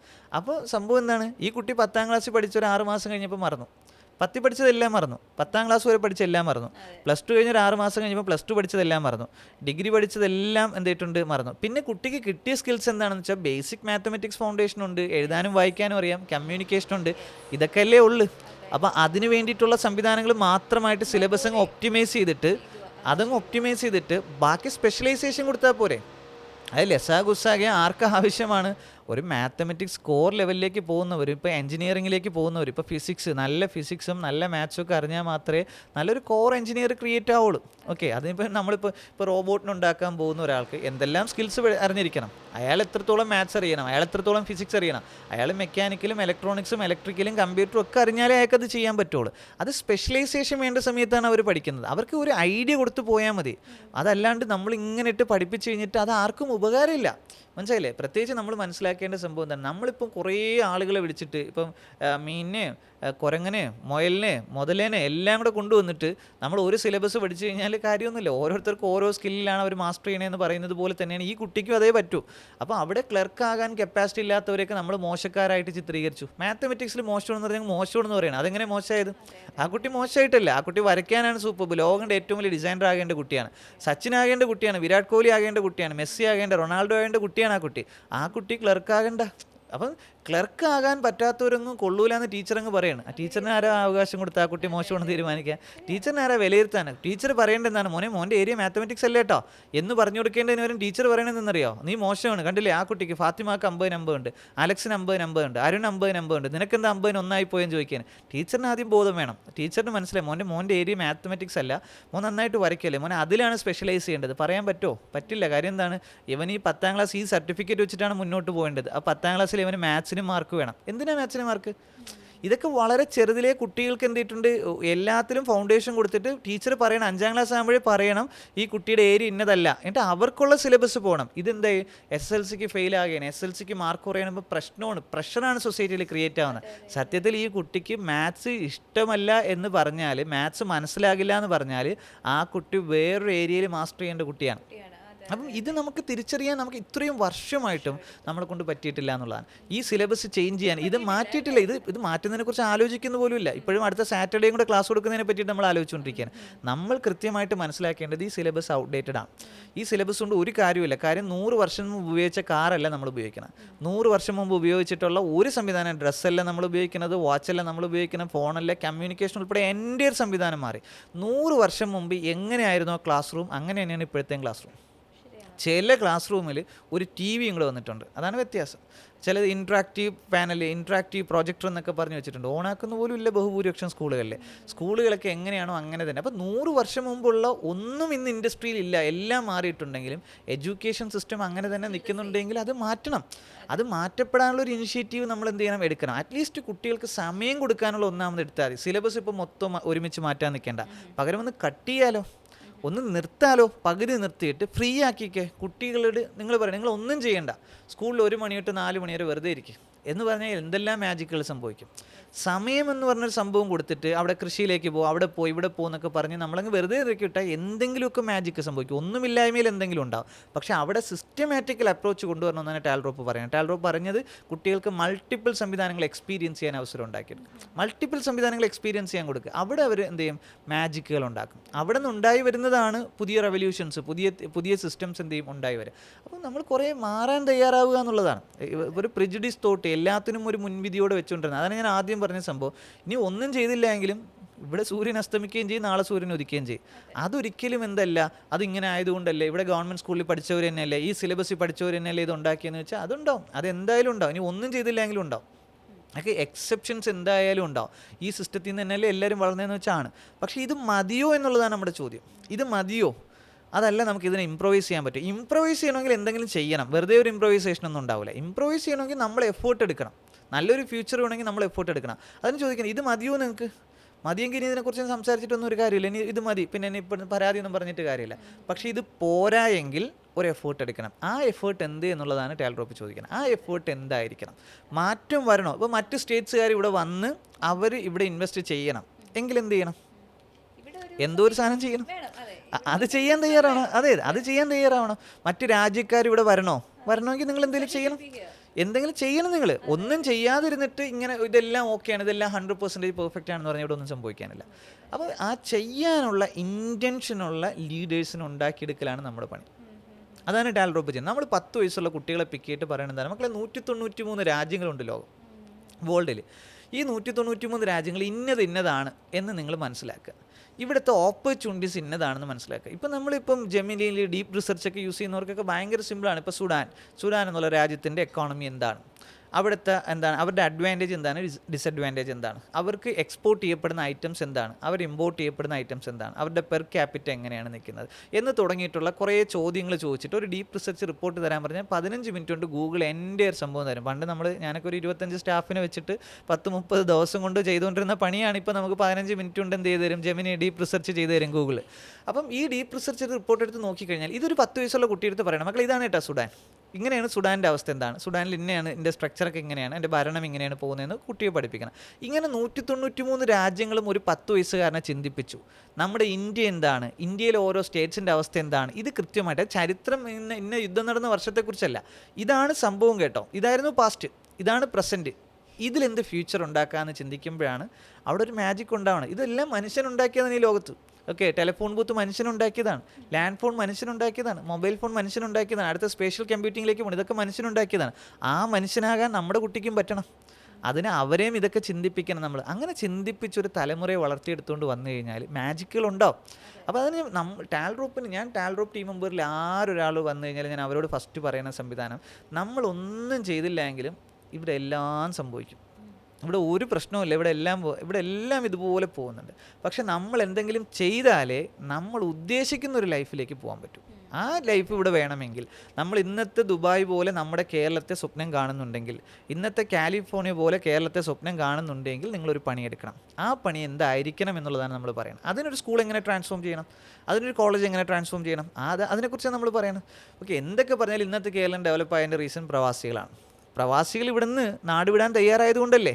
ഇവിടുന്ന് കള്ളവണ്ടി കയറി പോയവരല്ലേ അവർ സിംഗപ്പൂരിലും മലേഷ്യയിലേക്ക് കള്ളവണ്ടി കയറി പോയവരല്ലേ, അല്ലാണ്ട് ഒഫീഷ്യൽ വിസയും പാസ്പോർട്ടൊന്നും എടുത്ത് പോയില്ലല്ലോ. അവരവിടെ ചെന്ന് അവിടെ കിടന്ന് അടിമപ്പണി ചെയ്ത് അവരാരെങ്കിലും എഡ്യൂക്കേഷൻ ക്വാളിഫിക്കേഷൻ കൊണ്ട് പോയതാണോ? അല്ല, അവർ പോയി അവിടെ കൈക്കരുത്തുകൊണ്ട് അവർ പണിയെടുത്ത് കോറിയിലും ഫാക്ടറിയിലും കൺസ്ട്രക്ഷൻ സൈറ്റിലൊക്കെ പണിയെടുത്തു. അവിടെ നിന്ന് അവരെന്ത് ചെയ്തു, നമ്മുടെ നാട്ടിലേക്ക് ക്യാഷ് അയച്ചു. ആദ്യമായിട്ട് വീട്ടിലേക്ക് 10,000 രൂപ വരെയാണ്, 20,000, 25,000, 50,000 രൂപ വരെയാണ്. അവിടെ കോറിയിൽ ഒരു 100 വേക്കൻസി വന്നു, സാറേ ഞാൻ എൻ്റെ നാട്ടിൽ നാളെ കൊണ്ടുവരാമെന്ന് പറഞ്ഞു. കൺസ്ട്രക്ഷൻ സൈറ്റിൽ 100 വേക്കൻസി വന്നു, സാറേ ഞാൻ എൻ്റെ നാട്ടിൽ നാളെ കൊണ്ടുവരാമെന്ന് പറഞ്ഞു. അങ്ങനെ വിസകൾ ഇവിടെ വന്നത്, നമ്മുടെ ആളുകൾ പാസ്പോർട്ട് എടുത്ത് ഇവിടെ നിന്ന് പാലായനം. അപ്പോഴാണ് ഒഫീഷ്യൽ എന്ത് ചെയ്ത് അങ്ങോട്ടേക്കുള്ള യാത്രകൾ ആളുകൾ എന്ത് ചെയ്ത ജേണി ആരംഭിച്ചു തുടങ്ങിയത്. അങ്ങനെ അവിടെ അവർ പോയി പണിയെടുത്ത് നാട്ടിലേക്ക് ക്യാഷ് വന്ന സമയത്തല്ലേ ഓരോ വീട്ടിലും പൈസ വന്നപ്പോഴല്ലേ ചിന്തിച്ചത് നല്ല ഭക്ഷണം കഴിക്കണം, നല്ല ഭക്ഷണം കഴിക്കണം എന്ന് തോന്നിയപ്പോൾ എന്ത് ചെയ്യുന്നു, റെസ്റ്റോറൻറ്റ്സ് വന്നു. റെസ്റ്റോറൻറ്റ്സിൻ്റെ മോഡൽ എവിടെ നിന്നാണ്, ആ രാജ്യത്തു നിന്നുള്ള റെസ്റ്റോറൻറ്റിൻ്റെ മോഡൽ നമ്മളിവിടെ കൊണ്ടുവന്നു. നല്ല സ്റ്റേ വേണം, നല്ല ഹോട്ടൽസ് വന്നു, നല്ല ട്രീറ്റ്മെൻറ്റ് വേണം, ഹോസ്പിറ്റൽസ് വന്നു, നല്ല വിദ്യാഭ്യാസം വേണം. അപ്പോഴല്ലേ സ്കൂളും കോളേജൊക്കെ വന്നത്.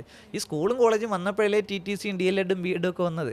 ഈ ഹോസ്പിറ്റൽ വന്നപ്പോഴല്ലേ നഴ്സിംഗ് കോളേജും മെഡിക്കൽ കോളേജൊക്കെ ഉണ്ടായത്. കൺസ്ട്രക്ഷൻ വന്നപ്പോഴല്ലേ സിവിലും BRക്കും ഇതൊക്കെ വന്നിട്ടുള്ളത്. അപ്പോൾ നമ്മൾ നോക്കിക്കഴിഞ്ഞാൽ എൻ്റെ സംവിധാനത്തിൻ്റെ ഈ കേരളത്തിൻ്റെ ഡെവലപ്മെൻറ്റ്സിൻ്റെ റൂട്ട് റീസൺ ആരായിരുന്നു? നമ്മുടെ പ്രവാസികൾ കള്ളവണ്ടി കയറിപ്പോയി മറ്റ് രാജ്യങ്ങളിൽ പോയി പണിയെടുത്തത് കൊണ്ടാണ്. നമ്മളെത്താത്ത രാജ്യങ്ങൾ ഏതാണ്? GCC ഉൾപ്പെടെ എല്ലാ നമ്മൾ എന്ത് ചെയ്തിട്ടുണ്ട്, മിഡിൽ ഈസ്റ്റിൻ്റെ എല്ലാ രാജ്യങ്ങളിലും നമ്മളെത്തി, എല്ലാ ഏഷ്യൻ രാജ്യങ്ങളിലെത്തി, നമ്മൾ യൂറോപ്യൻ രാജ്യങ്ങളിലെത്തി, അമേരിക്ക, മനുഷ്യവാസമുള്ള എല്ലാ കോണ്ടിനെൻസിലും നമ്മളെത്തി. അങ്ങനെ എത്തിയത് കൊണ്ടാണല്ലോ ഈ നാട്ടിലേക്ക് ഫണ്ട് വന്നത്. അപ്പോൾ അതൊരു കേരളത്തിൻ്റെ ട്രാൻസ്ഫോർമേഷൻ, ഒരു ട്രാൻസിഷൻ്റെ റീസൺ ആയിരുന്നു അത്. എങ്കിൽ അതുപോലുള്ള റീസൺസ് ഇനിയും നമ്മൾ ഉണ്ടാക്കണം. അതിൻ്റെ റിസൾട്ടാണ്, പോസിറ്റീവ് റിസൾട്ട്സാണ് നമ്മൾ അനുഭവിക്കുന്നത്. ഇതുപോലെ അടുത്ത പോസിറ്റീവ് റിസൾട്ട്സ് നമ്മൾ ഉണ്ടാക്കണം. ഓരോ കാലഘട്ടത്തിൽ ഒരു സംഭവം വേണം. അത് ചിലപ്പം ഇൻറ്റൻഷനലി ആയിരിക്കില്ല, അതായത് അങ്ങ് എന്തിട്ടുണ്ട്, അങ്ങ് നടന്നു എന്ന് നമുക്ക് പറയാം. പക്ഷേ ചില സമയത്ത് എന്തായിരിക്കും, നമ്മൾ ഇൻറ്റൻഷനലിയും ചെയ്യണം. മനസ്സിലായി? റിസൾട്ട് എന്തായാലും എങ്ങനെ ആയിക്കഴിഞ്ഞാലും അറിഞ്ഞോ അറിയാതെയോ അത് സംഭവിച്ച റിസൾട്ട് ഉണ്ടാവും. അപ്പോൾ ഇപ്പം നമ്മളിപ്പം കുമിളുണ്ടല്ലോ, കുമിൾ എന്ന് പറയുന്നത്, കുമിൾ വളരുന്ന സംഭവമുണ്ട്. നമ്മത് കൃഷിയും ചെയ്യാം, അതല്ലാതെയും വളരുന്നില്ലേ. അത് എന്തായാലും എങ്ങനെയായാലും ആ പ്രോസസ്സ് ഇടുന്ന കുമ്പിളുണ്ടാവും. കുമ്പിൾ കഴിക്കാം, നമുക്ക് കഴിക്കാം, കുമ്പിൾ കൃഷി എന്ന് പറയുന്നത് പോലെ. നമ്മളത് കൃഷി ചെയ്യണമെങ്കിൽ ഇൻറ്റൻഷനലിയും കൃഷി ചെയ്യാം, അതല്ലെങ്കിൽ എന്താണ് ഓർഗാനിക് നാച്ചുറലായിട്ട് സംഭവിക്കുകയും ചെയ്യാം. പക്ഷേ എന്തായാലും കേരളത്തിൽ സംഭവിച്ചാലേ മാറ്റം ഉണ്ടാവുള്ളൂ. അല്ലാണ്ട് ദുബായ് വെറുതെ ഉണ്ടാവില്ല, കാലിഫോർണിയ വെറുതെ ഉണ്ടാവില്ല. ഒരു എഫേർട്ട് എടുക്കണം. അവിടെ കേരളത്തെ പറ്റി നമ്മൾ പഠിക്കണമെന്നേ. കേരളം എന്ന് പറഞ്ഞാൽ എന്താണ്? ഓക്കെ, 14 ഡിസ്ട്രിക്ട്സ്, അല്ലെങ്കിൽ ഇപ്പോൾ നമ്മൾ ഇപ്പോൾ ഭരണ സംവിധാനം വെച്ച് പറഞ്ഞാൽ 20 പാർലമെൻ്ററി മണ്ഡലങ്ങളുണ്ട്, താഴെ 140 നിയോജക മണ്ഡലങ്ങളുണ്ട്. ഓക്കെ, 941 പഞ്ചായത്തുണ്ട്, 87 മുനിസിപ്പാലിറ്റി ഉണ്ട്, 6 കോർപ്പറേഷൻ ഉണ്ട്. കുറച്ചും കൂടി താഴേക്ക് പറഞ്ഞാൽ അപ്രോക്സിമേറ്റ് ഒരു 19,489 വാർഡുണ്ട്. ഒരു വാർഡ് എടുത്തു കഴിഞ്ഞാലോ ഒരു 500 വീടുണ്ട്. ഒരു വീടെടുത്തു കഴിഞ്ഞാലോ ഒരു 5 മെമ്പറുണ്ട്. ഇങ്ങനെ നമ്മൾ സ്പ്ലിറ്റ് ചെയ്ത് മനസ്സിലാക്കിയാണ്. അപ്പോൾ ഒരു പഞ്ചായത്ത് എന്നൊക്കെ പറഞ്ഞാൽ ഒരു 10,000-ഓളം വീടുകളുണ്ട്, ഒരു 50,000-ഓളം മെമ്പേഴ്സ് ഉണ്ട് എന്ന് പറയുമ്പോഴേക്ക് ഈ 50,000 പേര് 50,000 ടാലൻസ് ആണ്. അതിൽ സീനിയർ സിറ്റിസൺ ഒരു ടാലൻ്റ് അല്ലേ, പുള്ളിക്ക് എന്തൊക്കെ ഈ സൊസൈറ്റിയിൽ കോൺട്രിബ്യൂട്ട് ചെയ്യാൻ പറ്റും. പുള്ളി ചിലപ്പോൾ 35 വർഷം സൗദി അറേബ്യയിൽ ഒരു ഓയിൽ കമ്പനിയാണ്, ആ പുള്ളിക്കാരനല്ലേ കോളേജ് ട്രെയിനറായിട്ട് വിളിക്കേണ്ടത്. ആ പുള്ളിക്കാരൻ റിട്ടയർഡ് ആയിട്ട് വന്ന് ഇവിടെ നാട്ടിൽ നിൽക്കുകയാണ്, ഒരു പണിയില്ലാതെ അവിടെ നിൽക്കുകയാണ്, പുള്ളിക്ക് എന്തുണ്ട് പൈസയൊക്കെ ഉണ്ട്. പുള്ളിയെ കോളേജുകൾ യൂസ് ചെയ്യണ്ടേ, പുള്ളിയുടെ നോളജ് വേണ്ടേ, 35 വർഷത്തെ എക്സ്പീരിയൻസ് അവിടുത്തെ കുട്ടിയെ കിട്ടണ്ടേ, അവിടുത്തെ ഓയിൽ സെക്ടർ എന്താണെന്ന് ഇവർക്ക് പറഞ്ഞു കൊടുക്കണ്ടേ. അതിനല്ലേ നമ്മൾ ഇവരെ കണക്ട് ചെയ്യേണ്ടത്, ഈ ടാലൻറ്റുകളെ റോപ്പ് ചെയ്യപ്പെടേണ്ടത്. പക്ഷെ ഇതൊക്കെ ആര് ചെയ്യുന്നു എന്നൊരു ചോദ്യമുണ്ട്. ഇതിനൊക്കെ ഒരു സിസ്റ്റം കൊണ്ടുവരണ്ടേ, ഇതൊക്കെ ഒരു സിസ്റ്റം കൊണ്ടുവരണം. അപ്പോൾ ഒരു പഞ്ചായത്തിൽ 50,000 ടാലൻ്റ് ഉണ്ടെങ്കിൽ 50,000 പേരെയും റോപ്പ് ചെയ്യാൻ നമുക്ക് പറ്റണം. ഇവരൊക്കെ അങ്ങോട്ടും ഇങ്ങോട്ടും, ഇതിൽ ഒരാൾ എന്താണ് UK-യിലാണ്, ആ UK-യിൽ എന്തൊക്കെ ഓപ്പർച്യൂണിറ്റീസ് ഉണ്ട് എന്ന് അയാൾ ഇവിടെ കണക്ട് ചെയ്ത് കൊടുക്കാൻ നമുക്ക് പറ്റും. ഇതൊക്കെ സിമ്പിളായിട്ട് പറ്റുന്നതാണ്. പക്ഷേ ആരും ഇനിഷ്യേറ്റീവ്സ് എടുക്കുന്നില്ല, എല്ലാവരും അവരിലേക്ക് മാത്രം ഒതുങ്ങി നിൽക്കുകയാണ്. അതൊക്കെ നമുക്ക് മാറ്റണം. പകരം എന്ത് ചെയ്യണം, നമ്മൾ പറയുന്നത്, നമ്മൾ യൂത്തിനോട് പറയണം, മക്കളെ ഇതൊക്കെ ഇവിടെ നടക്കുമെന്ന് നിങ്ങൾ വിശ്വസിച്ചാൽ മതി. പിന്നെ നിങ്ങൾ ഇമാജിനേറ്റ് ചെയ്ത് എങ്ങനെയൊക്കെ ചെയ്യാം, പഠിക്ക്, ഇതൊക്കെ എങ്ങനെ ചെയ്യാം, എന്നിട്ട് ഇറങ്ങി ചെയ്യുമ്പോൾ മാറ്റങ്ങളുണ്ട്. ആദ്യം നിങ്ങളൊരു മാറ്റം ഉണ്ടാക്കുക, പിന്നെ ഒരാളുടെ ലൈഫിൽ നിങ്ങളൊരു ഇമ്പാക്റ്റ് ഉണ്ടാക്കുക. അത് 10 ആവും, 100 ആവും, 1000 ആവും. അങ്ങനെയാണ് മാറ്റങ്ങളെല്ലാം വലിയ സംഭവ വികാസങ്ങളൊക്കെ ലോകത്തുണ്ടായിട്ടുള്ളത്. അങ്ങനെയാണ്. അതിൽ നമ്മൾ വിശ്വസിക്കുന്നുണ്ട്, പ്രോസസ്സിൽ നമ്മൾ വിശ്വസിക്കുന്നുണ്ട്. അതുകൊണ്ട് ഞാൻ എപ്പോഴും പറയണത്, എല്ലാ വിഷയത്തിലും 100% ക്ലാരിറ്റി കിട്ടിയിട്ടല്ല ഞാൻ സ്റ്റാർട്ട് ചെയ്യണത്. കാരണം ഒരു പ്രോസസ്സ് ചെയ്താലേ അടുത്ത ചാപ്റ്ററിലേക്ക് എനിക്ക് പോകാൻ പറ്റും. ഇറങ്ങി ചെയ്യുക, പക്ഷേ എപ്പോഴും സസ്റ്റൈനബിലിറ്റിയിൽ ഫോക്കസ് ചെയ്യണം. ഞാനിപ്പോൾ എങ്ങനെ നിലനിർത്തും, ഓക്കെ, ഫണ്ട് എങ്ങനെ ഹാൻഡിൽ ചെയ്യും, ആളെങ്ങനെ ഹാൻഡിൽ ചെയ്യും, ഈ സസ്റ്റൈനബിലിറ്റിയിൽ നമ്മൾ ഫോക്കസ് ചെയ്യണം. അപ്പം ആക്ഷൻസിൻ്റെ ക്ലാരിറ്റിയേക്കാളും കൂടുതൽ സസ്റ്റൈനബിലിറ്റിയിലുള്ള ഫോക്കസാണ് നമ്മൾ നിലനിർത്തുന്നത്. ആക്ഷൻസ് എന്ന ക്ലാരിറ്റി വേണ്ടേ, ഓഫ് കോഴ്സ് വേണം, ഇംപ്രൊവൈസേഷൻ വേണ്ടേ, പെർഫെക്റ്റ് ആകണം. പക്ഷേ അതിനെക്കുറിച്ച് മാത്രം കൺസേൺഡ് ആയിക്കൊണ്ടിരുന്നാൽ നമ്മൾ ആക്ഷൻസ് ഉണ്ടാവില്ല. അവിടെ നമ്മൾ ചിന്തിച്ച് അവസാനം പറയൂ ഇതിന് ഇന്ന പ്രശ്നങ്ങളുണ്ട്, നമ്മളങ്ങ് നിർത്തും. പക്ഷെ നമ്മൾ ചെയ്തു നോക്കിക്കഴിഞ്ഞാൽ, ഇപ്പോൾ ഞാൻ നമ്മുടെ ടീം മെമ്പേഴ്സിൻ്റെ അടുത്ത് പറയാം, നിങ്ങൾ റീൽ ചെയ്തോ, വീഡിയോ ചെയ്തോ, നിങ്ങൾക്ക് ഓരോ ദിവസത്തെ ആക്ടിവിറ്റീസ് റീൽ ചെയ്തോ, 100 പേര് കാണും, മതി. ആ 100 പേരിൽ ഒരാളാണ് നിങ്ങൾക്ക് വേണ്ട ആൾ. അത് 100ാമത്തെ റീലിലെ 100 പേരിൽ ഒരാളായിരിക്കും നിങ്ങൾക്ക് വേണ്ട ആൾ, മനസ്സിലായില്ലേ? പക്ഷേ ആ 100ാമത്തെ റീലിൽ ആ 100ാമത് കണ്ട ആളിന് ആ ആളായിരിക്കും നിങ്ങൾക്കൊരു കണക്ഷൻസ് ക്രിയേറ്റ് ചെയ്ത് നിങ്ങൾക്ക് റിസൾട്ട്സ് ഉണ്ടാക്കുന്നത്. പക്ഷേ 99 റീല് നിങ്ങൾക്ക് ബെനിഫിറ്റ് ഇല്ലേ, മനസ്സിലായില്ലേ? അപ്പം ഇത് ഇത്രയും ആളുകൾ കണ്ടിട്ട് 100 റീല് 100 പേരെന്ന് പറഞ്ഞാൽ 10,000 പേര് ടോട്ടലി കണ്ടു. ആ 10,000ാമത്തെ ആളാണ് ഇവർക്ക് റിസൾട്ട് കൊണ്ട് തരുന്ന ആളുകൾ. പക്ഷേ കൺസിസ്റ്റൻ്റ് ആയിട്ട് അത് ചെയ്യാൻ ഇവരെ കൊണ്ട് എന്ത് ചെയ്യണം, പറ്റണം. അതല്ല 1 മില്യൻ്റെ റീല് ഇടോളെന്ന് പറഞ്ഞാൽ പോയി ഒന്നുമില്ല. നമുക്ക് വേണ്ട റിസൾട്ട്സ് തരുന്ന ഒരാൾ മതി. ആ ഒരാളിലേക്ക് റീച്ച് ചെയ്യാൻ വേണ്ടിയിട്ടാണ് നമ്മളിത് ചെയ്യുന്നത് എന്നുള്ളത്, കൺസിസ്റ്റൻ്റ് ആയിട്ട് ചെയ്യുന്നത് എന്നുള്ള കാര്യം നമ്മൾ അവർക്ക് പറയാം. ഇപ്പം 100ാമത്തെ അടിയിലേ പാറ പൊട്ടു, ഓക്കെ, പക്ഷേ 99 അടി അടിച്ചു കഴിഞ്ഞാലേ 100ാമത്തെ അടി അടിക്കത്തുള്ളൂ. മാത്രമല്ല ആ 99 അടിയും ഒരേ സ്ഥലത്ത് അടിക്കണം. ഒരു പാറയിൽ പോയിട്ട് ഒരടി എടുത്തെടുത്ത് അടുത്തടുത്ത് ഇങ്ങനെ 100 അടി ചുറ്റും അടിച്ചിട്ട് വന്നാൽ അത് പൊട്ടൂല. ഒന്നാമത് അടിച്ച എവിടെയോ അവിടെ തന്നെ 2ാമത്തെ അടി അടിക്കണം, അവിടെ തന്നെ 3ാമത്തെ അടിക്കണം. അത് 99 കഴിഞ്ഞ് 100 അടിക്കാൻ പാറ പൊട്ടും, അത് സ്വാഭാവികമായിട്ട് പൊട്ടും. അപ്പോൾ ഈ പാറ പൊട്ടുന്ന ഒരു തിയറി ഉണ്ട്. ഈ തിയറി പോലെ നമ്മുടെ ലൈഫിൽ നമ്മൾ കൺസിസ്റ്റൻ്റ് ആയിട്ട് ചെയ്യുക, തുടർച്ചയായിട്ട് ചെയ്തുകൊണ്ടേ ഇരിക്കുക. ആദ്യത്തെ അടി വലിയ പവറല്ല, ഓക്കെ, 2ാമത്തെ അടി അതിൻ്റെ മുകളിൽ തന്നെ അടിക്കുക, 3ാമത്തെ അടി അതിൻ്റെ മുകളിൽ തന്നെ അടിക്കുക എന്ന് പറയും പോലെ കൺസിസ്റ്റൻ്റ് ആയിട്ടൊരു ആക്ഷൻ ചെയ്ത് കഴിഞ്ഞാൽ അതിൻ്റെ റിസൾട്ട് എന്ത് ചെയ്യും കിട്ടും. അപ്പോൾ പുതിയ തലമുറയുടെയൊക്കെ പ്രശ്നം എന്ന് പറഞ്ഞാൽ പെട്ടെന്ന് 2 അടി അടിച്ചു, പൊട്ടിയില്ല, പോവേണ്, കളഞ്ഞിട്ട് പോവേണ്, മനസ്സിലായില്ലേ? പക്ഷേ അവിടെ തന്നെ പിന്നെയും അല്ലെങ്കിൽ ഓക്കെ ഡിസ്ട്രാക്ട് ആയിട്ട് ആദ്യം കുറേ അടി അവിടെ അടിച്ചു, കുറേ അടി പോയി ഇപ്പുറത്തടിച്ചു, കുറേ അടി ഇപ്പുറത്തടിച്ചു, ഇവിടെ ഒന്നും റിസൾട്ട് കിട്ടില്ല. നമ്മൾ നിരന്തരം ഒരു സംവിധാനത്തിൽ നിൽക്കുമ്പോഴാണ് ആളുകൾ കണക്റ്റ് ആവുന്നത്. ഇപ്പോൾ 2015 ഞാൻ ഒരാളടുത്ത് പ്രസൻറ്റ് ചെയ്തു, അയാൾ വന്നില്ല. 2017 ഞാൻ പ്രസൻറ്റ് ചെയ്തു, വന്നില്ല. 2020 പ്രസൻറ്റ് ചെയ്തു, വന്നില്ല. പക്ഷേ 24, 25 ആയപ്പോൾ അയാൾ വന്നു. എന്തുകൊണ്ടാണ്? അവർ 10 വർഷം മുമ്പ് പറഞ്ഞ കാര്യങ്ങളെല്ലാം കണ്ടു എന്നുള്ളത് കൊണ്ടാണ് വന്നത്. അത് നമ്മൾ കൺസിസ്റ്റൻ്റ് ആയിട്ട് ചെയ്യുമ്പോഴേ അത് സംഭവിക്കുകയുള്ളൂ. അതല്ല ഒരാൾ വന്നിട്ടില്ല, ഒരാൾ നെഗറ്റീവ് പറഞ്ഞോ, പിന്നെ അയാളെ വെറുപ്പിച്ചിട്ട് അങ്ങ് പോകലല്ല. ഓക്കെ, നമ്മൾ പോസിറ്റീവായിട്ട് പറഞ്ഞു വെക്കുക, നാളെ ഇയാൾ വന്നോളും. എല്ലാവരും എല്ലാ സമയത്തും നമ്മൾ വിശ്വസിക്കില്ല. ചില ആളുകൾ അവിശ്വസിച്ചോട്ടെ, ഇപ്പം എന്താ പ്രശ്നം? ഒരാളിപ്പോൾ നമ്മൾ അവിശ്വസിച്ചെന്ന് പറഞ്ഞാൽ ഇപ്പം എന്താ പ്രശ്നം? ഒന്നും സംഭവിക്കില്ല. അപ്പോൾ സത്യത്തിൽ നമ്മുടെ ഇമോഷണൽ ഇൻ്റലിജൻസ് ആണ് ഏറ്റവും വലിയ കാര്യം. നമ്മളിപ്പോൾ ഞാൻ എപ്പോഴും എല്ലായിടത്തും പറയുന്ന സംവിധാനമുണ്ട്. ഇപ്പോൾ ഇമോഷണൽ കോഷ്യൻസ് എന്നുള്ള സംവിധാനം, EQ, ഭയങ്കരമായിട്ട് IQ-നേക്കാളും ഇമ്പോർട്ടൻ്റ് ആണ്. നമുക്ക് ഇൻ്റലിജൻറ്റ്, നമ്മുടെ ബ്രെയിൻ ഭയങ്കര സംഭവമാണ്. നമുക്ക് ഭയങ്കരമായിട്ട് വർക്ക് ചെയ്യുന്നുണ്ട്. അതിനേക്കാളൊക്കെ ഇമ്പോർട്ടൻറ്റ് ഇമോഷൻസ് എങ്ങനെ ബാലൻസ് ചെയ്യുന്നു എന്നുള്ളതാണ്. പലരും നാരായണത്ത് ഭ്രാന്തന്മാരാണ്. നാരായണത്ത് ഭ്രാന്തൻ്റെ കഥ ഉണ്ടല്ലോ, നമ്മളെന്താണ് മുകളിൽ കൊണ്ട് ഉരുട്ടി വയ്ക്കും, അങ്ങ് താഴേക്ക് ഇടുമെന്ന് പറയും പോലെ. ഇതുപോലെ എന്താണ് നമ്മളെന്താണ് വൈകുന്നേരം വരെ വെള്ളം കോരിയിട്ട് കലവടയ്ക്കുന്നു എന്ന് പറയുന്നത് പോലെയാണ്. മനുഷ്യന്മാർ ഭയങ്കര എഫേർട്ട് എടുത്തൊരു കാര്യം ചെയ്യും, പക്ഷേ അവരുടെ ഈഗോ, അവരുടെ ആ ഇമോഷൻസ് ഹാൻഡിൽ ചെയ്യാൻ പറ്റാത്തത് കൊണ്ട് എന്ത് ചെയ്യും, അങ്ങ് കലവടയ്ക്കും.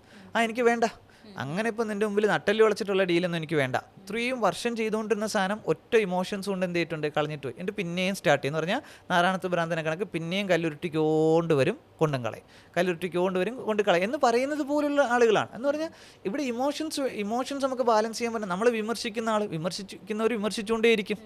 രണ്ട് കാരണങ്ങൾ കൊണ്ടാണ് വിമർശിക്കുന്നത്. ഒന്ന്, അവരെന്ത് ചെയ്തിട്ടുണ്ട്, ജെന്യുവിനായിട്ട് ഇത് എന്താണ്, ഇത് ശരിയല്ല എന്ന് വേറൊരാളെ ബോധിപ്പിക്കേണ്ടത് എന്നുള്ള സംഭവമുണ്ട്. രണ്ട്, അവർക്ക് വേറെ പണിയൊന്നുമില്ല, ഇങ്ങനെ നെഗറ്റീവ് പറഞ്ഞുകൊണ്ടിരിക്കലാണ് അവരുടെ പണി. രണ്ടായാലും നമുക്ക് പ്രശ്നമില്ല. കാര്യം ഓക്കെ, അയാളിപ്പോൾ ജെന്യുവിനായിട്ട് അത് ഇപ്പോൾ ഫെയിൽ ആകും എന്നുള്ളത് കൊണ്ടാണ് പറയുന്നത്. നമ്മൾ ഫെയിൽ ആകാതിരുന്നാൽ പോരെ, പ്രശ്നമില്ല. രണ്ട്, അയാൾക്ക് ഒരു പണിയില്ലാതെ അയാളിരുന്ന് പറഞ്ഞുകൊണ്ടിരിക്കുന്നുണ്ട്, അതിന് മറുപടി എടുത്തുകൊണ്ടിരുന്നാൽ എന്ത് സംഭവിക്കും? അപ്പോൾ വിമർശനമൊന്നും ഇവിടുത്തെ പ്രശ്നമേ അല്ല. ആളുകളെല്ലാവരും അംഗീകരിക്കണമെന്നൊന്നും പ്രശ്നമില്ല. നമ്മൾക്ക് വിശ്വാസമുണ്ടോ, ചെയ്യാൻ കൺസിസ്റ്റൻ്റ് ആയിട്ട് ചെയ്യാൻ തയ്യാറാണോ എങ്കിൽ ചെയ്യാം.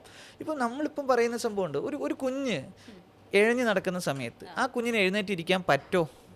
ഒരിക്കലും പറ്റില്ല എന്ന് പറയുന്നത് പോലെയാണ് ഒരാൾ പറയുന്നത് ഇത് നടക്കൂല ഏട്ടാന്ന് പറഞ്ഞാൽ അയാൾക്കറിയാൻ നടക്കൂല എന്ന് പറഞ്ഞാൽ നമുക്കറിയാം ഈ കുഞ്ഞിന് എഴുന്നേറ്റിരിക്കാൻ പറ്റൂല എന്ന്. പക്ഷെ പിന്നെ എങ്ങനെയാണ് കുഞ്ഞ് എഴുന്നേറ്റ് ഇരുന്നത്? ആ കുഞ്ഞ് എഴുന്നേക്കും വീഴും. അവസാനം കൊച്ചു എഴുന്നേറ്റിരുന്നു. കാര്യം എന്താണ്? അവസാനം അങ്ങനെ വീണ് നൂന്ന് ബാലൻസായി അവസാനം ഈ കുട്ടി എഴുന്നേറ്റിരുന്നു. ഇത് ഫസ്റ്റ് തന്നെ ഒരാൾ പറയുകയാണ് ഈ കുട്ടിക്ക് എഴുന്നേറ്റിരിക്കാൻ പറ്റൂല എന്ന് പറയുകയാണ്. കാര്യം അയാൾ തിയറി വെച്ച് പറഞ്ഞ് സ്ഥാപിച്ചു.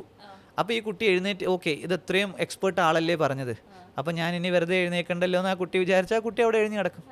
അതല്ല, ട്രൈ ചെയ്യണം. തിയറിയൊക്കെ എന്താണ്, ഓക്കെ ഫുള്ളായിട്ട് പറ്റില്ല, അവന് എത്തിപ്പോലും കുറച്ച് പറ്റും. അങ്ങനെ പറ്റി എന്ത് ചെയ്തു, സംഭവം അവസാനം ചെയ്തു എന്ന് പറയില്ലേ, കുറച്ച് പറ്റിയെന്ന് പറഞ്ഞാൽ അവസാനം എഴുന്നേറ്റിരുന്നു. ഇതുപോലെ തന്നെയാണ് ഓണ്ടർപ്രണർഷിപ്പും റെവല്യൂഷൻസ് ഒക്കെ. അല്ലാണ്ട് അതെ, എല്ലാം ഒരുമിച്ച് നടക്കുകയൊന്നുമില്ലെന്നേ, എല്ലാം ഒരുമിച്ച് നടക്കാനൊന്നും പോകുന്നില്ല. നമ്മളിപ്പോൾ എന്ത് ചെയ്തു, ആദ്യം നമ്മളിപ്പോൾ കേരളത്തിൽ 1064 ഗ്രാമങ്ങളിൽ മിനി IT പാർക്ക് ചെയ്യും എന്ന് പറഞ്ഞാൽ അതെങ്ങനെ നടക്കുമെന്ന് ചോദിക്കും. മനസ്സിലായില്ലേ? അപ്പം നമ്മൾ ഒരെണ്ണം ചെയ്ത് കാണിക്കും.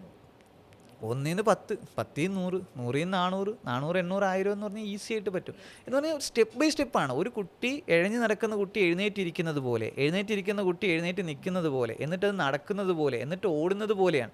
ആദ്യമേ കിടക്കുമ്പോഴേ ഓടുന്നതിനെ പറ്റി സംസാരിച്ചിട്ട് കാര്യമില്ല. ഓടും നമ്മളൊരു ദിവസം, പക്ഷേ അതിനൊരു പ്രോസസ്സുണ്ട്. ആ പ്രോസസ്സ് സ്റ്റെപ്പ് ബൈ സ്റ്റെപ്പായിട്ട് എത്തുമെന്ന് വിശ്വസിക്കണം. അതല്ലാതെ ആ എഴുന്നേറ്റ് ഇരിക്കാനുള്ള ഫസ്റ്റ് സ്റ്റെപ്പ് എടുക്കാത്ത ഒരാൾ എങ്ങനെ ഓടും?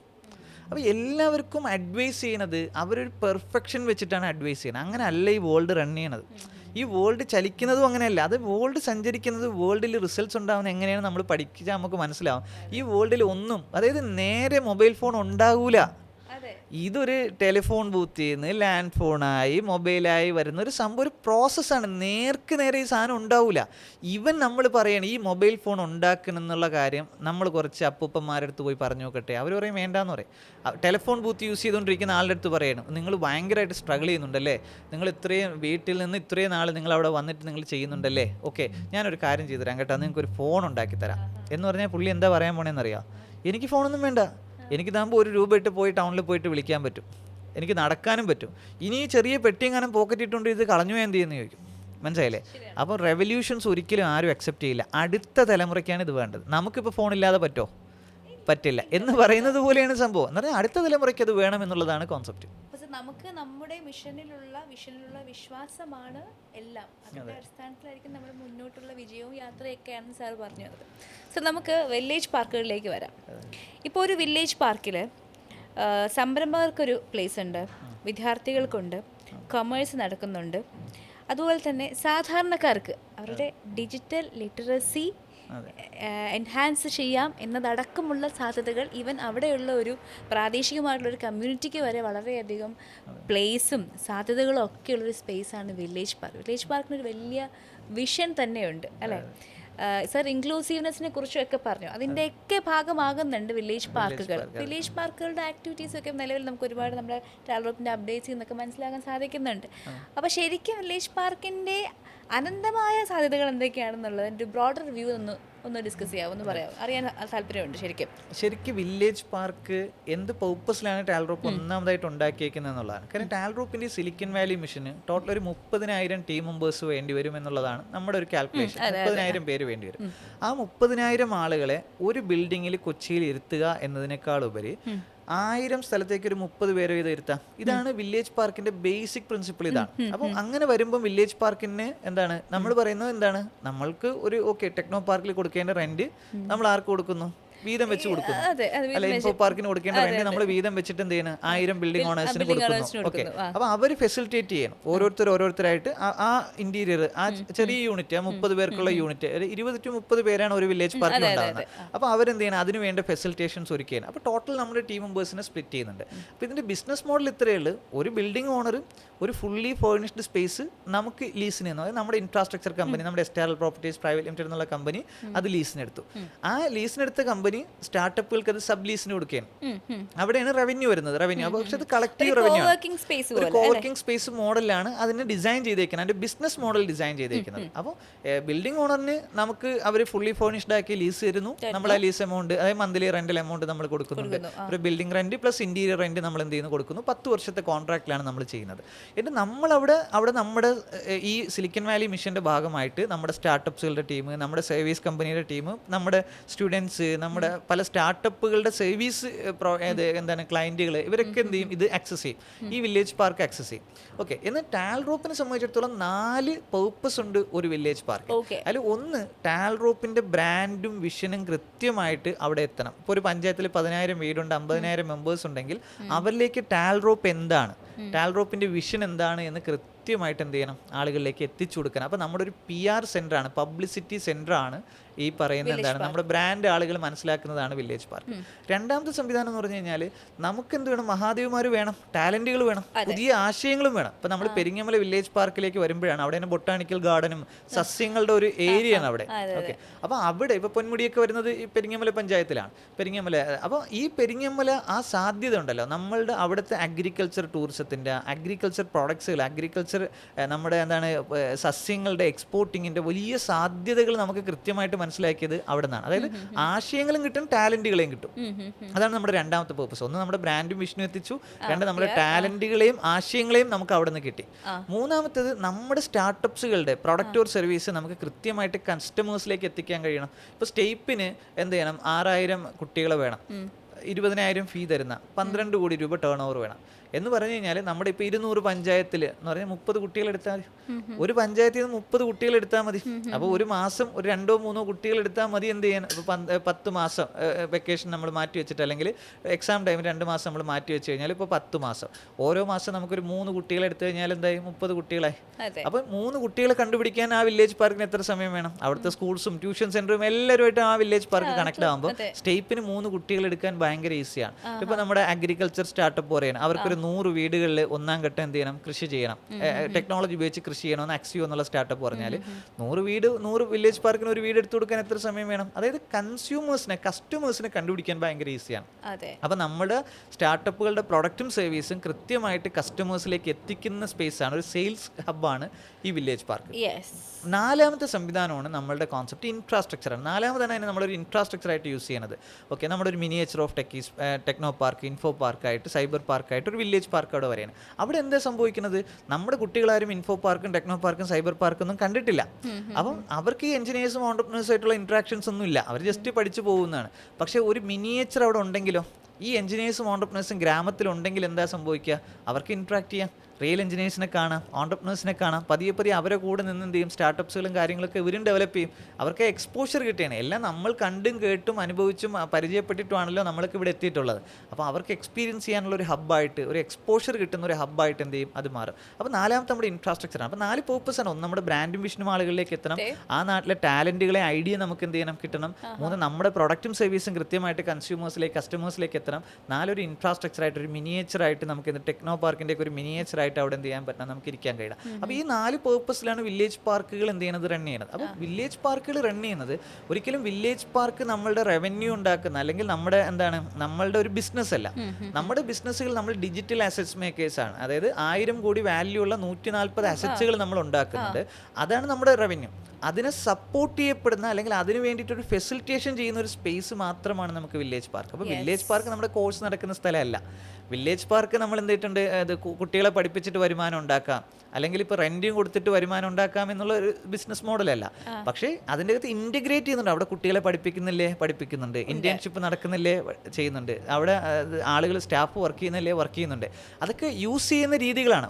ഒരു സംവിധാനത്തിന് നമുക്ക് മൾട്ടി പേർപ്പസിന് യൂസ് ചെയ്യാം എന്നുള്ളതുകൊണ്ടാണ്. അൾട്ടിമേറ്റ്ലി വില്ലേജ് പാർക്ക് എന്ന് പറഞ്ഞാൽ നമ്മുടെ കമ്മ്യൂണിറ്റി ഹബ്ബാണ്, നമ്മുടെ PR ഹബ്ബാണ്, നമ്മുടെ സെയിൽസ് ഹബ്ബാണ്, നമ്മുടെ ടാലന്റുകളെ കണ്ടെത്തുന്ന ഐഡിയാസിനെ കണ്ടെത്തുന്ന ഹബ്ബായിട്ട് മൾട്ടിപ്പിൾ പേർപ്പസിന് എന്ത് ചെയ്തിട്ടുണ്ട്, മൾട്ടി പേർപ്പസ്. നമ്മുടെ സ്റ്റാർട്ടപ്പ് ഹബ്ബാണത്, സ്റ്റാർട്ടപ്പുകൾ ഉണ്ടാക്കപ്പെടുന്ന സ്ഥലമാണത്, സ്റ്റാർട്ടപ്പുകൾ വിറ്റഴിക്കപ്പെടുന്ന സ്ഥലമാണത്, ഇൻവെസ്റ്റേഴ്സിനെ കണ്ടുപിടിക്കുന്ന സ്ഥലമാണ്. ഈ ഓരോ പഞ്ചായത്തിൽ അപ്പോൾ ഒരാൾ പറയണം നിങ്ങൾക്ക് അഗ്രികൾച്ചർ സ്റ്റാർട്ടപ്പ് ഉണ്ടോ, അതിൻ്റെ ഫണ്ടിങ് വരുമ്പോൾ പറയണം കേട്ടോ, ഞാൻ ഫണ്ട് ചെയ്യാം. അപ്പോൾ ഏഞ്ചൽ ഇൻവെസ്റ്റേഴ്സ് വരുന്ന സ്ഥലമാണ്. ഇൻവെസ്റ്റേഴ്സ് വരുന്ന എവിടെ നിന്നാണ്? കാര്യം ടാൽറോപ്പ് എന്നുള്ള ബ്രാൻഡ് അവർ അറിയണ്ടേ, ടാൽറോപ്പിന് ഇങ്ങനെ ഒരു അഗ്രികൾച്ചർ സ്റ്റാർട്ടപ്പ് ഉണ്ടെന്ന് അവർ അറിയണ്ടേ, അതിനകത്ത് ഏഞ്ചൽ ഇൻവെസ്റ്റ്മെന്റ്സ് ഓപ്പർച്യൂണിറ്റി ഉണ്ടെന്ന് അവർ അറിയണ്ടേ. ഇതൊക്കെ അറിയുന്ന സെന്റർ എവിടെ നിന്നാണ്?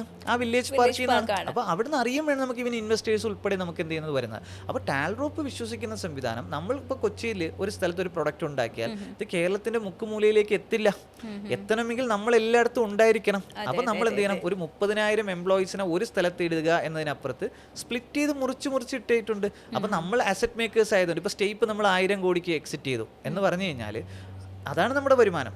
ആ ഡിജിറ്റൽ അസറ്റ് ഉണ്ടാക്കി അത് ട്രേഡ് ചെയ്യലാണ് നമ്മുടെ വരുമാനം. എന്നാൽ അതിൽ നിന്ന് നമുക്ക് റവന്യൂ കിട്ടുന്നുണ്ട്. ഓക്കെ, പക്ഷേ ഇതൊന്നും വില്ലേജ് പാർക്കിൽ നിന്നല്ല. വില്ലേജ് പാർക്കിൽ ഒരു മീഡിയം ആയിട്ട് നമ്മൾ യൂസ് ചെയ്യുന്നുണ്ട്. പക്ഷേ വില്ലേജ് പാർക്കിൽ നിന്ന് തന്നെ കുട്ടി വരണമെന്ന് നിർബന്ധമൊന്നുമില്ലല്ലോ.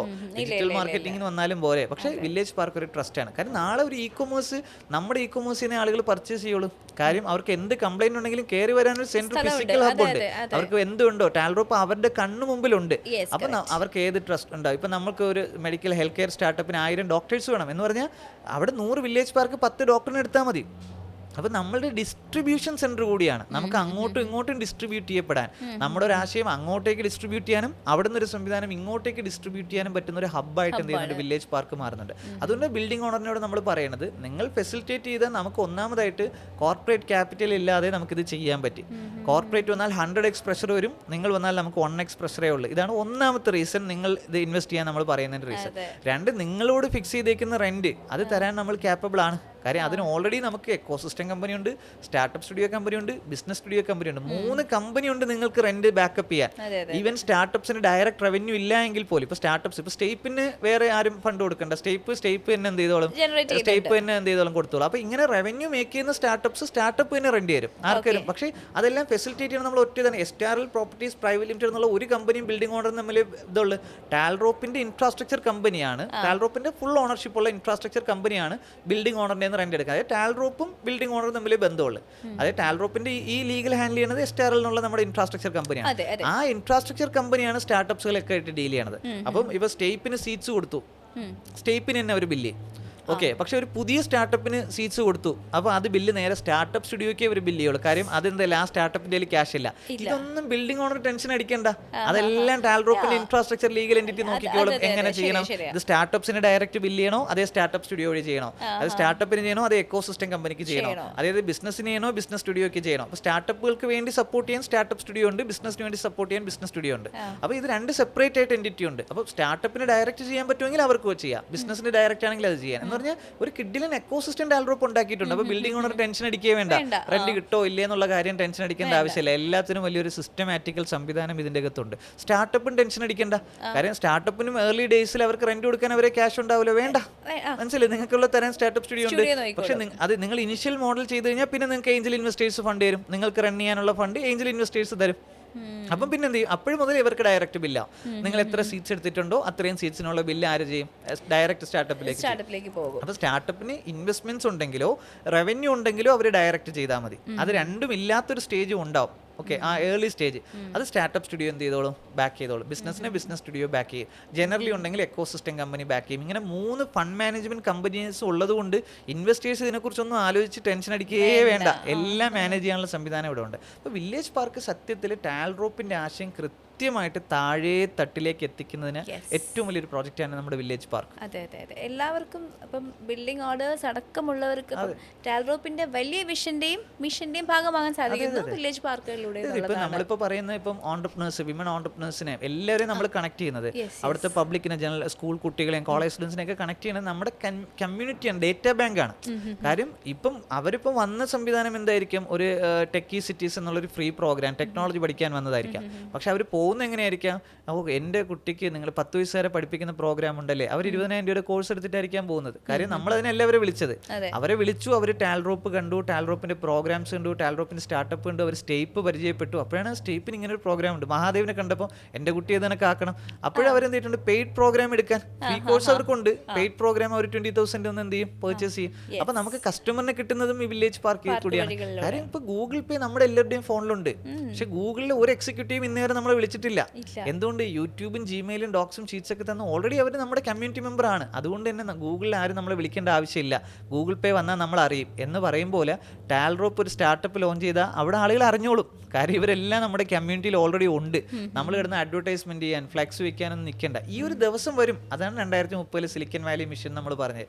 എന്ന് പറഞ്ഞാൽ കേരളത്തിൽ ഏതൊരു സ്റ്റാർട്ടപ്പ് ഉണ്ടായാലും അത് ആദ്യം കേരളം മുഴുവൻ എത്തും, പിന്നെ അത് ഇന്ത്യ മുഴുവൻ എത്തും, പിന്നെ അത് ലോകം മുഴുവൻ എത്തും. അവിടെയാണ് നമ്മൾ പറയുന്നത് ഒന്നാം കിട പൗരബോധത്തിൽ നമ്മൾ ജീവിക്കുമെന്ന് പറയുന്നത്. അവിടെയാണ് നമ്മൾ ഗ്ലോബൽ എക്കോണമിയുടെ പാർട്ടാവുമെന്ന് പറഞ്ഞത്. അവിടെയാണ് നമ്മൾ എന്ത് ചെയ്തിട്ടുണ്ട്, ആഗോള സ്റ്റാർട്ടപ്പുകൾ, ആഗോള സംരംഭങ്ങൾ ഉണ്ടാക്കുമെന്ന് പറഞ്ഞാൽ. അവിടെയാണ് ഗൂഗിളും മൈക്രോസോഫ്റ്റും മെറ്റയും ടെസ്ലയും ഉണ്ടാക്കും നമ്മൾ പറയുന്ന സംവിധാനം. അതിൻ്റെ ഒരു പ്രോസസ്സിൽ 2015 മുതൽ ഇതുവരെ ഒരേപോലെ നമ്മൾ വിശ്വസിച്ച് നിൽക്കുന്നുണ്ട്. അത് ഒരു ദിവസം സംഭവിക്കുക തന്നെ ചെയ്യും. അതെ, അത് 2030 തന്നെ സംഭവിക്കുകയും ചെയ്യും. അപ്പോൾ സാർ, നമ്മളപ്പോൾ ഒത്തിരി സംസാരിച്ചു, ഒരുപാട് കാര്യങ്ങൾ ഇങ്ങനെ ഡിസ്കസ് ചെയ്ത് പോയി. ശരിയും ഇനിയും ഒത്തിരി കാര്യങ്ങൾ ഡിസ്കസ് ചെയ്യാനുണ്ട് എന്നുള്ളതാണ് ഇതിലൊരു പ്രധാനപ്പെട്ട വിഷയം. എനിക്കിപ്പോൾ വുമൻ എംപവർമെന്റിനെ പറ്റിയും ലൈഫ് എമ്മയെ പറ്റിയും പിന്നെ പിങ്ക് ഓർഡേഴ്സിനെ പറ്റിയൊക്കെ എനിക്ക് ചോദിക്കാനുണ്ട്. അപ്പോൾ ആ ഡിസ്കഷൻസ് ഒക്കെ നമുക്ക് എന്നാൽ പിന്നെ അടുത്ത ഒരു എപ്പിസോഡിലേക്ക് മാറ്റിവെക്കാം. Thank you so much for giving us a very detailed explanation about our family.